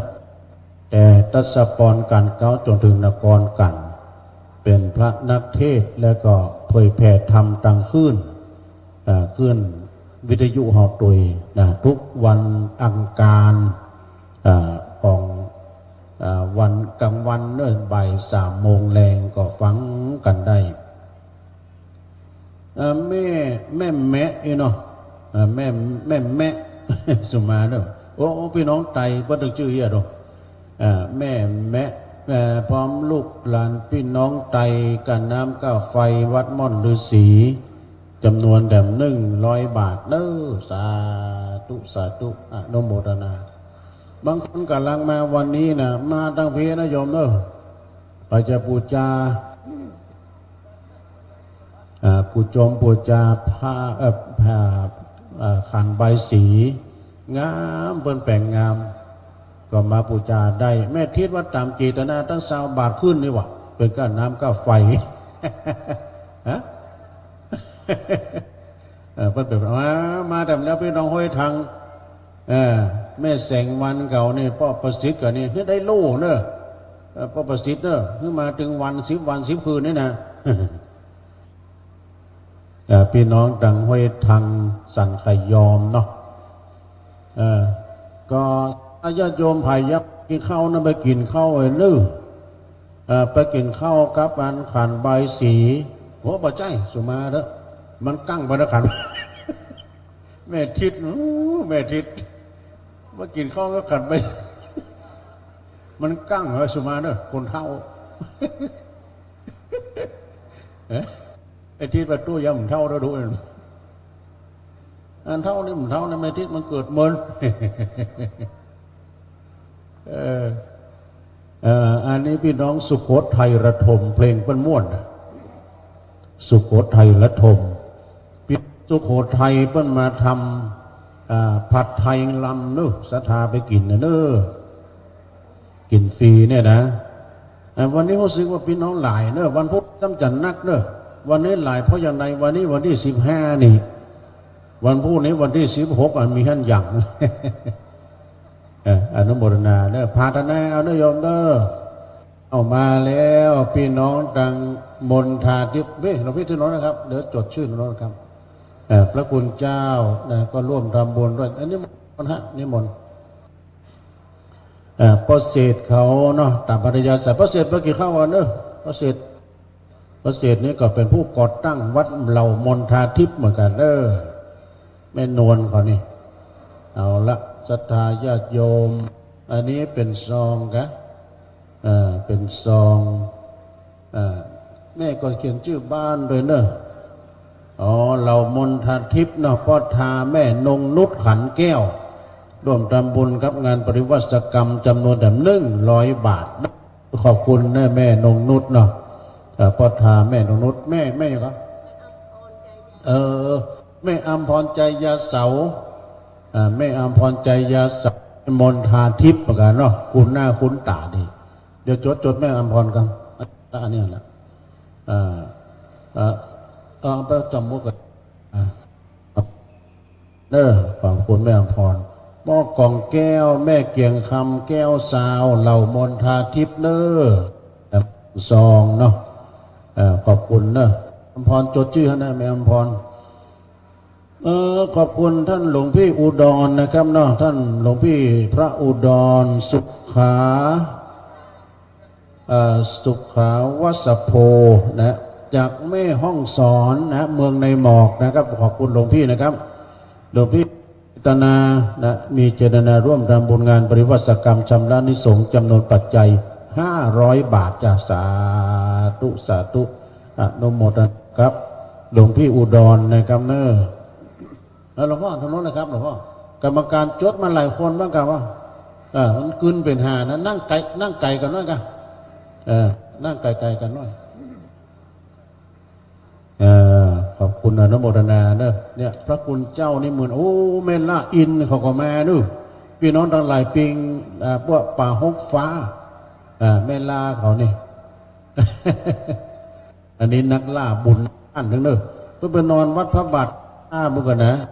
เมนล่าอินก็เนี่ยไปช่วยงานช่วยกันอันนี้มีป้อนไลแม่บัวผินใจวงแก้วอันนี้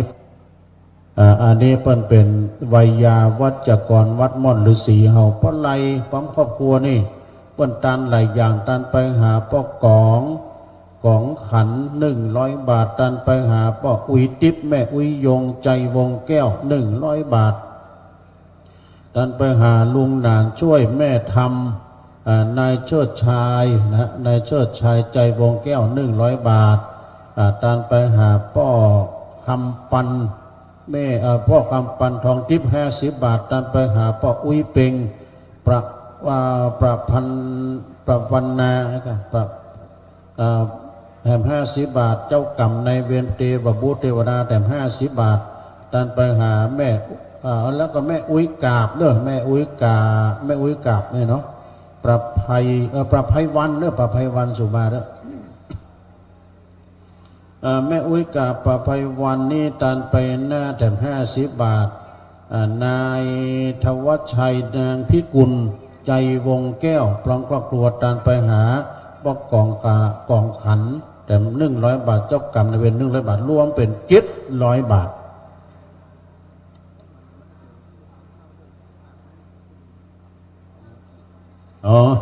โอ้ของมากของ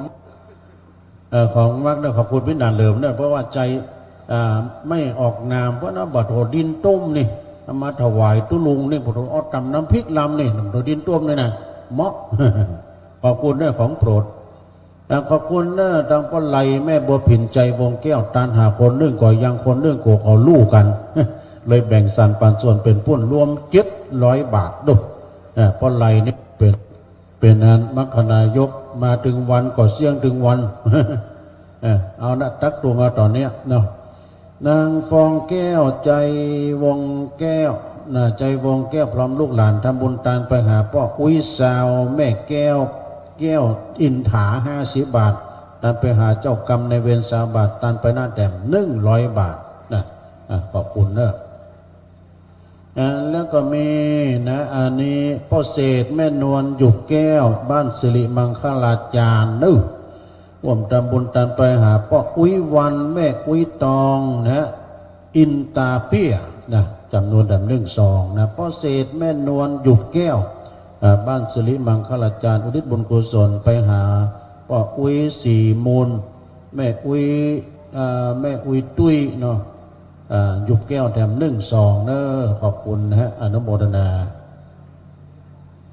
แล้วก็มีท่านพระอาจารย์พระสิริมงคลขันติโกเนี่ยอันนี้ไปพระอาจารย์สิริมงคลขันติโกวัดหลายโพนะวัดหลายโพจังหวัดพิษณุโลกหลวงพี่ได้ร่วมรำบุญอีกจำนวนค่าน้ำค่าไฟ300 บาทจากสาธุอนุโมทนาครับหลวงพี่หลวงพ่อหลวงน้าหลวงอานะที่ได้มาร่วมบริจาคปัจจัย500บ้าง300บ้าง 1,000 2,000 เมื่อกี้ท่านอาจารย์เชื้อได้ประกาศเป็น 2,000 ก็มีนะ ท่านณัฐพงศ์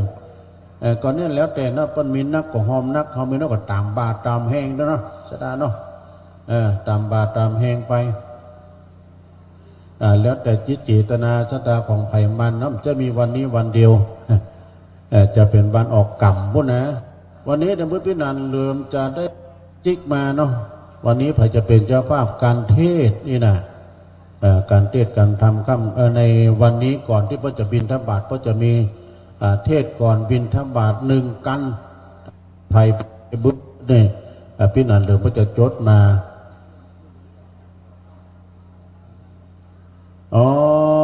วันนี้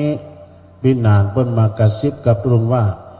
วันนี้เจ้าภาพการเทศแม่เลี้ยงจันทาธรตันพี่น้องบ้านเฮาเนี่ยแม่เลี้ยงจันทาธรตันไปจะร่วมด้วยเชื่อกันในบึ้ดนี่ตั้ง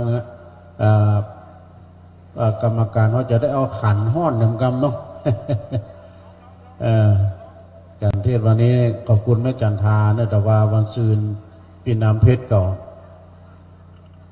พี่น้ำเพชรกับพี่จันทาเนี่ยเหมือนพี่กับน้องไปกินไปทานไปด้วยกันต้องขออนุโมทนาศรีวันอุปนันท์เนี่ยศรีวันอุปนันท์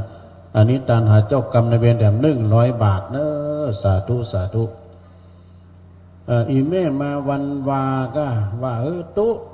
ก็ตู้ว่ามีเป็น200-300ตู้เจ้าไม่ไหนหมดโอ้ก่อยแม่มาหันเปิ้นนั่งดูเปิ้นเขาตูบเปิ้นเข้าซุ้มเปิ้นเอาวันอาหารไปฉันเปิ้นแล้วเนาะแต่บุตรทัพพอน้อยนะบะกองเปิ้นไห้ละกังพระคุณเจ้าเปิ้นมีระเบียบเนอะเปิ้นเตียวดักกันมานะเปิ้นบิดวจีเปิ้นบะปากนะเปิ้นเตียวเข้ามาพูดรู้ดำผืดนะดำพืชอันนี้เปิ้นมาเป็นระเบียบเรียบร้อยบ่ใจเจียวจ้าบ่ใจอู้จะกันนะนั่งเป็นระเบียบเรียบร้อยพ่อเศษแม่นวลหยุบแก้วยังบ่พอใจตัวนึทำบุญตานไปหน้ากันน้ำกับไฟวัดม่อนฤาษีจำนวน100 บาทเจ้าสาธุสาธุพ่อเศษนี่เปิ้นมีรถเก่งนะ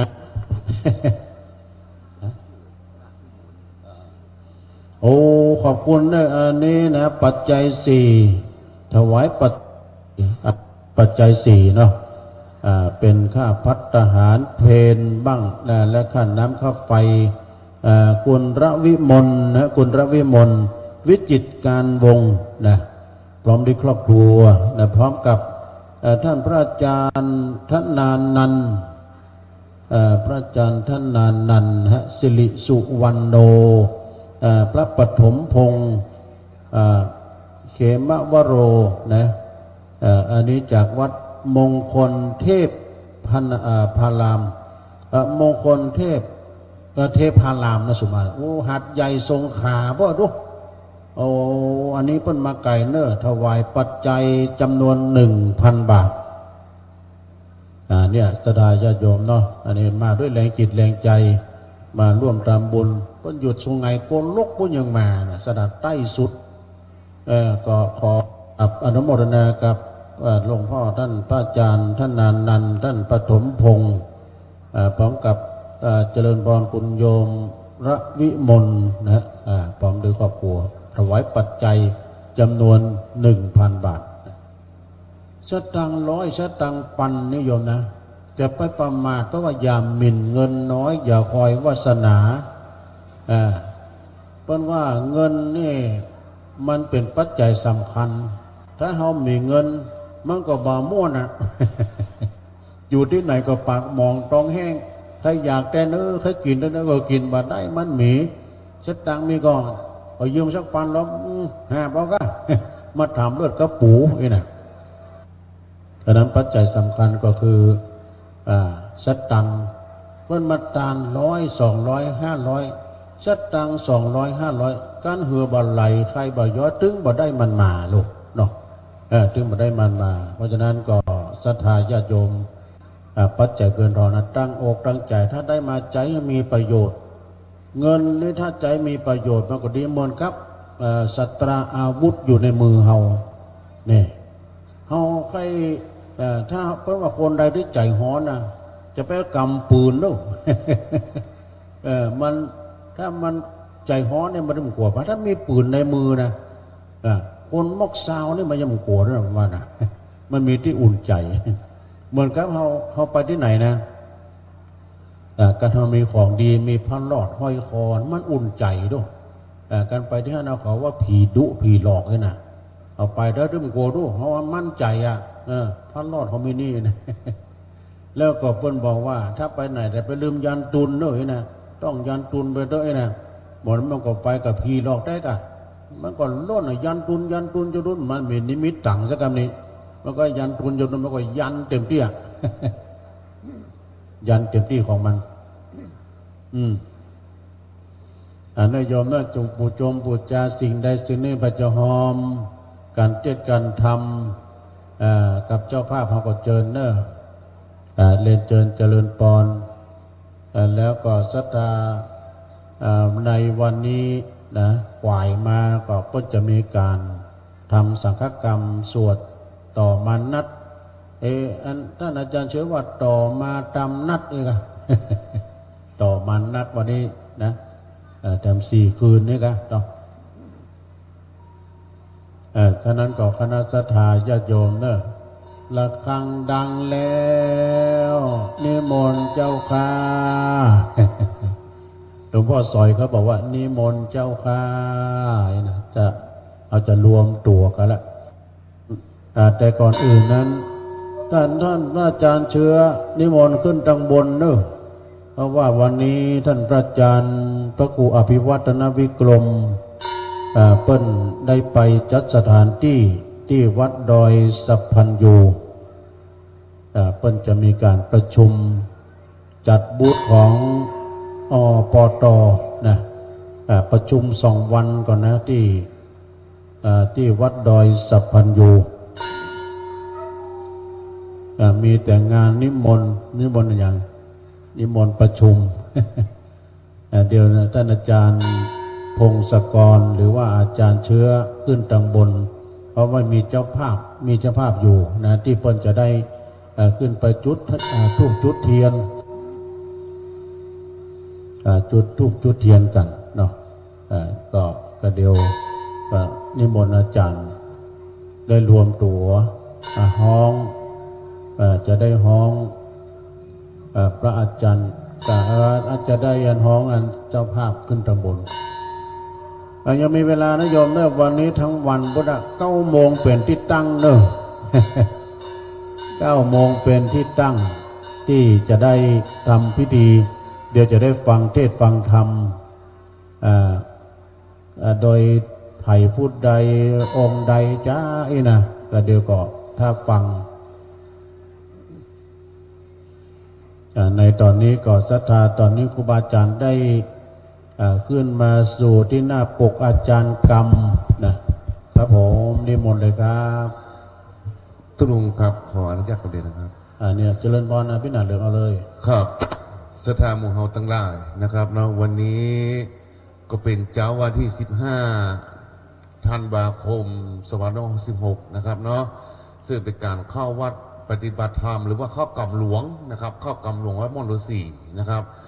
ครับซึ่งเจ้าวันนี้นะครับนอกจากมีเจ้าภาพพัดถวายพัดตาหารนะครับนอกคือไม่เลี้ยงจันทาทรตาลพร้อมด้วยคณะนะครับแล้วก็ไม่เลี้ยงเพื่อได้ปาวนาตัวเป็นเจ้าภาพการเต้นกันทำในช่วงพักเจ้าวันนี้ตัวนะครับเนาะครับอย่างไรก็ดีศรัทธาของเราตั้งหลายนะครับเนาะในช่วงเจ้าวันนี้ใครที่จะให้หอมการเต้นการทำก็ขอน้อมเรียนเชิญได้นะครับเดี๋ยวพวกน้อยมูลกองขันนะครับเนาะซึ่งเป็นคนเฒ่าคนแก่จะได้ถือบาตรถือสลุงนะครับมาฮับปัจจัยจากบรรดาพ่อแม่พี่น้องที่ว่าจะร่วมเป็นเจ้าภาพการเต้นการทำในช่วงพักเช้าวันนี้ตัวเองนะครับเนาะศรัทธาเฮาก็ตามจิตเจตนาวักมาหาได้นะครับซึ่งเจ้าภาพเก่าเจ้าภาพหลักนี่ก็คือไม่เลี้ยงจันทาทรตันนะครับเนาะซึ่งเป็นเจ้าภาพถวายภัตตาหารในวันนี้พร้อมด้วยภาคปฏิบัติจำนวนเงิน 30,000 บาทนะครับพร้อมด้วยก็ห้าเป็นเจ้าภาพการเต้นตัวเห็มนะครับเนาะอันนี้ก็เลยบอกศรัทธาเฮาได้รับทราบภายที่จะให้หอมการเต้นการทำก็น้อมมาตีพวกนัวต่างกุยเกลได้นะครับครับนิมนต์ตุลุงครับนิมนต์ครับนิมนต์ ต้องขอบคุณดังปิ้นนันเหลิมได้คือข้อมูลโยมจันทานิหอมเป็นเจ้าภาพทั้งวันตุยนะแต่จะเด็กปนน้อยตันเปิดก็จะได้เอาขันห้อน ละกังก็ดังแล้วนะศรัทธาญาติโยมฟังเทศน์ฟังธรรมกันพร้อมกับพี่น้องต่างในบ้านในจองต่างบ้านต่างจองโดยเนอะก็ที่สุสานบ้านบกกอดตุยโดยเนอะเพิ่นเขากำนะตั้งแต่12 ถึง 18เลยดำไรวัน18เป็นวันออกกำพี่น้องอยู่แถวใกล้ตังบกกอดตุยปังกอดตันบกกอ5นี่ไปสาเขากำกันเด้อโสสานกรรมที่สุสานบ้านบกกอดตุยเพิ่นเขากำโดยเมตตาธรรมอาจารย์ท่านพระบดิกาศิวนาถสีโลตุพิบินเจ้าคณะตำบลนครเจดีย์เขต 2พร้อมกับคณะสงฆ์พี่นันพยุงทาดีก็เป็นโคสกะอยู่ให้นะเนาะที่จริงก็ตุพิบินนิมนต์ตุลุงมากันมันติดกันนะได้มันติดกันเนี่ยมันที่นี่เนี่ยต้องมากู้ปีอยู่แล้วก็เลยขออนุญาตตุพิบินโดยจนกันนั้นตอนนี้นะขันห้อนแล้ว แล้วแต่เจตนาด้วยตานะปรมีศีลปรมียิ่งขวายหมอกเหมยก็ยิ่งตกได้แต่มันอากาศก็เย็นพอดีบ่พอหนาวซะเท่าใดนะอากาศก็พอดีสดาญาติโยมหลังจากที่เราได้ใส่บาตรแล้วนะญาติโยมก็ยังมีเวลาที่จะกินข้าวอยู่ที่ในวัดม่อนฤาษีเนี่ยนะอาหารการกินนี่เรือเฟือนะโยมเนอะแต่ว่าใจของเรือนะก็เพิ่นก็เลี้ยงให้อิ่มทุกคาบทุกมื้อวันนี้พี่น้องต่างสุโขทัยเปิ้นได้เอาเข้าพัดไทยมาโดยแล้วก็โดยรวมโดยนะโอ้วันนี้พี่หลายน้องนักแต่พี่น้องต่างสันเมืองขอขอบคุณทางเมตตาธรรมอาจารย์พระอาจารย์เน้นลักษณ์ปัญโยนนันโดยผมก็โดยคณะศรัทธาสันเมืองก็มากันหลายที่จริงนี่ตุลุงนี่ไปไหนจะเอาพระอาจารย์เน้นลักษณ์เนี่ยเอามาออกอากาศโดยแต่วันนี้เวลามันน้อยบ่ได้แต่เพิ่นมาก่อนตุลุงก่อนนะ วันนี้ตุลุงมาช้าดีกว่าไม่มาเพราะว่าพี่นันเหลือเพิ่นติดขัดน้อยเดียวตุลุงก็ล้อจะได้ไปกว่าจ้าวันนี้พอก็คนกลางนะฟังก็เสียงรถจะบึงขึ้นรอยนะมันเลยเวลาที่พี่นันเหลือเนี่ยนะมีปัญหาจะมีทางใดจะรับลูกควายจ้าอีนะเขาก็ใจจดใจจ่ออาจารย์เชื้อก็ประกาศตู้ยองมาหรือยาเนี่ยเอาก็ฟังก็เสียงรถพี่นันเหลือก็เดียวพี่นันเหลือโทรมาตุลุงรอก็เดียวกันหน่อยนะเดี๋ยวผมจะขึ้นไปนะจะขึ้นมาดอยแต่พี่นันเลยก็ขึ้นมาพอดีก็เลยมาปะกันนี่พอดีเนาะตุลุงก็พยายามจะมาถึงวันนะถึงจะมาถึงวันเนี่ยตามที่อาจารย์ท่านพระครูสุเมธธรรมเสวีที่จริงเพิ่นนิมนต์นอนเนี่ยนะแต่ว่าพี่นันเริ่มอาศัยจะมาฮับตุลุงกับท่านพระครูอภิวัตทุกเช้านะก็เลยก็ดีกันตุลุงจะได้อยู่วัดอยู่วากวาดวัดกวาดวาตัวนะมันจะไก่กันนะสดาวัดพระธาตุโดยน้อยกับวัดม่อนฤาษีเนี่ยตำบลเดียวกันเราเจ้าโยมนะผู้จุมบูชาได้ จดเองเลยก็ได้เนาะจดชื่อบ้านเลยนะจดชื่อบ้านโดยศรัทธาญาติโยมทั้งหลายวันนี้โรงพยาบาลลำพูนเพิ่นมาเช็ควัดความดันเดือนตัวนึงนะใครจะไปตรวจเช็ควัดความดันขึ้นหัวใจได้นะอสม.เพิ่นบริการในวันสุดท้ายนะโยมเขาจะมีการตานไส้ตานเตนโดยเนชำระนิสงถึงวัดเพื่อก่อชำระนิสงถึงวัน พระคุณเจ้าเพิ่งก็มาทำบุญถวายชำระนิสงนะตลอดถึงศรัทธาเฮาตั้นทั้งหลายวันนี้ขอบคุณท่านพี่น้องทั้งหลายปิงป่าหกฟ้าโดยเนเมลาอินก็เพิ่นมาทำกลุ่มนึงนะทั้งหลายปิงทั้งปุ้นโดยทางงานสันเมืองแต่ว่านี่ในเมตตาธรรมอาจารย์พระครูปราโมทพนาไสยเจ้าวาด วัดเหล่าพงเสือเปิ้นปลาศรัทธาเปิ้นมาเด้อเปิ้นก็ปลาศรัทธาเปิ้นมาเหมือนกันพี่น้องตะหลายปิงเนี่ยเปิ้นมาตามสายก็ฟังถึงวันนะตุลงไอ้ดอกฟังถึงวันก็ใครมาหรือปลาศรัทธามาเนี่ยบอกว่านิมนต์ออกวันกรรมออกกรรมมาตามด้วยเนาะแล้วพร้อมกันนั้นก็ศรัทธาญาติโยมวันสุดท้ายก็จะได้ตานไส้ตานแตนเอาไปจะห้อมการเทศกับโยมเจ๊จันทาธรตันตึงคณะสงฆ์ตึงคณะศรัทธาหมู่ใหญ่เฮาเนาะหอมแล้วตอนนี้บาทห้อนแล้ว วันนี้เจริญพรต้อนรับป้อเป่งเฮาโดยเนอป้อเป่งทับเจริญป้อเป่งนี้เป็นมรรคนายกของวัดพระธาตุดอยน้อยเฮามาหลายเจ้าแล้วเนอะป้อเป่งนะปด82 ปี84แล้วนะป้อเป่งนี้84ขับรถขึ้นดอยได้สบายมีสติสัมปชัญญะนางสาวประภัยสิ้นเคราะห์นามสกุลงามสิ้นเคราะห์สิ้นกรรมกับไอ้ภัยพังหน้าเจ้ากรรมในเวรแถม200 บาทเนอะสาธุสาธุอนุโมทนาเนาะอันนี้ตำเพื่อยังแบบกุ๊กใหม่ด้วยลงก็อู้ไปตรงนี้ศรัทธาสาธุชนญาติโยมก็เดียวปกอาจารย์กรรมนิมนต์นะครับ อาจารย์เชื้อหรือว่าอาจารย์สอยท่านก็อาจารย์ใบดิกาวีระจะได้เรียกพระอาจารย์ได้มารวมตัวกันที่หน้าปกอาจารย์กรรมครับขอบคุณครับครับผม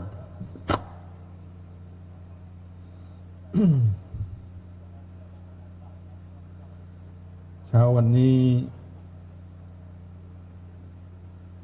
วันที่15 ธันวาคม 2566 ของการจัดงานปริวัติกรรมณวัดม่อนฤาษีผ่านพ้นมา3 ราตรีในการประพฤติปริวัติกรรมวันนี้ก็จะได้ทำสังฆกรรมเกี่ยวกับวินัยกรรมของพระอย่างเรียกว่าสวดมนัสหรือว่าขึ้นมนัสเมื่อสวดแล้วนะครับการขอมนัสสวดมนัสแล้วก็จะต้องประพฤติอีก6 ราตรีประพฤติอีก6 ราตรีเดี๋ยวช่วงสายๆในเวลา9 โมงเสร็จนะครับก็จะได้รวมกันอีกครั้งหนึ่งเพื่อจะได้แยกย้ายกันไปตามโบสถ์ต่างๆตามที่ได้แจ้ง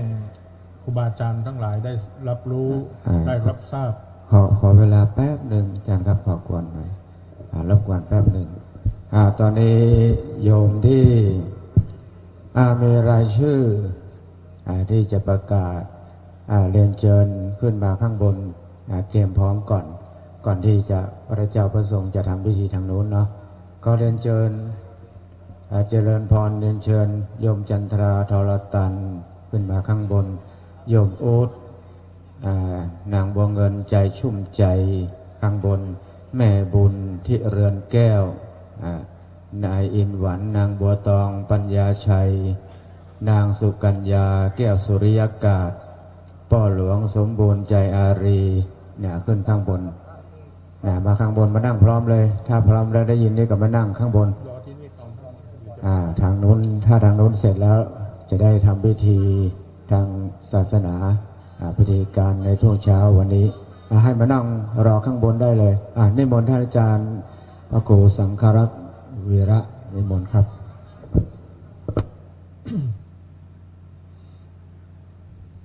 ขอนิมนต์ครูบาอาจารย์เข้าลานธรรมด้วยนะครับตอนนี้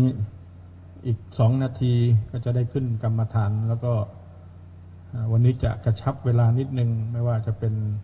ด้านหน้าประรำพิธีนี้ก็ตามแล้วก็ด้านในวิหารหลวงก็ตามนะครับวันนี้เราเพราะว่า จะใช้เวลาทั้งวันเลยเกี่ยวกับทำวินัยกรรมทำสังฆกรรมที่แจ้งไปว่าจะใช้โบสถ์นะครับวัดดงป่าหวายโบสถ์วัดดอยหล่อแล้วก็โบสถ์วัดม่อนฤาษีนะครับทั้งโบสถ์3 โบสถ์ด้วยกันแล้วก็ครูบาอาจารย์ที่เป็นพระปกตตาจารย์ที่ได้รับมอบหมายหน้าที่ที่จะนั่งอันดับในวันนี้เดี๋ยวตอนสายนี้นะครับตอนถวายสังฆทานเสร็จนะครับญาติโยมตักบาตรเสร็จแล้วนะครับครูบาอาจารย์ให้รับภัตตาหารไปฉันเลยนะครับทุกรูปนะครับเพราะว่าจะไม่ได้เบียดเวลาในการนั่งหัตถบาตรนะครับขอความร่วมมือครูบาอาจารย์ที่เป็นพระปกตตาจารย์ทุกรูป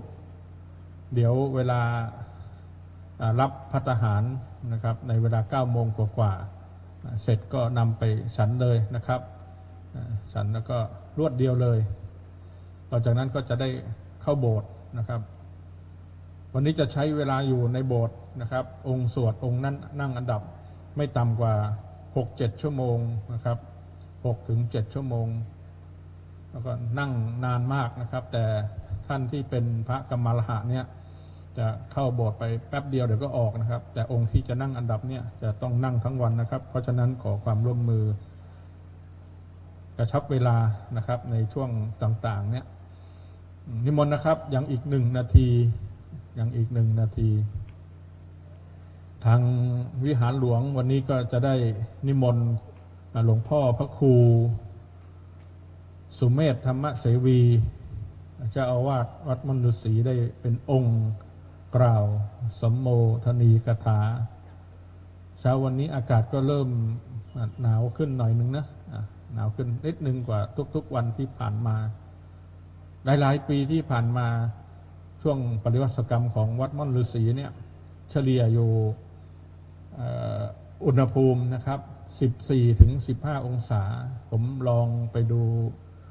Facebook ที่เขาบันทึกไว้นะในปีต่างๆที่เราอัปเดตของเรามันก็จะเด้งขึ้นมานะครับ14ถึงประมาณ14-15 องศาโดยเฉลี่ยแต่ปีนี้อุณหภูมิก็ยังไม่หนาวนะครับ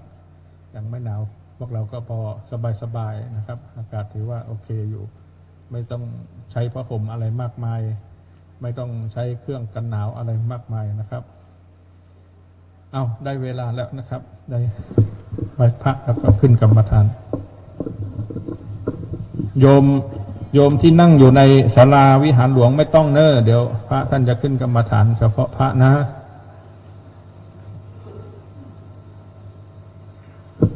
อรหังสัมมาสัมพุทโธครูบาอาจารย์พระธรรมท่านพูดก่อนพุทธังภคะวันตังอภิวาสวาคาโตภควตาธัมโมธัมมังสุปฏิปันโนภควโตสาวกสังโฆสังฆังนะมามิหันธรรมยังพุทธสะภควโตปุปภาคณะมะกะรังกะโลมาเสตัสสะภะคะวะโตอะระหะโตสัมมาสัมพุทธัสสะนะโม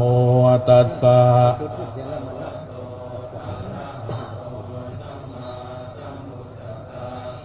นะโม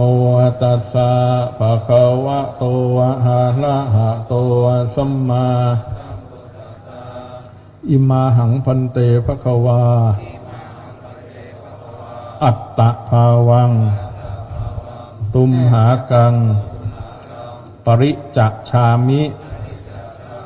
สัจฉิกรณถายะสมถวิปัสสนา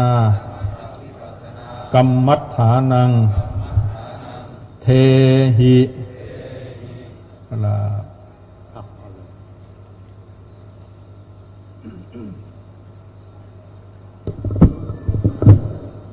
ขณะนี้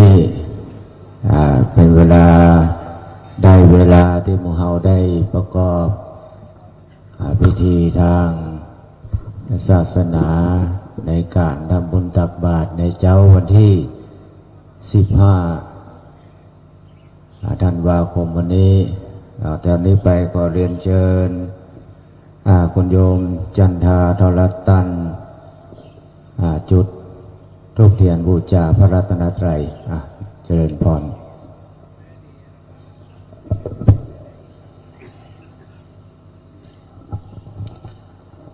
หลังจากจดธูปเทียนบูชาพระรัตนตรัยแล้วก็บูชาเทียนสัตบัญจุดบูชาเทียนสัตพันเล่มที่1ไปตัวเลยเสร็จแล้วก็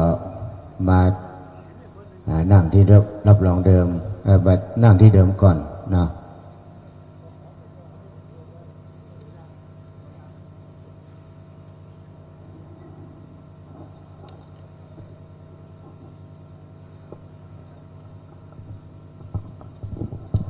จุดบูชาเทียนสัตพันธ์ด้วย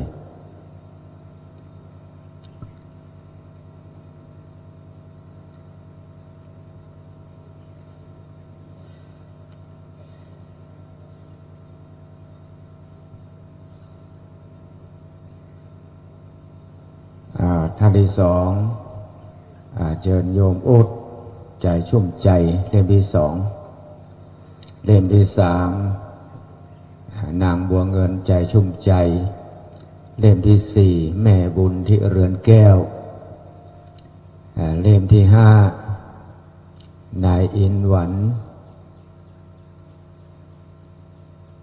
เล่มที่6นางบัวตองปัญญาชัยเล่มที่7นางสุกัญญาแก้วสุริยากาศเรียนเชิญตามลำดับ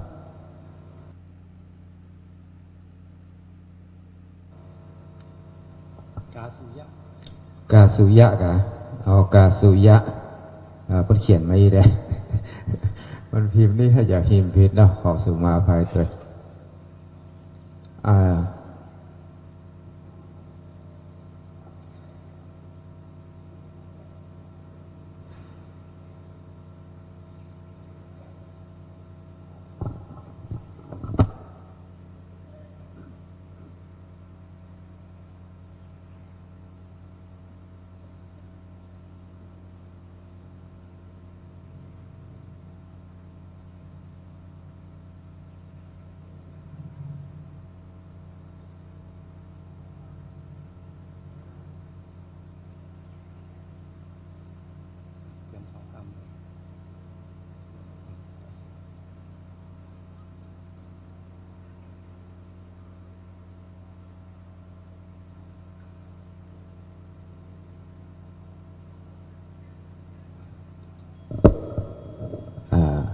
เรียนเชิญ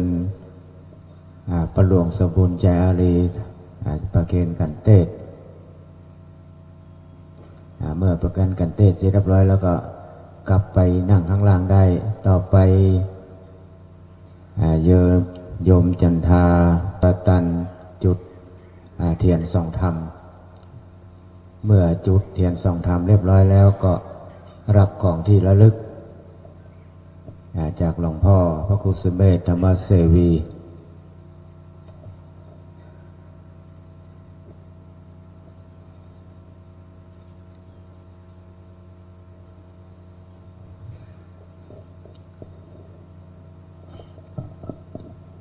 พี่นันมาทางนี้หุบใดหลวงพ่อปฏิยีโยมจันทราทรตันรับของ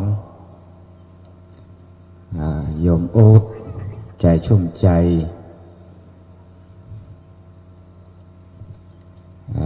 แม่บุญที่เรือนแก้ว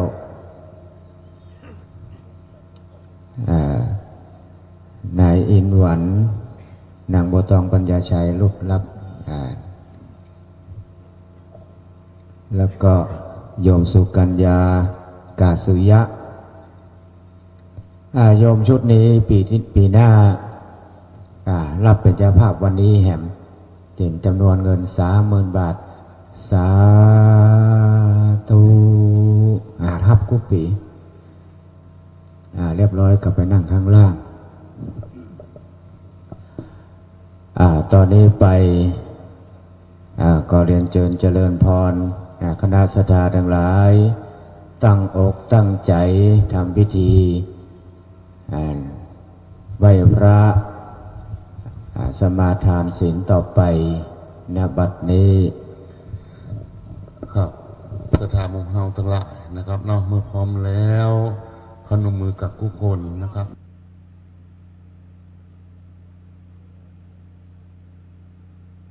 เลิกพนมมือกับทุกคนครับเมื่อพร้อมแล้วเอาขอเรียนเชิญกราบหนึ่งกราบสอง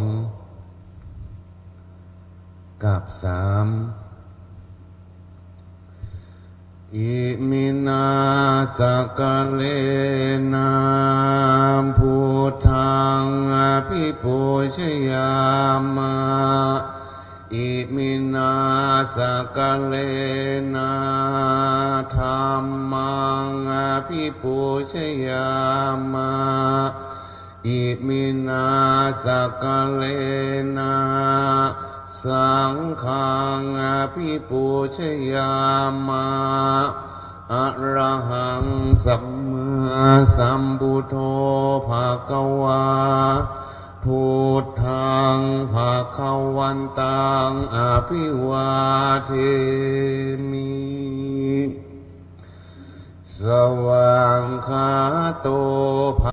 ธัมมังนามัสสามิสุปฏิปันโนภะคะวะโตสาวกสังโฆสังฆังนะมามิเอาปนน้อยปนนานขึ้นกรรมฐาน5 โกฏะ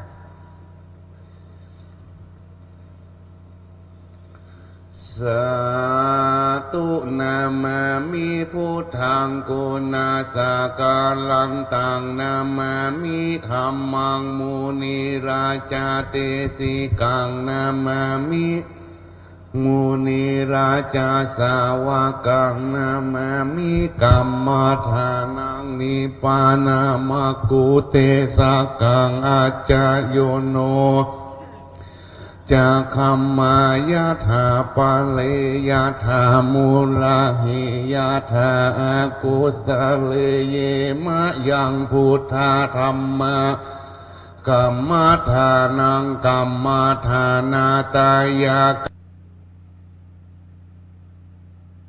กาลตะวิวายาทิวาระหูวากายนาวาวาจายาวามานัสสาวาปามาตังวาอากาละวังวาติสวายาธาธัมมังปาติกาโลมาเตสังโนพันเตพุทธาติราตานาปัญจกังอนุกัมปังอุปาอาจายังอาจายาตุปาติคันหาตุขัมมันตุสัพปังตุสังขามันตุโนสาธุมายังพันเตติสาลเนนะสหปัญจศีรานิยาจามาตุติยัมปิมายังพันเตติสารเนนะสหปัญจศีรานิจามาตาติยัมปิมายังพันเตติสารเนนะสหปัญจศีรานิยาจามานะโมตัสสะภะคะวะโตอะระหะโตสัมมาสัมพุทธัสสะนะโมตัสสะภะคะวะโตอะระหะโตสัมมาสัมพุทธัสสะนะโมตัสสะภะคะวะโตอะระหะโตสัมมาสัมพุทธัสสะนะโมตัสสะภะคะวะโตอะระหะโตสัมมาสัมพุทธัสสะ นะโมตัสสะภะคะวะโตอะระหะโตสัมมาสัมพุทธัสสะนะโม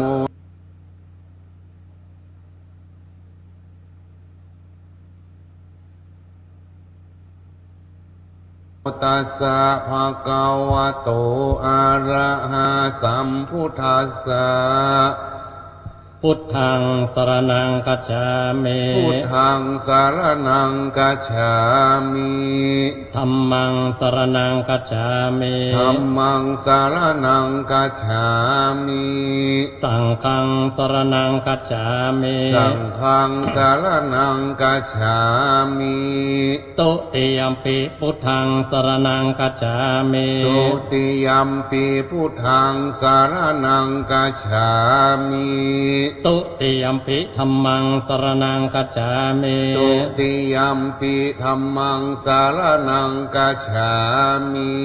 ตุติยมปิสังฆังสรณังคัจฉามิ ตุติยัมปิสังฆังสารนังกัจฉามิ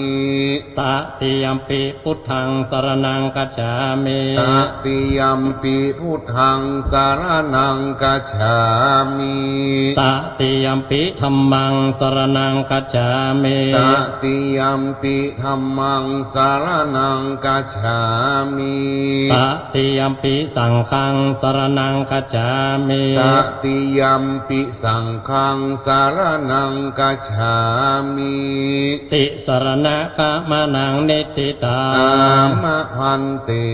เวรมณีสิกขาปะตังสมาธิยามิ ปานาติปาตาเว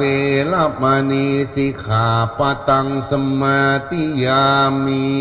อะตินนาตนาเวรมณีสิกขาปะตังสมาธิยามิ อะตินาตานาเวรมณีสิกขาปะตังสมาธิยามิ กาเมสุมิจาจาราเวรมณีสิกขาปะตังสมาธิยามิ กาเมสุมิชาจาราเวรมณีสิกขาปะตังสมาธิยามิ มุสาวาตาเวรมณีสิกขาปะตังสมาธิยามิ มุสาวาตาเวรมณีสิกขาปะตังสมาธิยามิ สุราเมรยะมัชฌะปมาทฐานาเวรมณีสิกขาปะตังสมาธิยามิ สุราเมรยะมัชฌะปมาตฐานาเวรมณีสิกขาปะตังสมาธิยามิ อิมานิปัญจสิกขาปทานิสีเลนะสุขติงยันติสีเลนะโอกสัมปทาสีเลนะเนปุติงยันติตัสสมาสีลังวิโสตะเย สาธุสาธุสาธุโพ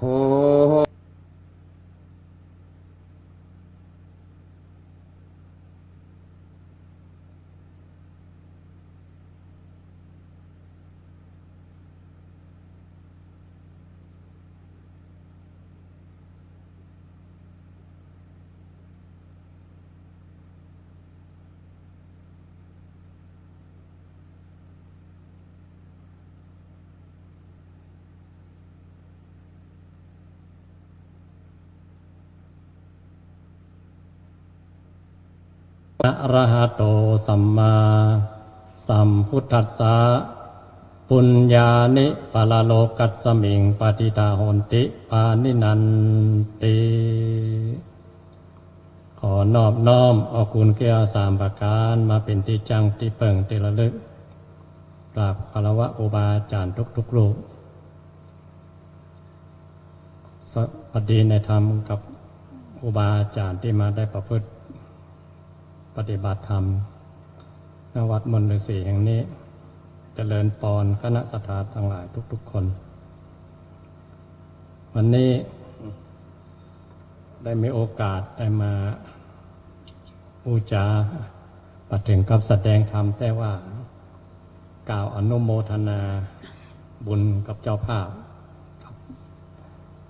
เก้าแล้วก็พวกเขาทั้งหลายร่วมกันตั้งแต่วันต้นมาเนาะตั้งแต่เกียมมาแล้ว งานที่ครูบาอาจารย์มากันเป็นร้อยๆ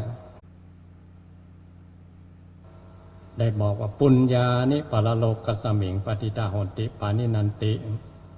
ที่จะได้ยกเป็นพุทธภาษิตเบื้องต้นว่าบุญนี่เป็นที่เปิ้งในสถานไม่ใช่ว่าเปิ้งในโลกนี้อย่างเดียวนะ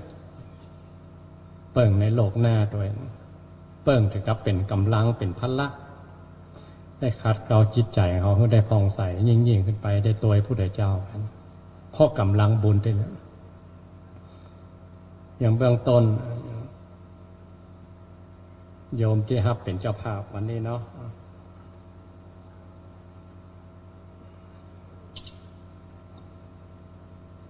โยมจันทาโทรตันปาปีปาน้องกันมามีโยมอุดโยมบัวเงินใจชุ่มใจโยมแม่บุญที่เรือนแก้วโยมอินหวานโยมบัวตองปัญญาชัยและโยมสุกัญญาก็ได้ห่วมกันเป็นเจ้าภาพถวายภัตตาหารพร้อมพวกเขาทั้งหลายทุกๆคนเนี่ยน้อมนึกว่าบุญเป็นที่เปิ้งนี่โยมเล่าว่านะโยมที่เป็นเจ้าภาพนะแต่ก่อนทำมาค้าขายยิบผ้าผ่องทำให้ทำสวนฝืดเครื่องจะกินจะตานหับยอดสักร้อยนี่ยังมาได้นะเพราะจะกินจะว่าเลี้ยงลูกเลี้ยงเต้าทำมาหากินกับฝืดเครื่องมันนะแล้วก็ให้บ่มากล้าบ่ขึ้นนะกินไปใจไปกินไปใจไปนะแต่พอหันมาเข้าวัดเข้าวาประพฤติปฏิบัติธรรมบุญมันมากั้มมาช่วยแต่ก่อนก็แข็งแรงเหลือประเดียวกันนะตอนใบหนุ่มใบชะกันสติปัญญาก็เป็นเลิศฮิมาตาแดกก็เสียงหมดลูกก็เกเรโยมบอกมัน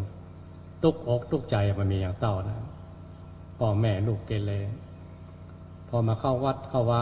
ประพฤติปฏิบัติไหว้พระสวดมนต์ลูกที่เกเรก็หันมากล้ามาขายตัวพ่อตัวแม่เงินที่ว่าตาลจัก100-200นังยากประเดี๋ยวตาลคำหมื่นก็ยังได้ฮิบัตตาใดไหวปีหน้าจะฮับเป็นเจ้าภาพเนี่ยบอกว่าปิดแล้วเก็บหอมว่าเหมือนกับบุญปามาฮิบัตตาใดก็เดี๋ยวเก็บได้ละก็ได้ไว้บุญตัวเก่าทุกวันมันบุญได้เนยได้กินได้ตาลกับพี่ครูเจ้าทั้งหลายไว้บุญตัวเก่ามากับเป็นบุพเจตนาในไว้บุญตัวเก่าบุญบุพเจตนาที่เราได้เคยได้ยินธรรมมหาโมลานิปานสูตรเนาะนางนางพงว่าจะตาลหาพ่อหาแม่บุญถึงแล้วมันพงว่าจะตาลก็หมายความว่าคิดว่าจะตาลว่าไปหาพ่อหาแม่คืนนั่นว่าบุญไปถึงแล้วอันนี้เหมือนกันบุญทุกวันได้ไหว้บุญตัวเก่าฮิหอมเงินจากสติปัญญาจากกันมันกล้ามันขายประกอบสัมมาอาชีวะเลี้ยงขาบเน่าตัวเก่าไปตัวเลี้ยงลูกเลี้ยงเต้าทำหน้าที่กินตาอย่างไปตัว แต่ยังเจียดบนส่วนทรัพย์สินสมบัติส่วนหนึ่งมาให้ตานกับพี่ครูเจ้าต่างหลายทั่วประเทศ50-60 จังหวัดมาพร้อมเพียงกันที่นี้มาประพฤติทำกันตื่นกันได้ติด3 เกิงปุ่นเกือบ4 ทุ่มไปได้พักกันวันนี้เลยเป็นลงโบสถ์กันวันค่ำทุกเจ้าถึงแม้เป็นร้อยตนได้สวดคำโตนสดาไปเข้าโบสถ์สดวันแรกใจโบสถ์วัดหม่อนฤาษีกับโบสถ์ดอยลอโอ้แล้วค่ำเลี้ยวมืดไปเกือบ5 ทุ่มมันไปแล้วกันโอ้มันบ่ไหวแล้วเนาะขอนิมนต์ครูบาอาจารย์ที่มาช่วยถึงแม่ปิ่นนี่จะมาช่วยกันร้ายก็แบ่งไปดงบ่ไหวแถมบทสดหนึ่งขออนุเคราะห์กับท่านพระครูกับทุกปีไม่ว่าขอเปิดบทสดนั่นแต่วันแรกมาได้ไปนึกว่าผู้เจ้าจะน้อยเนาะเปิ้นมากันไม่ลูนนักขึ้นมาต้องแบ่งเป็น3 บทสดพวกเขาตั้งหลายมาได้ทำสังฆกรรมอย่างครูบาอาจารย์ที่ไม่ประพฤติปฏิบัติธรรมแต่เขาเป็นกองนูนเป็นเสบียงนี่เนาะเป็นโยมอุปถากอุปถัมภ์อุบาสกอุบาสิกากองหลังช่วยกันตุ้มช่วยกัน ปุญญานิปรโลกัสสมิงประโจทย์แต่ในโลกนี้ธรรมะที่มากล้าขึ้นได้ทรัพย์สมบัติบางทีโยมบอกว่าจะนั่งขายนี่มันหมดตันนะต้องโล่นขายต้องยืนขายก็แต่ก่อนมันยังออกมาตอนที่บอกเข้าวัดเข้าว่าบัดได้ทำบุญให้ทานนั้นบางที่ครูบาอาจารย์เพิ่มไม่ได้สอนว่าคนไหนจะหิมากล้าขึ้นอย่าไปเจ้าว่ามันอย่างเดียวขยันอย่างเดียวสติปัญญาเป็นเลิศอย่างเดียวเบื้องหลังของหิมากล้าขึ้นคือบุญมันมีโอกาสได้ทำมันหันลงหรือลงเรื่องสติปัญญามันเกิดโอกาสมันมีบางคนชั่วชีวิตยังมีโอกาสได้ยิบเงินแสนเงินล้านเนาะมันกินมากได้มากจ่ายไปบางคนมีหอมเสี่ยงไงนะเพราะหาเงินทองมาด้วยโอ้หอมเสี่ยงไปเฮื่อหมอยะขึ้นซ้าเนี่ยมาสักปักมันจะมีที่มันจะมีหอมเสี่ยงจะเก็บได้ไหมล่ะเสี่ยงไปแล้วได้ไหมเสี่ยงไปแล้วแต่บางคนเงินจุ่มเงินเย็นได้มาก็อยู่กับปั้นกับจองมีแต่พอกพูนมีแต่งอกเงยเพราะอย่างก็พ่อบุญรักษาไว้ในโลกนี้หวังทรัพย์ก็ได้ทรัพย์หวังยศก็ได้ยศหวังลาภก็ได้ลาภหวังชื่อเสียงก็ได้ชื่อเสียงเพราะบุญปามาบอกเพียงเท่านั้นได้ยินโยมที่ฮับเป็นเจ้าภาพวันนี้บอกเงินทองได้มาพอแล้วมันใกล้เหมือนกันใกล้พ่อไม่เฮ้ไม้อย่างว่าล่ำมาเหลือเนาะได้มากระจายไปได้มากก็กินไปเลี้ยงขับเน่าร่างกายก็เท่าไปถึงวันพอไปพอมาโลกนี่ปอกของโลกโยมเล่าว่านะพอประพฤติทำก็ว่างไหวไปในโลกหน้าอย่างปลอดภัยเดินทางในโลกวัฏสงสารเป็นป้าเถยยังไปเอาเข้าพอโลกหน้าไปโยมบอกว่ามันก็เป่าของโลกเหมือนกันไปเกิดที่ไหนก็ไปตายไปเกิดที่ไหนก็ไปตายมันเหมือนกับกรรมธรรมของพระพุทธเจ้าบอกอยากปิกมาเกิดอีกแล้วไอ้มันก็เลยบอกโยมว่าถ้าอยากปิกมาเกิดตรงประพฤติธรรมของพระพุทธเจ้าเฮ้ยยิ่งขึ้นไปละถึงได้ปิกมาเกิดนะบุญใดกุศลใดที่เป็นห้อมของบุญที่เกิดตามศีลภาวนานี่นะเป็นตัวคัดเกลาจิตใจให้ผ่องใสได้ตัวพระพุทธเจ้าโยมก็ทำตามครูบาอาจารย์ทำตามตำรับตำราที่ได้ห้ามได้เหียนมาไหว้พระสวดมนต์เจริญเมตตาภาวนาไหว้พระสวดมนต์มาขาดกันแล้วทุกวันโยมเป็นคนปรุงอาหารแม่บ้านนะแล้วให้สามีส่งเข้าวัดทุกวัน365 วันบักขาดสักวันเวลาท่านพระครูมันมีการมีงานตั้งโรงทานต้องห้ามสั่งไว้ก่อนวันนะอันนี้หมายจะว่าอวดอะไรอย่างกันเนาะศรัทธาเขาทำได้ก่อนเนาะบุญอย่างเนี้ยบุญที่ได้ครูบาอาจารย์จะไปกุมบาตรก็จ้างบักกุมบาตรก็จ้างแม่บ้านเป็นคนทำให้สามีไปส่งที่วัดทุกวัน365 วัน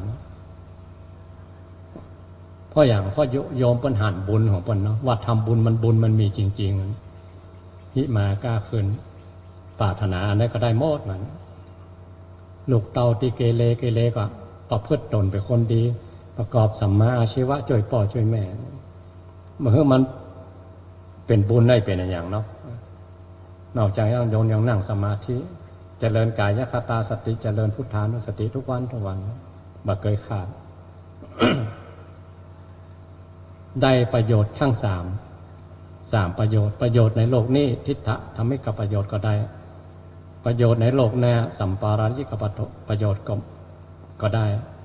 แต่โยมหวังยิ่งกว่านั้นอีกคือหวังปรมัตถประโยชน์ประพฤติทำกายคตาสติไปทุกวันหันสังขารร่างกายมันมาเที่ยงทั้งโลกเลยวันว่าอยากมาเกิดอีกแล้วอยากจะตัวพระพุทธเจ้าไปก็โดยบุญที่โยมได้ครับเป็นเจ้าภาพวันนี้พร้อมพวกเขาทั้งหลายเนาะเมื่อได้สมความปรารถนานิพพานะปัจเจโยเนอะเอามีสักขีพยานครูบาอาจารย์หรือสองหน้าพวกเขาทั้งหลายเนื้อนาบุญอันเลิศเนี่ยเป็นกำลังบุญของพวกเขาทั้งหลายให้ประพฤติปฏิบัติธรรมขัดเราจิตใจให้ยิ่งขึ้นไปได้ตัวพระพุทธเจ้าไปเนาะก็ขออนุโมทนาบุญกับเจ้าภาพวันนี้อันมีโยมแม่บุญเป็นปี9โยมจันทา โยมบัวเงินโยมสุกัญญาพร้อมครอบครัวโยมอุ้นครับโยมบัวตองมันอยู่ทางสันทรายกันครอบครัวพี่น้องทุกคนพร้อมกับพวกเราทั้งหลายทุกๆคนเนาะได้มาใส่ข้าวบาตรถวายภัตตาหารเพลวันนี้บุญใดกุศลใดที่เกิดขึ้นในครั้งนี้คือสมดังพุทธคาถาที่กล่าวไว้เบื้องต้นอยู่ในปอนกาเลกับบทเพชจัจจังว่าปุญญานิปาราโลกัสสมิงปาติตาหนติปานินันติบุญที่เขาได้ทำดีแล้วเป็นที่เปิ้งเป็นที่ระลึกเป็นที่ยึดที่เหนี่ยวทั้งในปัจจุบันชาติและอนาคตชาติถึงกับสิ้นภพสิ้นชาติไปตัวพระเจ้าบัดมาเกิดอีกแล้วขอให้สมกรรมกรรมอาธนาทางเจ้าภาพก็วันนี้พร้อมพวกเขาทั้งหลายทุกๆคนสัพพพุทธานุภาเวนะโดยอนุภาพของพระพุทธเจ้าสัพพธรรมานุภาเวนะโดยอนุภาพของพระธรรมเจ้าสัพพสังฆานุภาเวนะโดยอนุภาพของพระสงฆ์เจ้าสัทธาโสถีพระวันตุเตก็ขอความสุขสวัสดีทั้งหลายจงมีแก่คณะสัทธาเจ้าภาพพร้อมพวกเขาทั้งหลายทุกคนเธอสาธุสาธุสาธุเอาต่อไปโอกาสข้าพเจ้านะครับเลิกปน้อยมาถือศรัทธาหันหน้าไปทางครูบาหลวงพี่หลวงพ่อนิมนต์หันหน้าไปทางซ้ายมือเนาะศรัทธายงเข้าของเขาขึ้นเก้าขึ้นหัวบนเนอปูจาเข้าต่อเก่าเนาะมาด้วยสติปัญญาความมันความเพียรขยันมันเพียรได้ทรัพย์สินสมบัติมาจกจ่ายเตตานถวายปูจากุณแก้วสามประการยกขึ้นเก้าขึ้นหัวบนเนอสาธุอิมังโอตานาปินดาตานังติลาตานานังสากาจังเตมาปูเจมาตุติยัมปิอิมังนาปินดาตานังติราตานานังสากาจังเตมาปูเจมาทิกาลตังอาทายาสุขายายาวะนิปานายาสังวตันตุโนอัสถาเฮาเตรียมตัวยุงข้าบาทนะครับเด้อเอากระติกข้าวแอบข้าวจตุปัจจัยยึงขึ้นสมุทรไซก้าของทุกคนนะครับสาธุโอกาสาโอตานาปินดีปาตังตานังนิปานาปัจจยโยหนตุโนนิจังโอตานาปินดีตานังนิปานาปัจจยโยหนตุโนนิจังโอตานาปินดีปาตังตานังนิปานาปัจจยโยนิจังอัสถาหมู่เฮาทั้งหลายต่อไปนี้จะได้กล่าวคำถวายภัตตาหารนะครับเนาะศรัทธาหมู่เฮาทั้งหลายตั้งนะโมพร้อมกัน3จบนะครับนะโมตัสสะภะคะวะโตอะระหะโตสัมมาสัมพุทธัสสะนะโมตัสสะภะคะวะโตอะระหะโตสัมมาสัมพุทธัสสะนะโมตัสสะภะคะวะโตอะระหะโตสัมมาอิมานิมะยังพันเตภัตตานิสัพพะริวารานิภิกขุสังฆสสะโอโนชยามะสาธุโนพันเตภิกขุสังโฆอิมานิภัตตานิสัพพะริวารานิปฏิคันหาตุอัมหากังทีฆลตังหิตา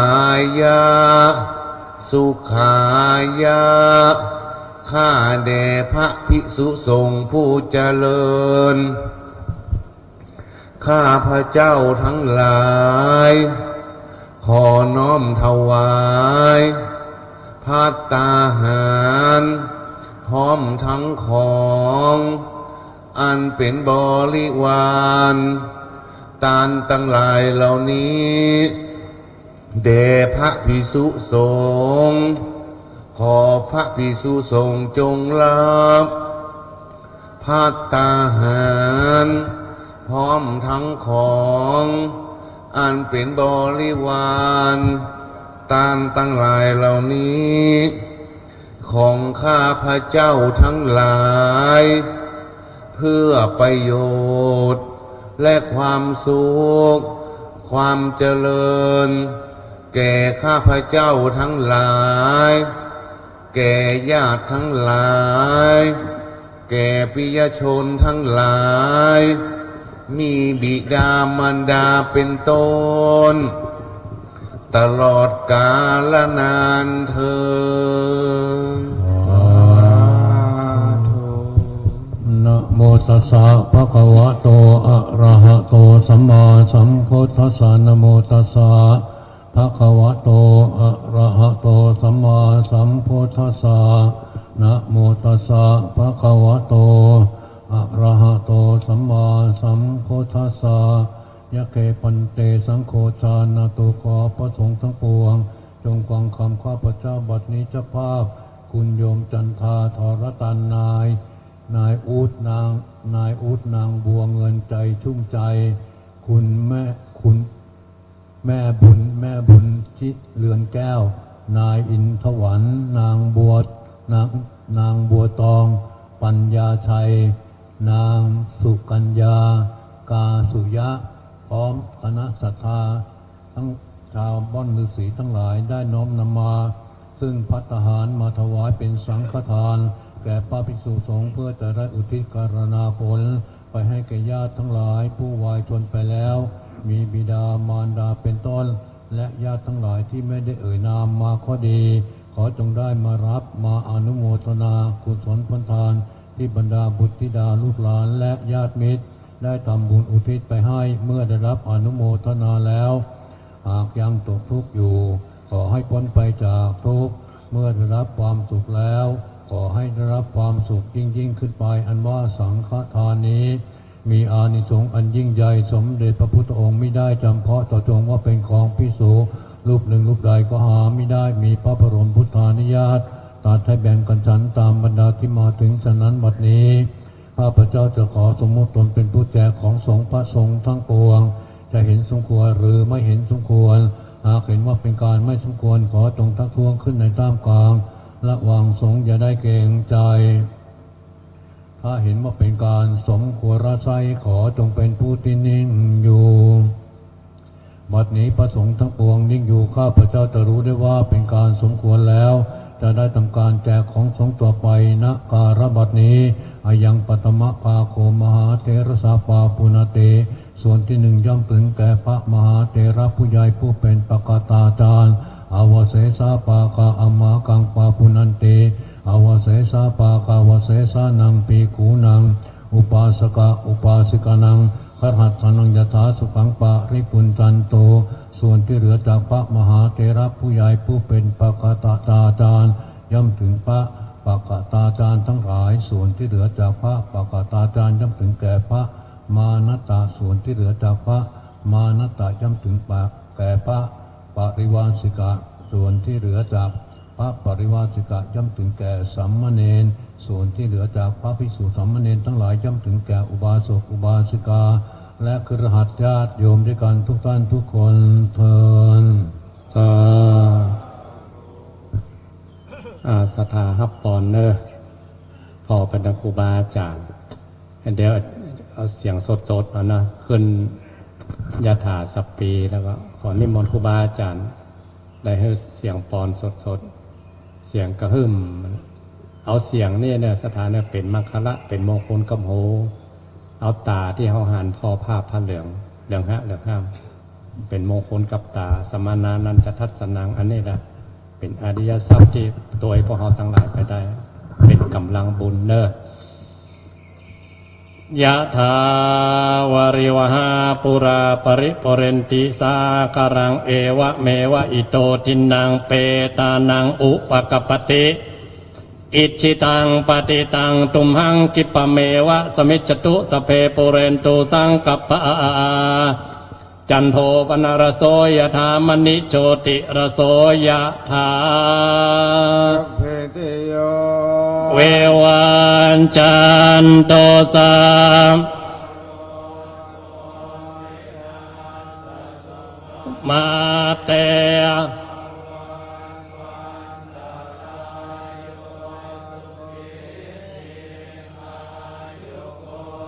อาวาสัมเพติโย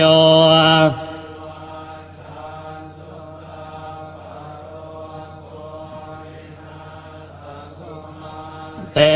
ภวัตวันตารายโยสุขีโยโกภวสัพเพติโย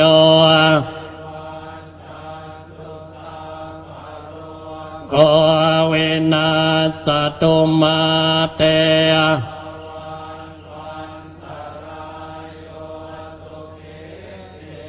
ขายโยโกภวะอภิวา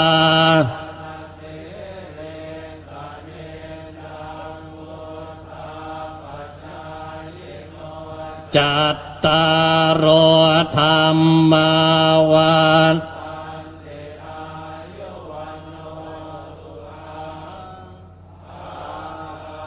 อายุวัตตะโก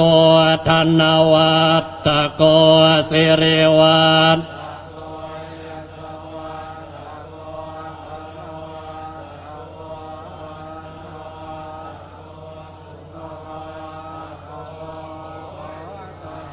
ปัฏฐา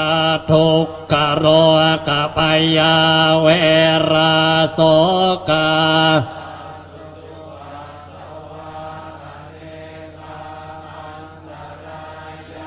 ปิวินัสสันตุจเตสัสสาจยเสตติทานัง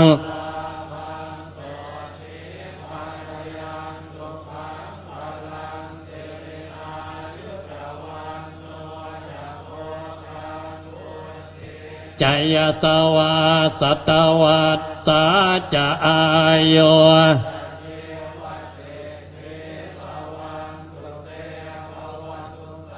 ปมังกลังรักกันตุสัพพเทวตาสัพพพุทธานุ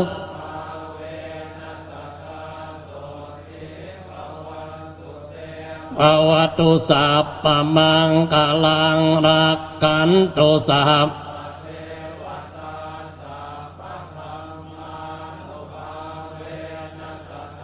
โสทิภวันตุเต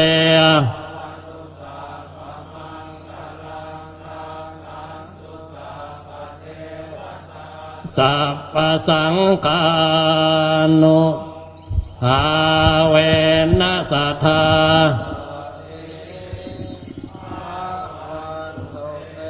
สาธุสาธุสาธุ ศรัทธาเอามือวางบนตักมันเด้อมือตาพอผ้าเหลืองครูบาอาจารย์ปื้นก็ไหม้เหลืองฮะเหลืองห้ามรับตาลงนึกถึงเสียงฮือปอนตะเกียเพิ่มอยู่บ้านปื้นก็ไหม้สองหน้าสองตาพอทั้งหลายเป็นอนุสติเป็นอตีตาลมเวลาพวกเขาทั้งหลายมาเจ้ามาแรงเขาไหว้พระมาเจ้าก่อนไปทำงานนึกถึงเสียงนึกถึงภาพพระเหลืองก่อนนอนไหว้พระนึกถึงภาพพระเหลืองนึกถึงเสียงอย่างนี้รับก็เป็นสุขตื่นก็เป็นสุขบาดฝันให้อยู่ด้วยบุญแจ้งมาไหว้พระนึกถึงเสียงบุญอย่างนี้ภาพบุญอย่างนี้หิมากล้าขึ้นบุญอย่าปามาบัดฝืดเครื่องถึงแม่บัดล่ำบัดรวยนักหนาก็อยู่ได้บัดฝืดเครื่องหิมากล้าขึ้นโดยอนุภาพบุญที่พวกเขาทั้งหลายวานโดยในเนื้อนาบุญกับสังฆะอุบาอาจารย์ทั้งหลายเป็นร้อยตนอธิษฐานบุญเนอะปนมมือขึ้นต่อหน้าครูบาอาจารย์เนี่ยเนาะต่อหน้าสังฆะหมู่ใหญ่เป็นร้อยตนอิทังเมธานัง เมธานัง อาสาวะ อาสาวะ ขยวหังโหนตุ พยวหังหุนตู นิพพานะ นิพพานะ ปัจจโย ปัจจโย โหตุโนนิจัง โหตุโนนิจัง ผลทานนันนี้ ผลทานอันนี้ ที่ข้าพเจ้า ที่ข้าพระเจ้า ได้น้อมถวาย ได้น้อมถวาย ขอให้เป็นปัจจัย ขอให้เป็นปัจจัย นำมา นำมา ซึ่งสติปัญญา ซึ่งสติปัญญา และมรรคผลอันวิเศษ และมรรคผลอันวิเศษ ตัดกิเลสอาสาวะ ตัดกิเลสอาสาวะ เครื่องดองในสันดาน เครื่องดองในสันดาน ให้หมดไปสิ้นไป ให้หมดไปสิ้นไป เป็นปัจจัย เป็นปัจจัย ให้ถึงพระนิพพาน ให้ถึงพระนิพพาน อีทางเมปุญญัง อีทางเมปุญญัง มาตาปิตุนัง มาตาปิตุนัง ยาติกานังโหนตุ ยาติกานังหนตู ผลบุญอันนี้ ผลบุญอันนี้ ที่ข้าพเจ้า ที่ข้าพระเจ้า ได้กระทำแล้ว ได้กระทำแล้ว ได้บำเพ็ญแล้ว ได้บำเพ็ญแล้ว ขอให้ถึง ขอให้ถึง ซึ่งบิดามารดา ซึ่งบิดามารดาว งศาคณาญาติ วงศาคณาญาติ และมิตรสหาย และมิตรสหาย อีทางเมปุญญัง อีทางเมปุญญัง เทวตานัง เทวตานัง เปตานัง เปตานัง สัพเพสัง สัพเพสัง สัตตานัง สัตตานัง ชีวิตต่างโหนตุ ชีวิตตังหนตู ผลบุญอันนี้ ผลบุญอันนี้ ที่ข้าพเจ้า ที่ข้าพระเจ้า ได้กระทำแล้ว ได้กระทำแล้ว ได้บำเพ็ญแล้ว ได้บำเพ็ญแล้ว ขอให้ถึง ขอให้ถึง ซึ่งเทวดาทั้งหลาย ซึ่งเทวดาทั้งหลาย เปรตอสุรกาย เป็นอสุรกาย สัพพสัตว์ทั้งหลาย สรรพสัตว์ทั้งหลาย ที่มีชีวิต ที่มีชีวิต ทุกตนนั้นเถิด ทุกตนนั้นเถิด เขาได้ถวายสังฆะเป็นบุญนันใหญ่ น้อมนึกว่าเขาเป็นเศรษฐีบุญเขาแผ่ให้กับตัวเก่าอย่างนั้นก็แผ่ให้สรรพสัตว์ทั้งหลาย อย่างนั้นเหมือนกันทรงความปรารถนาดีไป ทุกภพทุกภูมิเนอะที่เวียนว่ายตายเกิดในวัฏทุกข์เช่นเดียวกับเขาเนี่ยนะน้อมนึกเป็นน้ำตกใหญ่ๆใหญ่ที่สุดในโลกเทโครมกายกรรมสาม กายกรรมสาม วจีกรรมสี่ วจีกรรมสี่ มโนกรรมสาม มโนกรรมสาม กรรมดีอันใด กรรมดีอันใด เป็นบุญกุศล เป็นบุญกุศล ที่ข้าพเจ้า ที่ข้าพระเจ้า ได้กระทำแล้ว ได้กระทำแล้ว ด้วยกายวาจาใจ ด้วยกายวาจาใจ ในอดีตชาติก็ดี ในอดีตชาติก็ดี ปัจจุบันชาติก็ดี ปัจจุบันชาติก็ดี วันนี้ก็ดี วันนี้ก็ดี เดี๋ยวนี้ก็ดี เดี๋ยวนี้ก็ดี ขอให้ถึง ขอให้ถึง แก่ท่านทั้งหลาย แก่ท่านทั้งหลาย ที่มีภพมีภูมิ ที่มีภพมีภูมิ มีชาติเป็นแดนเกิด มีชาติเป็นแดนเกิด มีชรามีมรณะ มีชรามีมรณะ มีชีวิต มีชีวิต มีจิต มีจิต มีวิญญาณ มีวิญญาณ มีขันธสันดาน มีขันธสันดาน มีวิบากแห่งกรรม มีวิบากแห่งกรรม มีการกระทำ มีการกระทำ เจ้ากรรมนายเวร เจ้ากรรมนายเวร เจ้าการบัญชี เจ้าการบัญชี ท้าวจตุโลกบาลทั้งสี่ เท้าจตุโลกบาลทั้งสี่ ยมมาบาล ยมมาบาล มนุษย์หนึ่ง มนุษย์หนึ่ง สวรรค์หก สวรรค์หก พรหม20 พรหม20อบายภูมิทั้งสี่ อบายภูมิทั้งสี่ บัดนี้ บัดนี้ ข้าพเจ้า ข้าพระเจ้า สร้างกองการกุศล สร้างกองการกุศล ผลถวายสังฆทาน ผลถวายสังฆทาน ผลแผ่เมตตา ผลแผ่เมตตา ผลอุทิศบุญ ผลอุทิศบุญ ผลเจริญ ผลเจริญ จาคานุสติ จาคานุสติ ผลเจริญ ผลเจริญ สังคานุสติ สังคานุสติ ขอให้ถึง ขอให้ถึง แก่ท่านทั้งหลาย แก่ท่านทั้งหลาย ที่ข้าพเจ้า ที่ข้าพระเจ้า ได้เอ่ยนามมาแล้วนั้น ได้เอ่ยนามมาแล้วนั้น ไม่ได้เอ่ยนามก็ดี ไม่ได้เอ่ยนามก็ดี ตลอดกาลนานเธอญ ตลอดกาลนานเทินนิตังตานากรรมังนิพพานะหนตุโนนิจังอิตังสีรากรรมังนิพพานาปัจจยโยหนตุโนนิจังอิตังภา กัมมังนิพพานาปัจจยโยโหนตุโนนิจังยังจินเจกุสาลังกาตาพังหิกาเตหิกาตังปุญญังโนอนุโมตันตุสุนันตุทนตุเยเตวาสามิงคาตาดิคายุกาสัทธาหุนตุสัพพะสัตตานังสุขีอัตตานังปาลิหะปิตาสุขิตาหุนตุตุขาปามุญจันตุสัพเพยติกาสุขิตาหุนตุปามุญจันตุสัพเพ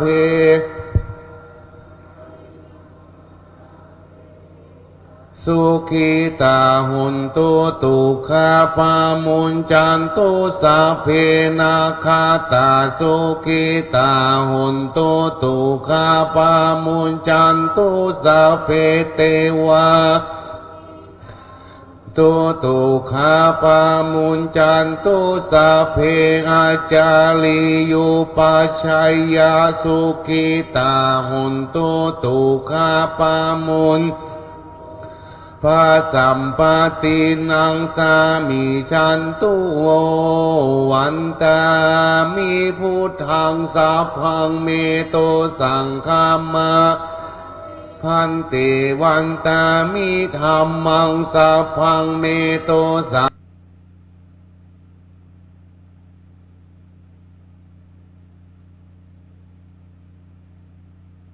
อาชาจาริโยสัพพเมโตสังฆามันทา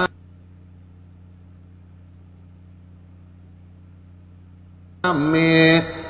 เอวันตามิกัมมัฏฐานังสัพพังเมโตสังฆามาทาเมพันเตวันตามิอารามเมปัตตามายังสัพพังเมโตสังฆามันทาเมพันเตวันตามิเจติยังสัพพังเนสุปฏิทิตาสาลีลาธาตุมหาปุถิงพุทธลูปังสักการังสัทธานาคะเกเทวะโลเกพัมมะโลเกชมพูทิเปลังกาทิเปสาลีลาธาตุโยอาระหันตาธาตุโยเจติยังขันธากุติงจาตุราสิติสาเสธรรมะขันเตสัพเพสัมตาติยังอาหังวันตามิสัพพะโสกราบหนึ่งกราบสองกราบสามหมอบลงไปเนอะนึกว่าหัวเขาจิตีนพ่อตีนแม่จิเท้าครูบาอาจารย์ระลึกถึงคุณพ่อคุณแม่คุณครูบาอาจารย์ขอขมาลาโทษวันตามิพันเตสัพพังอปาลาทังกะมะทะเมพันเตมยากะตังปุญญังสามินาอนุโมทสามินากะตังปุญญังไมหังตาตาปังสาธุสาธุอนุโมตามิอัสดาหมอตั้งหลายนะครับเนาะก่อนที่จะลาพระนี่เขาไหว้พระกันก่อนนะครับเด้อเขาไหว้พระกันก่อนนะครับเนาะอะระหังสัมมาสัมพุทโธภะคะวาพุทธังภะคะวันตังอภิวาเทมิสวากขาโตภะคะวะตาธัมโมธัมมังนามัสสามิสุปฏิปันโนภะคะวะโตสาวกสังโฆสังฆังนะมามิอัสดาเฮาไปเข้าแถวที่เฮาจองกุยข้าวบาทนะครับเด้อ เจ้าวันนี้พระเดชพระคุณหลวงพ่อท่านพระครูสุเมธธรรมศิวีเหมือนเดิมนะครับเนาะจะเป็นบาทแรกนะครับเป็นบาทสตางค์นะครับเด้อบาทแรกนี่สถาหอก็เอาจตุปัจจัยเงินทองเข้าใส่นะครับเนาะอย่างไรก็ดีสถาหอประเตรียมไว้ที่เก่าที่เจ้านะครับกับนิมนต์ตังปกผ้าจานกรรมครับอโลเดี๋ยวพระปกตาตาจารย์นะครับขอนิมนต์หลวงพ่อนำบิณฑบาตองค์เดียวนะครับที่เหลือไปรับอาหารเลยนะครับเดี๋ยววันนี้จะทำสังฆกรรมที่เหลือไปรับภัตตาหารเลยครับขอนิมนต์หลวงพ่อพระครูรูปเดียวพอครับคุมได้หมดแล้วครับวันนี้อย่างที่บอกจะต้องกระชับหน่อยนะครับ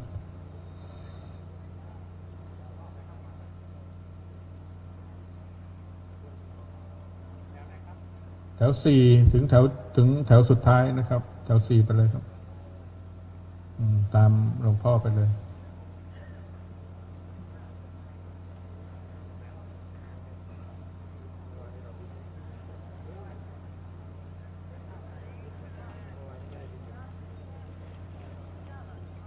เดี๋ยวที่เหลือเดี๋ยวค่อย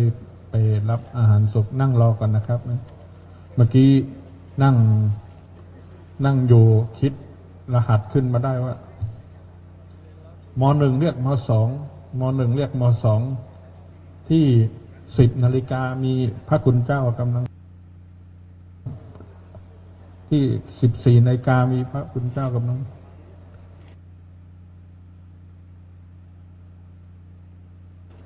ที่15 นาฬิกา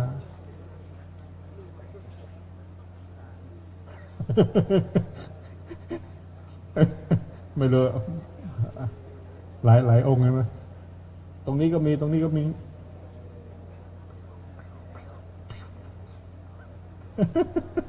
ไม่รู้องค์ไหนเดี๋ยวพรุ่งนี้นะไม่ต้องเอามาเนอะเข้าใจไหมเนี่ย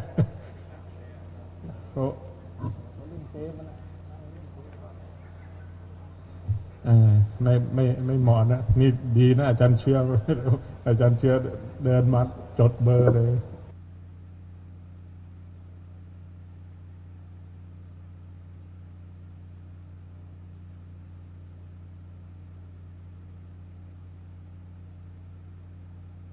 4 5 6เอาแถว7นั่งลงก่อนนะ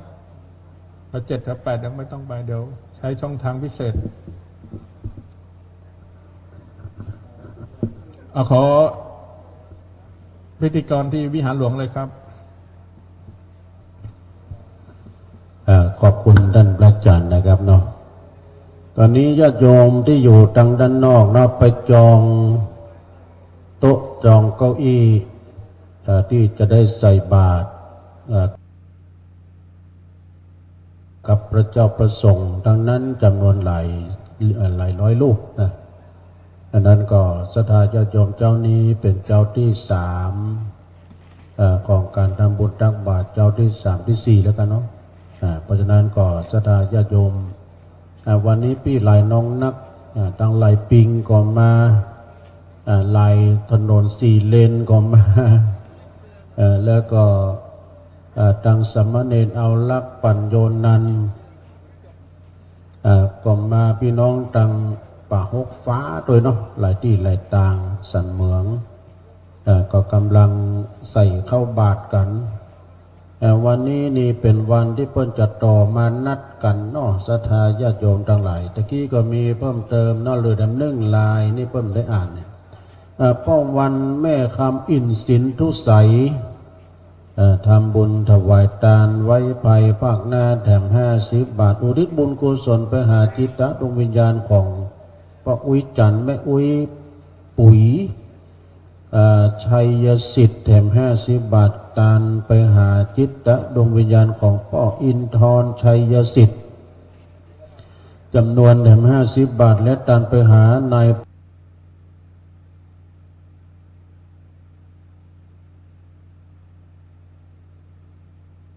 ประทีปฟั่นฝึกจำนวนแถม50 บาทรวมเป็นเงินจำนวน200 บาทเด้อสา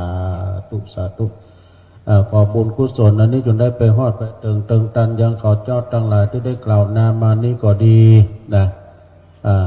แม้นว่าอยู่ไกลสุดวิสัยไปบ่ฮอดเติงตันขอฝากตังเทพปัตไตรตังมเหสักขาเทวบุตรเทวดาเนาะนำเอาข่าวสารบุญกุศลนี้ไปฮอดไปถึงไปเติงยังขอเจ้าทั้งหลายที่ได้กล่าวนามมานี้มาเป็นว่าไปจุดจอรอดเติงเมื่อเจ้าขอกับกายเป็นข้องายไปฮอดเมื่อควายขอกับกายเป็นข้อตอนแม้นว่าไปจุดจอรอดเติงยำตอนก็ขอกับกายเป็นแก้วเป็นแสงไปฮอดยำแรงขอกับกายเป็นเสื้อเป็นผ้าไปฮอดเมื่อล่างขอเป็นเขาติบน้ำติบผ่าตนาสิบประกาศให้ตนตัวเขาเจ้าทั้งหลายได้กินได้บริโภคเนอะได้พ้นเสียจากที่ยากได้พรากเสียจากที่ผานแม้นว่ากตาที่การบุญส่งปานนั้นมีแก่นกล้าได้ไหวหน้าเกิดเป็นเทวบุตรเทวดาอยู่พระศาสตร์แก้ววิมานคำที่ใดดังนั้นก็ดีก็ขอกุศลบุญกุศลอันนี้จงได้ไปเตื่อมไปแถมให้ได้พินโยยิ่งโยชน์ร้อยเต้าปันทวี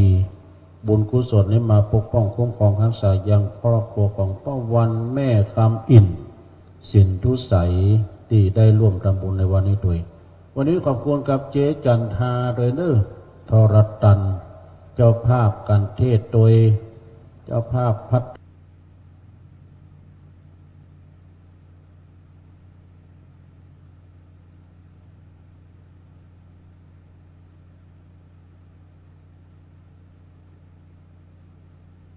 ทหารเพนตัวในวันนี้ได้ห่วงทำบุญทำกุศลด้วยกันเนาะ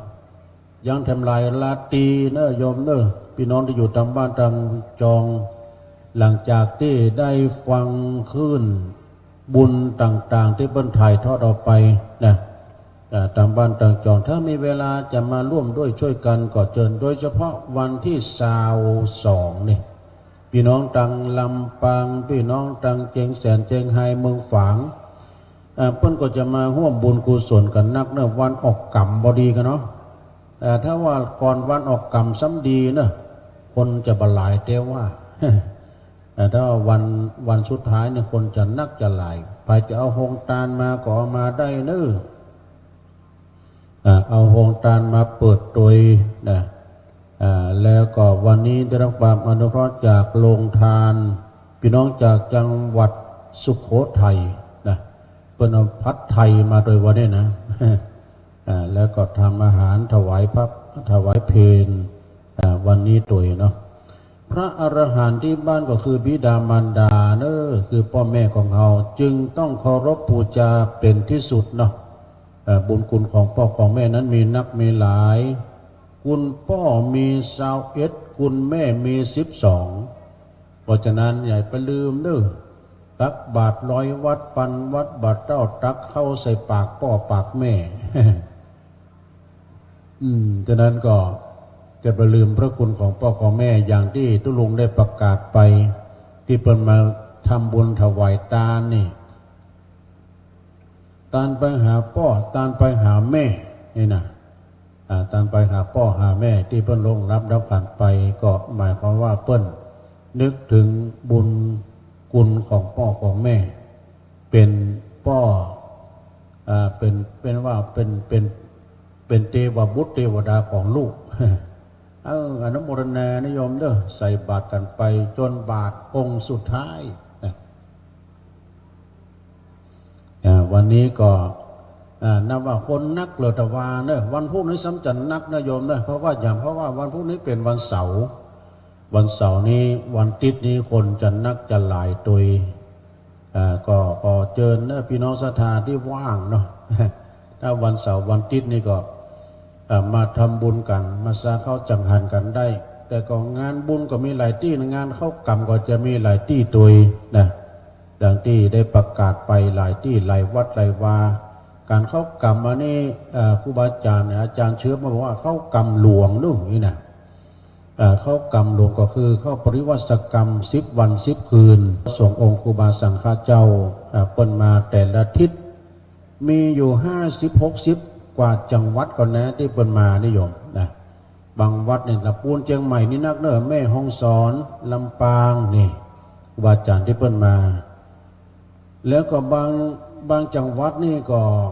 จังหวัด1 2 ตน 3 ตนก็มีนะ อย่างตังปุ้นหัดใหญ่สงขลายะลาตังปุ้นก็มา3 จังหวัดชายแดนภาคใต้เพิ่นก็ยังมาร่วมงานปริวัติกรรมซึ่งก็จะเป็นงานบุญใหญ่งานหลวง10 วัน10 คืนนี่พี่น้องศรัทธาญาติโยมเพิ่นมาประพฤติวุฒิฐานวิธีแต่อย่างทุลุงว่านะบางตนบางองค์นั้นอาจจะเป็นเจ้าคณะพระสังฆาธิการเจ้าอาวาสเป็นเจ้าคณะตำบลบางทีอาจจะเป็นเจ้าคณะอำเภอเป็นพระนักเทศน์เป็นพระนักปาฐกถาเป็นตุสลาก็มีสลาก็คือช่างเนาะแม้ว่าจะเป็นมหาปรริญญาธรรมเป็นพระครูเนี่ยเปิ้นซุ่มมานะโยมเนี่ยเปิ้นมาประพฤติเปิ้นมาเปิดเผยนามว่านะอาจารย์เชื่อเปิ้นว่ามีไปเอาสาธุเจ้าต่างประเทศเขมรก็มาเนอะกัมพูชานี่นะเปิ้นมาทุกปีเนอะแต่ละปีเพิ่นก็มาจากจังหวัดลาวว่าบ่ใช่ประเทศลาวไม่ใช่จังหวัดลาวนะกองดูลงว่าจังหวัดลาวนี่ท่านอาจารย์สิริชัยเลียวมาได้มีที่ไหนวะจังหวัดลาวเป็นโน่นอำเภอลาวมาใช่ประเทศลาวเพิ่งก่อมานิยมเนี่ยเป็นงานบุญใหญ่พี่น้องศรัทธามาวันนี้ก็มันผู้กับปากันมาแต่จวนกันมาเนาะดีอกดีใจปีนึงเขาได้ใส่ตู้เจ้าเนาะใส่บาตรพระเป็น100 กรัมเลยนะบุญกุศลได้ปกปักรักษาเจ้ามูลศรัทธาทั้งหลายได้อยู่เย็นเป็นสุขมีอายุมั่นขวัญยืนขอให้มีโชคมีใจนะปราศจากทุกโศกโรคภัยเคราะห์เจ็บก็บ่ให้มาใกล้ขอใครจะบ่ให้มาไกลได้อยู่มีสลีดีคาอายุมั่นยืนยาว100 กว่าเข้าวาสาเป็นแดนฮิก็ขอปันมาหาก็ขอปันได้เนี่ยเปิ้นจัดกูปีบัจเจว่าได้เนี่ยนะศรัทธาญาติโยมมาจากพระครูสุเมธเนี่ยเปิ้นหวังใจว่ามีความสังฆสามัคคีกันถึงคณะสงฆ์ด้วยนั่นก็อันนี้แต่บลืมได้นะศรัทธาญาติโยมหลังจากที่เปิ้นใส่ข้าวบาตรแล้วใส่ข้าวบาตรแล้วพอเชิญพี่น้องศรัทธาไปกินข้าวน้ำจ้ำข้าวงายข้าวงายต่างข้าวตอนไปเลยด้วยความเป็นห่วงอาหารปลดเยอะแยะนะโยมเนอะเพิ่นเอาอันนี้เนี่ยอันนี้ฟักทองก็เนี่ยอาจารย์บอกไฟน้ำต้นก็ลูกพับเนี่ยก็ว่าบอกไฟน้ำต้นไงท่านอาจารย์พระครูสุเมธมาเงินลูกพับอนุโมทนาเอาแล้วภัตตาหารเจ้าอันนี้ได้ฉันกับพี่นันเหลิมเนี่ยไปบอกว่าแม่ควรยกมาแล้วเนี่ยโอ้คุณแม่อ้อยโยมอุปถากวัดม่อนฤาษีปุตตรู้อันนี้อาหารขอบคุณเนอะอนุโมทนาเจ้าคือกัตุลุงนะจะมาฉันที่นี่แหละ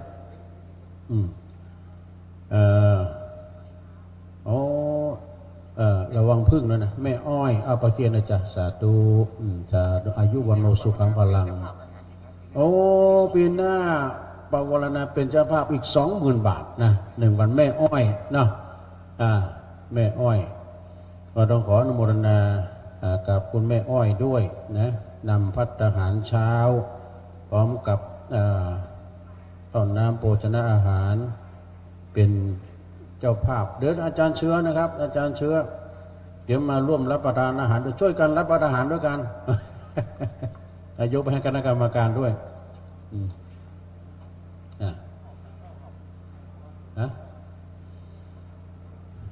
ก็ขออนุโมทนาเนาะในสายบุญ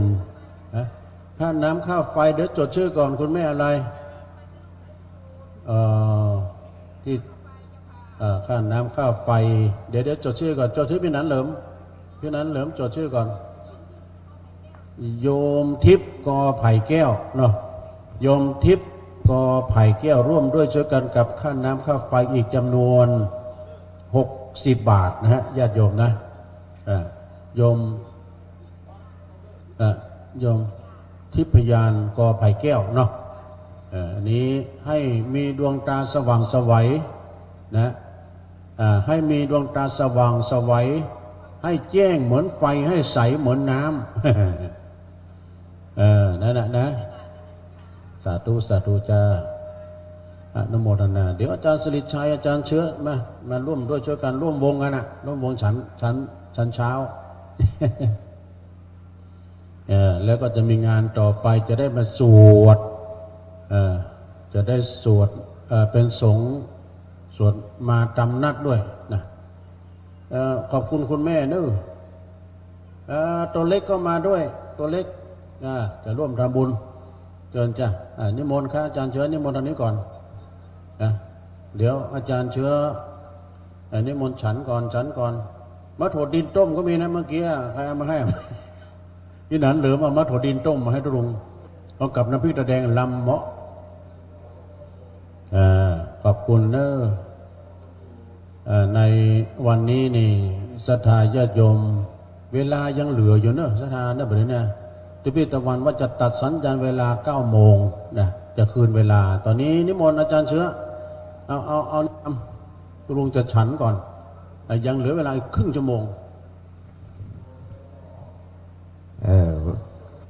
กรรมตุลุงต้องฉันก่อนก็เลยต้องไปภารกิจงานข่าวดำต่อเนาะผมไปโทรไปบอกให้อาจารย์พระครูวิจารณ์ธรรมทัศน์พระครูใหม่ละวัดหนองขำเขาเปิดมาฮับที่นี่เดี๋ยวเวลาสัก3 นาทีถึง 9 โมงอาจารย์เปตะวันมาฉันด้วยกันก็วัดท่อเชลชวนชิมชอเชลชวนชิมปีนันปีป้านานมักกนายกอาจารย์เฉลิมอาจารย์ทวัชชัยสุขสีทองเนี่ยอาจารย์เหลิมของอาจารย์เหลิมก็อาจารย์เหลิมเนาะตะปีตะวันมาฉันตัวก็ได้นะนิมนต์นะครับมีไข่ต้มมีถ้าจะเป็นน้ำตกไหมกับน้ำตกก็ลาบอีสานนะฮะเนาะเมื่อพระเจ้าประสงค์เพิ่นตักเรียบร้อยแล้วก็เป็นหน้าที่ของโมเฮาแล้วเนอะตอนนี้ไปนะเมื่อพระเจ้าประสงค์อุบาสกอุบาสิกาผู้ปฏิบัติธรรมตักเรียบร้อยแล้วก็เป็นหน้าที่ของคณะศรัทธาละเป็นขยมเนอะตุลุงยองบอกว่าเรากินเศษกินเรือของผู้ประพฤติปฏิบัติธรรมนี่มันเป็นมังกรละนี่นะหายทุกข์หายโศกหายโรคหายภัยนี่หรอกเนาะอย่างน้อยก็อิ่มท้องไว้ก่อนกองทัพเดินได้ด้วยท้องเนี่ยเมื่อกินแล้วมาม่อนฤาษีแล้วเนอะบุญก็ได้ไส้ก็อิ่มเนี่ยเพราะว่าเจ้าภาพนี่เพิ่นทำเพื่อหมดทุกคนนอกจากตุเจ้าเลยก็ยังเพื่อเหลือผู้ที่มาร่วมทำบุญตัวแหมนะกินข้าวกินน้ำกันเรียบร้อยก็ปิกบ้านปิกจองก็ได้มันมีอย่างประกาศประชาสัมพันธ์นะเนาะถ้าจะประกาศไปหมดละช่วงนี้ก็มากันเรื่อยๆเนี่ยบรรดาคณะศรัทธาผู้ฟังก็ดีที่อยู่ต่างบ้านต่างจองจะมาทำบุญตักบาตรพระเจ้าประสงค์รวมแล้วเฉพาะพระเจ้าพระสงฆ์มี251 รูปอาคันตุกะมีอยู่5 รูปด้วยกันตอนแรกมี2 รูปตะกี้เดินทางมาแห่ง3 รูปมาได้นับรวมมีลูกสามเณรน้องสามเณร1 รูปอุบาสกอุบาสิกาแห่งที่ลงทะเบียนไว้แต่ความจริงมันนักเนาะเพิ่นมาทำวัดสวดมนต์มาแรงเสร็จแล้วก็ปิกบ้านปิกจองมาปฏิบัติธรรมโดยมาฟังเทศน์ฟังธรรมรวมแล้วก็300ได้นะ ถึงอุบาสกอุบาสิกาพระอาจารย์กำประมาณ31 รูปพระลูกกำ220 รูปรวมเป็น351 รูปพระอาคันตุกะเพิ่นมาได้ลงทะเบียนเป็นอาจารย์กำก็บ่ได้เป็นเนาะแต่เพิ่นมาช่วยงานนี่ละอาคันตุกะก็บ่เจ้ามาเอวบ่ได้นะมาทำกับข้าวมาทำโรงทานเนี่ยเลี้ยงพระคุณเจ้าพระเจ้านี่เห็นเดินทางมาแห่ง3 รูปด้วยกันก็บ่ได้นับรวมไปตัวน้องสามเณรที่เป็นอยู่ประจำก็251กระบวกแห่มน้องเนนแห่ม1อุบาสกอุบาสิกาแห่มตอนเมื่อแรงนิตมาภาพมองภาพแล้วเกิ่งศาลาพอดี อยู่ห่างกันคนละ2-3 วาเต็มพอดี ธรรมศาลาวิหารหลวงเขานี่นะปัจจัยน้อยๆเนอะรวมแล้วอยู่แล้วคงได้แน่ได้เป็นปัญจุได้เป็นปันได้เป็นปันรูปปันคนด้วยกันอยู่ได้เป็นปันแล้วก็ตอนเย็นตอนที่มองภาพจากเฟซบุ๊กไลฟ์ก็ดีจากสายตาก็มีหลายนักเหมือนกัน 4-50 คนเหมือนกัน 4-50 ท่านปกติแล้วคนใครถามก็ลุงคนเข้ากรรมตะใดตุเจ้าเข้ากรรมตะใดไอ้หรอตุอาจารย์กรรมตะใดลูกกรรมตะใดเนี่ยหยังถามหยังมันพวกวันที่16อยู่ ลงวันที่16นี่ลงปกติเนอะออกแต่เนอะก่อนนั้นออกกู้ปีก็หมอออกอาจารย์กรรมก็ออกลูกกรรมหมอออกลูกกรรมก็ออกน้องสามเณรหมอออกสามเณรก็รวมออกเบอร์รวมมันเอาซื้อประตงเสี่ยงถ้ามันเชื่อมันถูกก็ซื้อ1-100นะตึงถูกหนอตัวลุงหนอแล้วคนเฮานะบุญมันอยู่ที่บุญญาบารมีโจกไผ่โจกมันด้วยเฮ้ยเนาะมาเคยไปหันมากันนะว่าเขาไปบนปีสังเทวดาได้มันอยู่ต้นไม้ใหญ่เจ้าป่อว่านะเจ้าป่อข้าเจ้าขอถูกหวยก็ได้แหละถ้าถูกหวยข้าเจ้าพระเจ้าจะเลี้ยงหัวหมูว่าเนาะเมื่อคืนมันมาแล้วเนี่ยเมื่อคืนมาแล้วดำกุ้งหึ่งมาแล้วว่าหัวหมูกูก็อยากกินนี่ว่าหวยมันอยู่กรุงเทพมหาญนี่ว่าหัวหมูก็ให้กินนะว่านะแต่มันหวยมันอยู่กรุงเทพพนันมหาญนี่ว่ามันอยู่เพเนาะจกไฟจกมันแต่มันเป็นวิถีชีวิตเหมือนกันนะความจริงแล้วนะแปลกเหมือนกันนะโอ้อาจารย์มาหาอาจารย์เข้าละไปหับคุณก่อนกันแม่สุทัศน์เป็นจะให้ฮูกด้วยกันปุ๊บเน้นรักเก่ามาตัวกันโอ้ปาสถามาตัวไหนเน้นรักเนาะเอามานนนิมนต์มาฉันเด้อเน้นรักกับไฮวัดกี้หัน2 ตัวกันไหมก่อนกี่ตัวน่ะ2 ตัวน้อยตัวน่ะเน้นรักมีทางใดล่ะใส่บาตรการกี้หันนั่งเห็นเนาะจริงนี่จะมาประกาศตัวกันนะโชว์ตัวหน่อยเนาะตัวลุงก็บอกเคยหันสักคำเตือได้ยินกระเสียงในวิทยุเนาะเขาก็ว่าตุเจ้าอีวะไอ้ที่เนี่ยตัวลุงเขาว่าตุว่าพระนี่หรอตุว่าพระเขาว่าผมเป็นพระนี่หรอเป็นพระก็ไปอยู่กับตุน่ะมันเพราะว่าพระนี่ต่างใต้บนห้องเป็นตุนี่บนห้องเป็นพระเนาะบ้านเฮาว่าพระนี่เน้นนะเนาะถ้าตุก็คือสาธุเจ้าเป็นยังเนี่ยผมเป็นพระครับพระไปนั่งตัวตุเจ้า เป็นว่าพระเจ้าสังฆเป็นเนรไหมวะ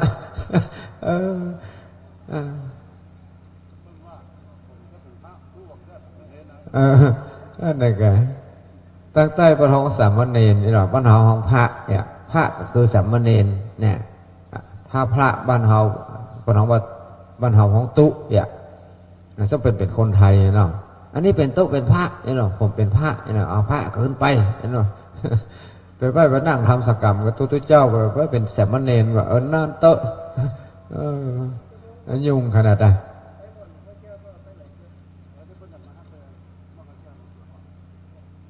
ตอนนี้ก็ไปเรื่อยๆเนาะจนกว่าเวลาเพิ่นจะตัดเวลาไปเองเนาะท่านอาจารย์พระมหาท่านอาจารย์พระครูสมุวิศวัตวรกิจโจเพิ่นก็ถ่ายทอดเสียงทางสถานีวิทยุคลื่นสีขาวสถานีวิทยุวัดไฝ่หิน 104.50 เมกะเฮิรตซ์เมื่อมันเพิ่นหมดเวลาเพิ่นจะตัดไปคนเดียวเนาะเพิ่นคงจะตัดไปคนเดียวผมก็ไปเรื่อยๆยังมาถึงเวลาแล้วข้าง50 นาทีก็เรียนเจริญพรนะคณะศรัทธาถ้าวันไหนว่างก็มาร่วมทำบุญตักบาตรกันในช่วงตั้งแต่วันที่12จนถึงวันที่22 ธันวาคมเป็นเวลา10 วัน 10 คืนด้วยกันฮะครูบาว่าไดเอาน้ำมาถวายเขาก็อย่างว่าได้มาตั้งหลังมันก็นึกว่าใส่เขาก็ว่าไว้เลยเนี่ยอย่างว่าเนาะถ้าบอกยังมาหันแน่หาว่าเขายิงเหมาะอย่างพี่เหยกับพี่หานั่นแหละป้นห้องว่าพี่ห้องพี่เหยซ้ำหาหากับซ้ำเหยกับซ้ำหาเหยใช่ไหมถ้าบอกว่าจะห้องไผ่มาดีเนาะเล่นกันไปแล้วก็ขออนุโมทนากับเจ้าภาพเจ้าคณะศรัทธาที่ร่วมเป็นเจ้าภาพทำบุญเนอะ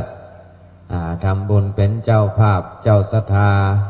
เจ้าภาพภัตตาหารเจ้าเพนก็ดีเป็นเจ้าภาพน้ำปานะก็ดีตะไรก็ได้ตามจิตเจตนาศรัทธาตะกี้ประกาศประชาสัมพันธ์ให้พระครูเจ้าเนอะ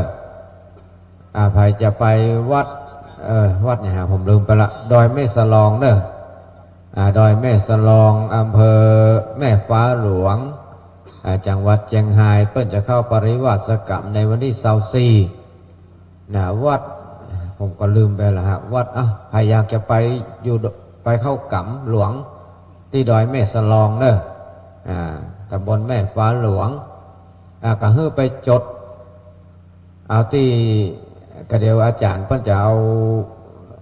บัญชีรายชื่อไปที่โรงเตรียมเนอะทีเฮาส์โฮงน้ำชาใครจะไปเพิ่นห้ามจำกัดเนอะแค่รถตู้5 กันตอนน่ะถ้าเต็ม5 กันเพิ่นก็หมดเพิ่นมารับแล้วเพราะว่าครับไปจดชื่อลงทะเบียนได้มีจะวันที่22เมื่อฉันเข้าอย่างเรียบร้อยแล้วเนี่ยรถมันจะมาจอดรับท่านเป็นรับแค่50 รูปตะกี้อาจารย์องค์ที่นำน่าจะเป็นองค์ที่นำบอกปริวาสเขาเนี่ยเพิ่นมาแจ้งข่าวเนาะผมก็ไม่ได้จดมาชื่อเนี่ยอย่างตะกี้ท่องในจะดีวัดไหนยังเนี่ยไม่คิดลืมไม่ละอายุมันก็น่าขึ้นเนาะมันธรรมดาได้จำมาได้ถือจำได้แค่ว่าดอยแม่สลองนั่นน่ะที่ดอยแม่สลองเนอะประชมบรรยากาศดอยแม่สลองมันสวยงาม beautiful เนี่ยเต็ม nature ธรรมชาติ แต่งฝรั่งตลก พระครูอภิวัตนะว่าตั้งแต่พ้นไปเรียนหนังสือนี้ฝรั่งกรรมไทยกรรมได้แล้วนะ เอาละประกาศประชาสัมพันธ์โยมที่เดินทางมาจากสุโขทัยโยมที่เดินทางมาจากสุโขทัยที่เป็นเจ้าภาพเลี้ยง ผัดไทยมาเจ้านี้เนอะตอนนี้มาเมื่อกินข้าวกินน้ำเมื่อทานข้าวแล้วเรียนเจริญพรมาพบปะกับหลวงพ่อท่านพระครูสุเมธธรรมเสวีที่หน้าพระประธานใหญ่เนอะที่ธรรมศาลาหลวงพ่อตันใจศาลาใหญ่ที่เขาทำพิธีนี่เนอะหลวงพ่อเพิ่นรออยู่นะเมื่อทานข้าวกินข้าวเสร็จเนอะโยมที่เดินทางมาจากสุโขทัยเดินเจริญพรหลวงพ่อจะมอบของที่ระลึกให้ญาติโยมมาจากสุโขทัยเนอะให้เวลาประมาณ10 นาที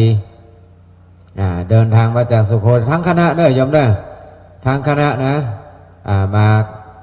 พบปะมาหาหลวงพ่อพระครูสุเมธธรรมเสวีหลวงพ่อนิวัฒน์เฮาตัวคงจะทานข้าวเรียบร้อยแล้วมั้งเนาะ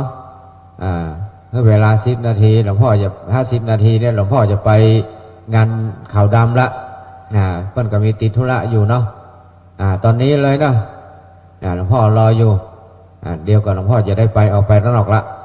ถ้าช้ากว่านี้ก็จะบาตันหลวงพ่อแล้วเนี่ยหลวงพ่อไปก่อนก็เอาหลวงพ่อเชื้อนี่แล้วกัน ไม่ได้ปะละโยมเดินทางมาจากสุโขทัยเนอะถ้าได้ยินเสียงประชาสัมพันธ์นี่แล้วก็เรียนเจริญพรหลวงพ่อมารอหลวงพ่อนี่หลวงพ่อไปธุระก่อนไปกุฏิกับเดียวมา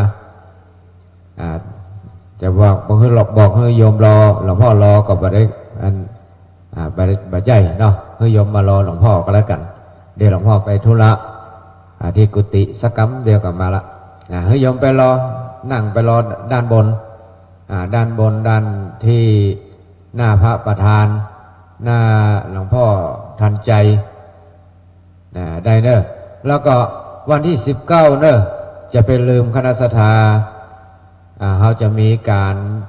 ประเพณีส่งน้ำพระธาตุเท่าตัวนะครับวันที่19เนาะแม่อบต.เพนเนาะวันที่19เนาะวันที่19เนอะ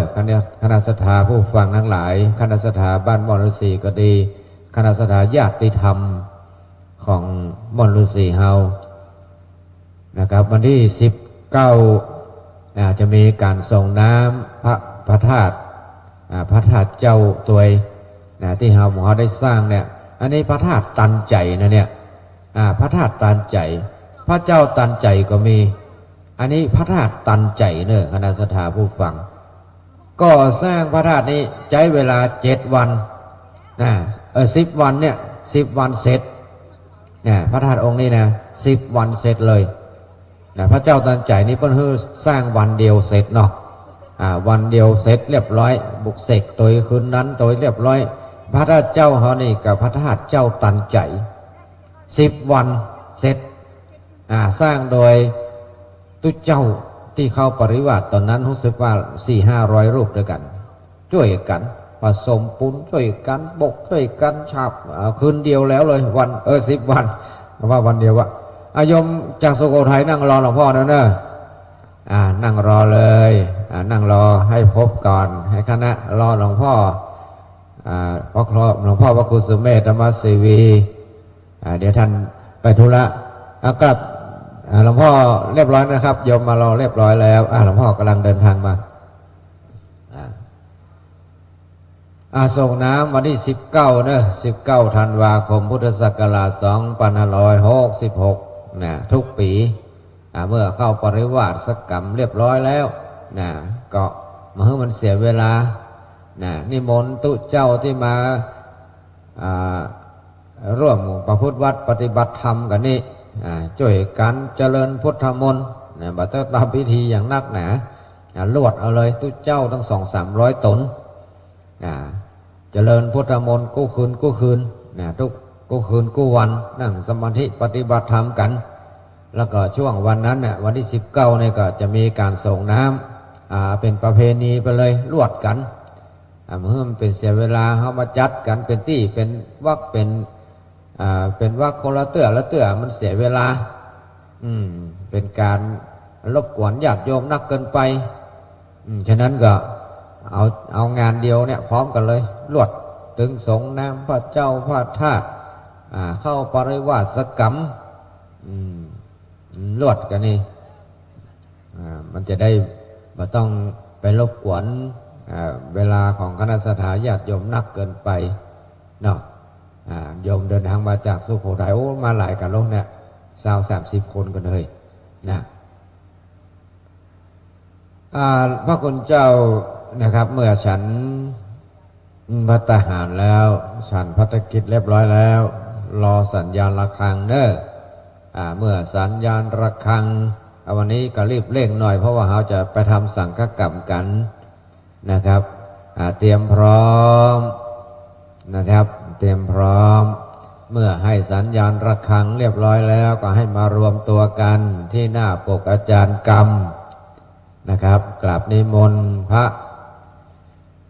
กัมมาลโหมานัตตระหะที่จะขึ้นเป็นพระมนัตตระหะมานัตตระโหให้มาพร้อมกันเพื่อให้เตรียมความพร้อมนะครับเมื่อพร้อมแล้วก็จะให้ขึ้นรถโบสถ์อุโบสถโบสถ์วัดดงประหวายโบสถ์วัดโดยรออย่างนี้เป็นต้นนะครับดูที่กระดานประชาสัมพันธ์นะครับว่าท่านเบอร์อะไรหมายเลขอะไรเข้าโบสถ์ที่ไหนดูให้เรียบร้อยขึ้นรถให้ถูกด้วยนะครับถ้าเพราะเราหมายเลขนี้จะขึ้นที่ขึ้นโบสถ์ที่ดงประหวายเกิดไปขึ้นโบสถ์ที่ดอยหล่ออย่างเงี้ยเขาไม่สวดให้ เขาจะไล่กลับนะชักก็จะไล่กลับไปที่โบสถ์ของท่านเพราะอะไรเพราะท่านไม่เตรียมพร้อมไม่เตรียมพร้อมไม่สอบถามไม่แสดงว่ามาไม่เป็นหมู่ไม่เป็นพวกไปแตกพวกแตกหมู่เขานะครับดังนั้นก็ดูให้ดีๆเดี๋ยวเราก็จะให้ขึ้นไปเป็นทีละโบสถ์ก่อนนะครับเพื่อไม่ให้มีการสับสนนะครับอย่าช้าอย่าชักช้าลังเลมัวลังเลสงสัยนะครับครูบาอาจารย์เรียกไปนะครับอะไรว่าวันเวลาและวาลีไม่เคยคอยใครรถเมล์เรือไฟก็ไปตามกาลเวลามัวชักช้าอึดอัดมักจะพลาดปรารถนาแล้วจะมานั่งโศกาว่าอนิจจาข้ามาช้าไปเมื่อขึ้นมนัตตจาริกะแล้วเป็นพระมนัตแล้วพวกเราก็จะประพฤติปฏิบัติให้เคร่งครัดนิดนึงนะครับดูตัวเองดูแลตัวเองดูตัวเองบอกตัวเองนะครับว่าตอนนี้เราเป็นพระมนัตตะแล้วอย่างหลวงพ่อพิพัฒน์ศรีลาภรณ์พระอาจารย์ธงชัยว่าอย่าให้ได้นิมนต์นะครับ อย่าให้ต้องนิมนต์รู้หน้าที่นะครับรู้หน้าที่หน้าที่ของเราหน้าที่ของลูกกรรมหน้าที่ของอาจารย์กรรมเนาะผมที่พูดส่วนใหญ่ไม่ได้พูดถึงเรื่องสังฆกรรมมากเท่าไหร่เพราะว่าอะไรเพราะว่าเราออกสถานีวิทยุด้วยนะครับสถานีวิทยุด้วยบางทีโยมไม่เข้าใจภาษาพระศัพท์ของพระอย่างนี้เป็นต้นบอกว่าต้นลงอู้อย่างเนี่ยทุกเจ้าข้าเจ้าหมู่เรื่องสังฆกรรมสังฆกรรมพูดภาษาเมืองนะครับภาษากลางก็พูดได้แต่ว่าก็มันกับพะเล็ดไปพ้องเป็นธรรมดาสี่ตีนยังรู้พลาดนักปราชญ์ยังรู้พลั้งตอนนี้ตุ๊กปี้ตัดสัญญาณหรือยังยังเนาะอันนั้นก็9 นาฬิกาแล้วทางโน้นเขาจะใช้เสียงประชาสัมพันธ์เกี่ยวกับการเข้าทำสังฆกรรมกันนะครับตอนนี้9 โมงกว่าแล้วก็สมควรแก่เวลาที่จะยุติ เสียงไว้แต่เพียงเท่านี้ขออนุโมทนากับญาติโยมที่ฟังรายการวิทยุอยู่ก็ดีที่อยู่ในขวงแก้วอารามวัดม่อนฤาษีก็ดีแม้นว่าท่านปรารถนาสิ่งใดในมนุษย์ผุดผ่องยิ่งล้วนแต่สิ่งบริสุทธิ์ไม่เศร้าหมองสู่โลกหน้าได้เสวยวิมานทอง